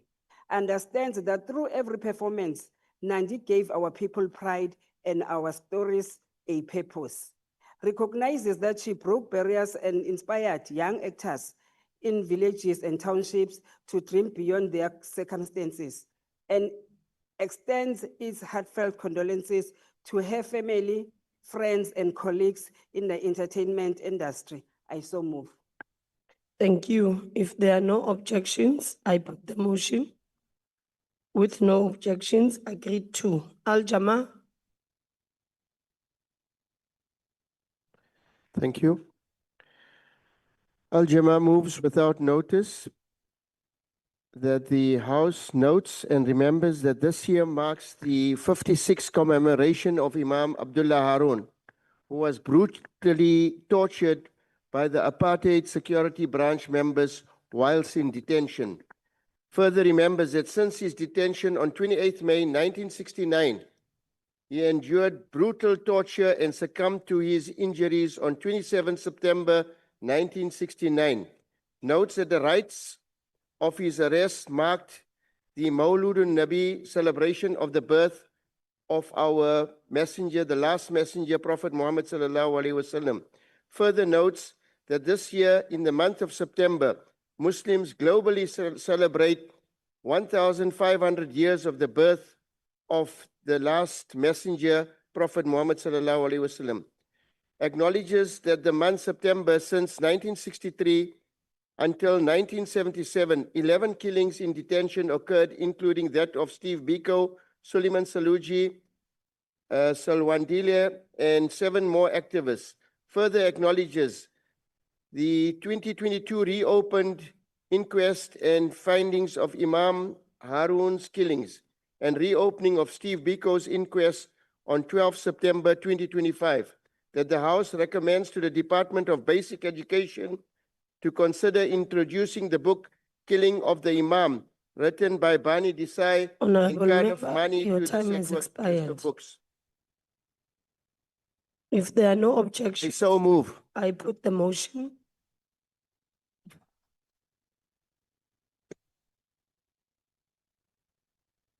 No objections, agreed to. The DA.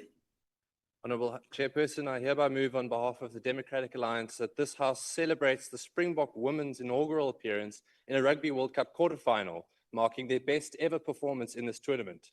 Congratulates Captain Nolusendi Soboy, Coach Swais de Bruin, the players and support staff for their ceiling-shattering efforts, recalls that their victory over higher-ranked Italy was their first against this formidable opponent and moved South Africa into the top 10 of the World Rugby rankings, notes that these impressive results were achieved despite women's rugby still undergoing professionalization in South Africa, considers that the Imbokodo's physically dominant style is an important symbol for women's strength and resilience in the context of South Africa's twin crises of gender-based violence and femicide, reflects on the unique nation-building power of sport and particularly rugby in South Africa, recognizes the Springbok women as national heroes and a model for future development, and heeds the call for increased investment into women's rugby and women's sport more generally in South Africa. Watinta Bafazi, Watinta Imbokodo. I so move. Thank you. If there are no objections, I put the motion. With no objections, agreed to. NCC, ANC, The African National Congress moves without notice that the House knows that the pupils from Klefane Arts Academy in Ngobo, Eastern Cape, have advanced beyond the national stage of the Juicy Gems Coding for Mandela competition and will represent at the World Championships on September 30 to be held virtually. We further remembers that the pupils, Mishak, Chloe, Thirika, Dia, and Nikara from the Academy have been selected as top 8 finalists in the Tangible Africa Global Coding Unplugged competition to earn their place on the global stage. We further acknowledge that this prestigious challenge, hosted by the Tangible Africa, initiated by Nelson Mandela University and the Lever Foundation, is all about making coding accessible, recognizing that through hands-on, unplugged activities and creative problem-solving, these young minds are mastering the fundamentals of coding in the most innovative ways. And we further expresses its gratitude to the Klefane Arts Academy for representing our country on the global stage. Ke a leboga. thank you. If there are no objections, I put the motion. No objections, agreed to. PAC, UAT, Thank you, Speaker. Please allow me to sit. The UAT move without notice that the Social Assistance Act of 2004 provide the disability grant as support for persons with disability. But under Regulation 20 subsection 2, the income of the spouse is counted in the means test, whether married in or out of community of property. This means that many people with disability could lose or reduce access to their grants once they marry, not because their disability has changed, but simply because their spouse has earned an income. In effect, this undermines the Constitution, Section 9 on equality, Section 10 on dignity, and Section 27 on social security. I therefore call the Department of Social Development to urgently review this provision so that persons with disability are not unfairly punished for choosing to marry. I so move. Thank you. If there are no objections, put the motion. No objections, agreed to. Good. MK, Honorable Speaker, on behalf of the MK Party, I move without notice that the House welcomes the African Union theme of the year 2025, Justice for Africans and People of African Descent through Reparations. That it notes the urgent need for South Africa to give effect to AU resolutions on reparations and restorative justice to address the historical crimes of slavery, colonialism, and apartheid.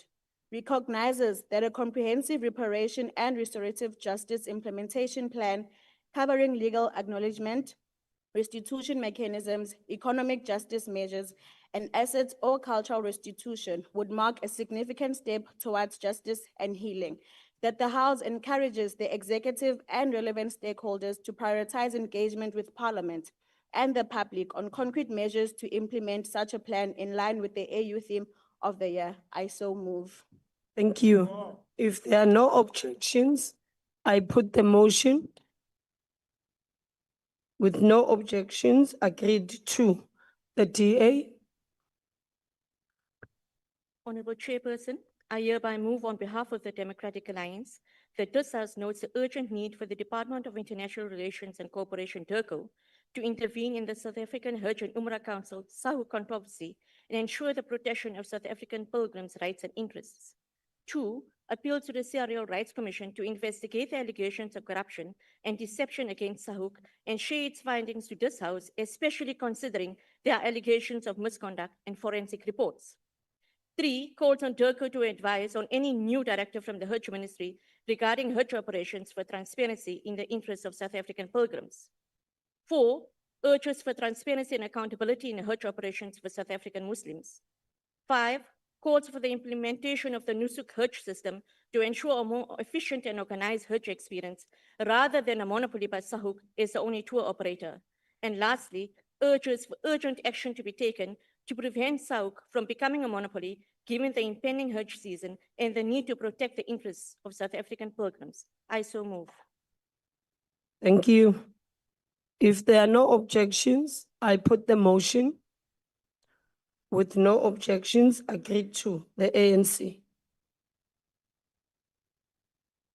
House Chair, the ANC moves without notice that the House notes that the United Nations International Day of Peace is celebrated on the 21st of September each year. This is to recognize the efforts of those who have worked hard to end conflict and promote peace. Further notes that the International Day of Peace is also a day of ceasefire in all aspects. Understands that the theme for 2025's International Day of Peace is, I quote, "Act now for the peaceful world," close quote. Believes that the theme appreciates the fact that everyone in society has a role to play and that we can all come together to speak out against issues like hate-fueled violence, racial and gender-based discrimination, and more, and encourages us all to raise awareness of this day by helping to raise a new generation of peacekeepers to create a condition for dialogue amongst civilizations, cultures, and people based upon respect and shared values. I so move. Thank you. If there are no objections, I put the motion. With no objections, agreed to. Honorable members, that concludes motions without notice. The last item on the order paper is notices of motions.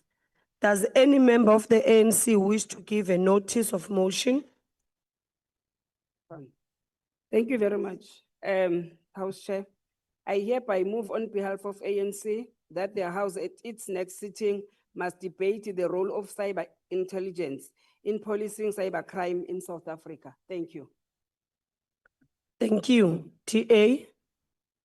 Thank you, Honourable House Chairperson. I hereby move on behalf of the Democratic Alliance that at its next sitting, this House debates the negative impact of broad-based Black economic empowerment policies on the South African economy and their failure to meaningfully uplift disadvantaged South Africans. I so move. Thank you. MK? MK? Thank you, Honorable Speaker. I hereby giving notice that at the next sitting of this House, I shall move on behalf of the Mkhonto Wesizwe Party that le ndlu ixoxe ngomthelelo omubi wokugeleza kwenkece ezingekho emthethweni okuphuca iNingizimu Afrika neAfrika yonke jikelele izigidi zamarandi minyaka yonke. Siphinde sikhathazeke ngokuphoqwa kohlelo olubizwa nge-OECD olubizwa nge-two-pillar system oluthatha amalungelo ethu entela luwanike amazwe angaphandle acebile. Further that this House debate the urgent need to South Africa to reject framework that enrich neo-colonialism dependence and instead champion a UN tax convention as an alternative, progressive and just global tax framework that restore our fiscal sovereignty, compel multinational to pay their fair share and redirect stolen wealth Honorable back to our Member, your people. time has expired. So I move. Thank you. EFF? Thank you, Chair. The South African real estate market has been saturated by white minorities who are engaged in structured racism to exclude the Black majority, reproducing apartheid special patterns and racial inequalities. This is deliberately done to drive up property market values, exclude local participation, and prioritize foreign investment, further entrenching racism in housing and land ownership. I hereby move on behalf of the economic freedom fighters that in the next sitting, the House must debate the inflated prices of properties in South Africa, which make it impossible for the Black middle class and working class people to access housing. Thank you. Thank you. ANC? Thank you, House Chairperson. I hereby move on behalf of the African National Congress that the House at its next sitting must debate the building of a united front Honorable Member, of please can you, community leaders. Honorable Members, there's a lot of noise now and we can't hear the speakers. Continue, Honorable Member. Building of a united front of community leaders, civil societies, businesses, and every citizens against crime. Thank you. Thank you. The IFP? Ngiyabonga hlala ngaphambili. On behalf of Inkatha Freedom Party, I hereby give notice that I shall move at the next sitting of this House that the House debates the proliferation of illegal firearms in our communities, which continues to fuel bloodshed and entrench criminal networks. Ngiyabonga. Thank you. The PA? Thank you, House Chairperson. I hereby give notice that on the next sitting day of the House, I shall move on behalf of the Patriotic Alliance that the House debates the outrage and grave concern that the residents of Westburn and Johannesburg have been subjected to a complete and unacceptable lack of access to running water for a period exceeding 3 weeks. Acknowledges that the absence of such a necessity has created a devastating humanitarian crisis, jeopardizing public health, hygiene, and the safety of vulnerable groups, including children and the elderly. Recognizes that the persistent infrastructure failures and the Metro's demonstrable lack of capacity and urgency in resolving this crisis are indicative of a deeper systematic collapse in the governance and accountability within the municipality. Further, calls upon the Minister of Police to urgently investigate why SAPS opened fire on the people who demonstratingly peacefully for their rights and deal with those officers. I so move. Thank you. Thank you. The FF Plus? Thank you, House Chairperson. I hereby give notice that on the next sitting day of the House, I shall move on behalf of the Freedom Front Plus that the House debates the effectiveness of Parliament's going paperless strategy, considering the unnecessary and wasteful expenditure that still occurs daily due to superfluous printing and the effect thereof in contributing to deforestation, excessive water and energy consumption, and pollution. I so move. Thank you. Action SA?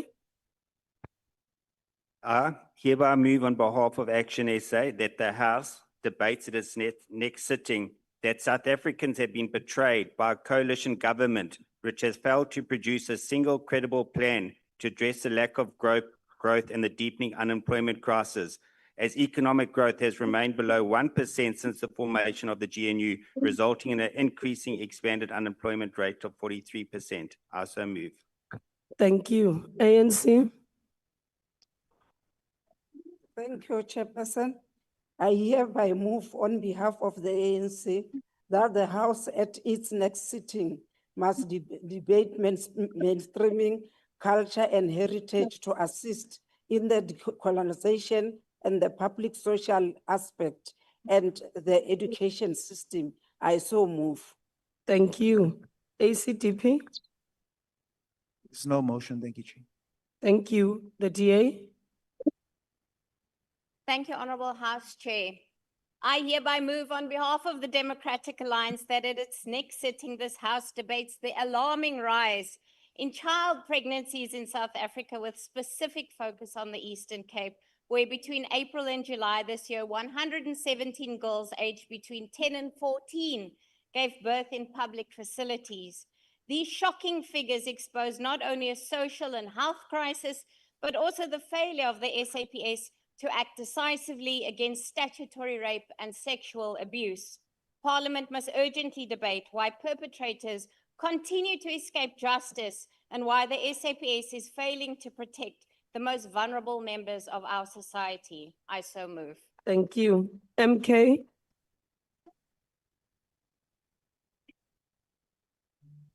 Thanks, House Chair. I hereby give notice that the next sitting of this House, I shall move on behalf of the MK Party that the House debates the severe challenges faced by police stations, which with a specific focus on the crisis of motor vehicle repairs. The MK Party believes that the shortage of roadworthy police vehicles is crippling crime prevention, undermining public safety, and demands urgent and immediate government action to restore operational capacity. Chair, crime came to Parliament today. We saw two women who chained themselves against the gates of Parliament to draw attention. It was not acting, to draw attention to the crisis of crime prevention. Let us do something to prevent crime in the country. Thank you. Thank you. EFF. Thank you, House Chair. I rise on behalf of the economic freedom fighters and move that in its next sitting, the House debates an alternative electricity pricing policy that will, one, ensure more affordable electricity to all South Africans, and number two, ensure that all indigents receive 200 kilowatt hours free electricity. Thank you. Thank you. UDM. No motion, Chair. Thank you. ANC.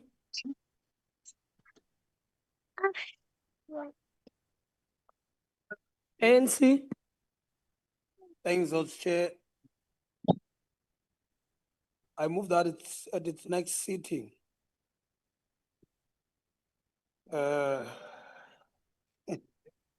In the next sitting of the National Assembly, we move that the debate needs to, that the House debates the need to advance inclusive economic participation for women, youth, and persons with disability by addressing structural barriers that exist in the labor market, expanding procurement opportunities, and strengthening enterprise support mechanisms to promote equitable growth. Thank you very much. Thank you. Rise Mzansi. Bosa. Bosa. ATM. I move on behalf of ATM that this House in the next sitting debates the impact of all forms of illicit trade on the South African economy and how this impacts job creation, public health and safety, discourages investment and fuels organized crime. The country is under siege from criminal elements that are using illicit trade to fund terrorist activities and criminal activities across the country, the continent, and the world. I so move.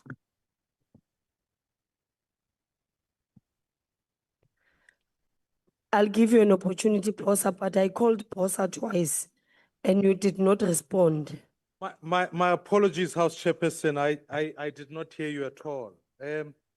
Honorable House Chairperson, I give notice that at the next sitting of this House, I shall move an urgent matter of state-owned enterprise financial mismanagement as highlighted by the Auditor General's latest report. That the House notes with alarm that the Auditor General is finding that key state-owned SOEs remain financially unsustainable, with adverse or disclaimed audit outcomes becoming the norm across entities. Further notes that despite repeated bailouts amounting to hundreds of billions of rands over the past decades, that SOEs continue to drain the fiscus without demonstrating improved governance, financial stability, or service delivery. Acknowledges that the mismanagement of SOEs not only undermines investor confidence and economic growth, but also diverse scarce resources from essential public services such as health, education, and policing. And resolves that Parliament must demand a comprehensive strategy for each SOE, with such strategies being tied to measurable performance indicators, timeframes, and accountability mechanisms, failing which further bailout should be Honorable decided. Member, I so your move. time has expired. Thank you. ANC.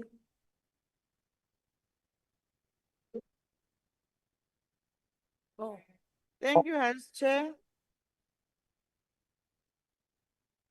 I hereby move on behalf of the ANC that the House at its next sitting must debate improving the availability, function, and decentralization of victim empowerment centers across the country. Thank you. Thank you. Al-Jama. I give notice that this House debates in the next meeting for South Africa to protect its 9 citizens who have joined the Global Sumud Flotilla, a coalition from 44 countries sailing together on 55 boats from Tunisia to take humanitarian aid to Gaza.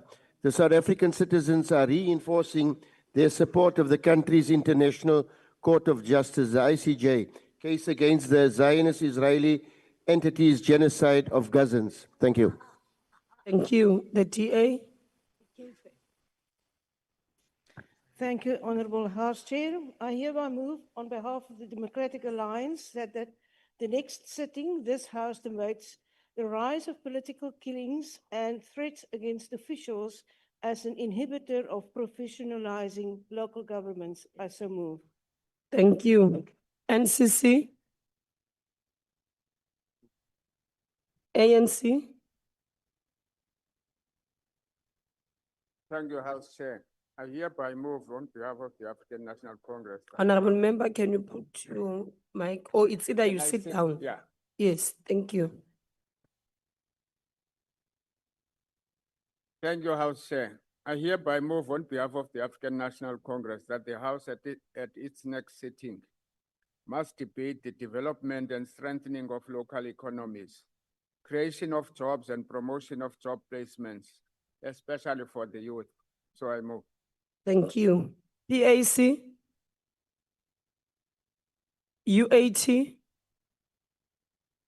Thank you, Speaker.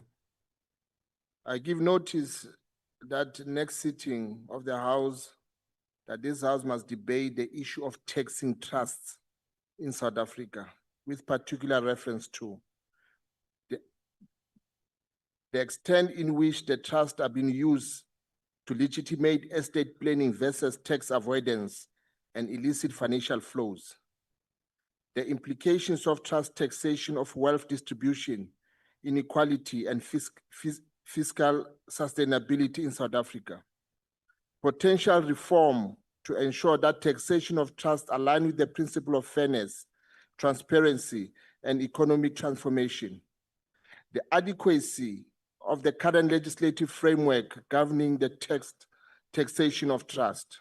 I so move. Thank you. Rise Mzansi. I called you, but you were not here. Thank you, Chairperson. I rise on behalf of Rise Mzansi that at its next sitting, the House debate the state of South Africa's academic hospitals, especially the Dr. George Mukari, Chris Hani Baragwanath, and also the former King Edward Hospital, given the increased pressures they face due to population growth and inadequate budget. I so move. Thank you, Honorable Mkalipi. There's no money involved. We must give each other opportunities. Good. MK. Thank you, Honorable Speaker. I here give notice that I shall move on our next sitting that this House debates government's failures to rein in foreign online gambling operators who are siphoning more than 1.5 trillion out of South Africa. The MK demands stricter licensing and advertisement control, decisive action to shut down illegal platforms, and urgent measures to protect our people from exploitation and addiction. I so move. Thank you. The TA. Thank you, Honorable House Chairperson. On behalf of the Democratic Alliance, I hereby wish to move, in light of President Ramaphosa's remarks yesterday, that the ANC councillors can learn how to govern a municipality well by looking at how DA municipalities. Honorable members, honorable members, honorable members. There's absolutely no need to shout. And you are not allowed to shout in the House. Please. House Chair, a lot of support for President Ramaphosa's remarks that ANC councillors can learn how to govern a municipality well. Honorable, can you please take a seat? Honorable Tambo. Unfortunately, because of a lot of noise. Honorable members, honestly, I can't even hear what Honorable Tambo is saying. You are shouting and there is a point of order. Thank you, Chairperson. There is too much noise. We can't hear what the Honorable is saying. If people are offended by the remarks of their president, they must take it somewhere else. We want to hear. Can you repeat from the beginning so we can hear properly that input? Honorable members. We so move, Chair. Honorable members. Honestly speaking, honorable members, honestly speaking, I even said it that we couldn't even hear anything because you howled. Honestly, no, you have brought this on yourself. Honorable Mkalakis, I'll give you another opportunity to start afresh. Leave, House Chair. Thank you, House Chair. Please, can we keep it down? Honorable members. Thank you, Okay, House Chair. now I will call you by name. Continue, Honorable. Thank you, House Chair. On behalf of the Democratic Alliance, I Honorable House Chair. Honorable House Chair. IT, can you please switch off the mic?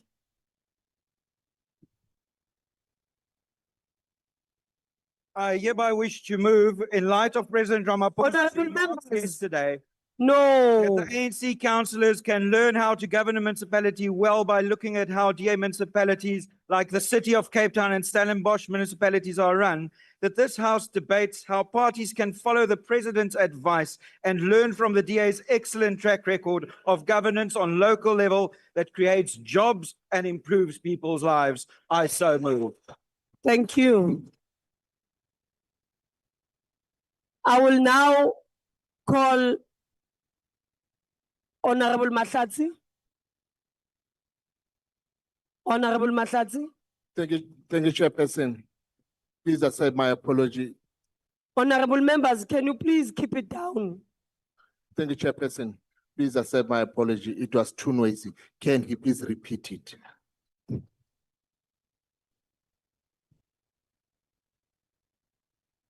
At some point, we must also go home, so we'll continue and give the ANC an opportunity.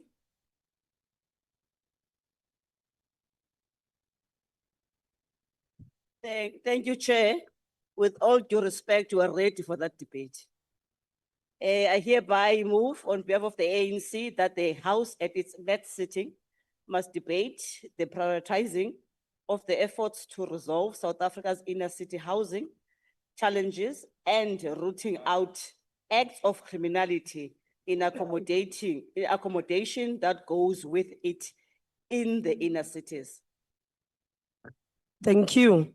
Honorable members, that was the last item on the order paper. And I request members to stand and wait for the presiding officer and the maids to leave their house. That concludes the business of the day and the house is adjourned.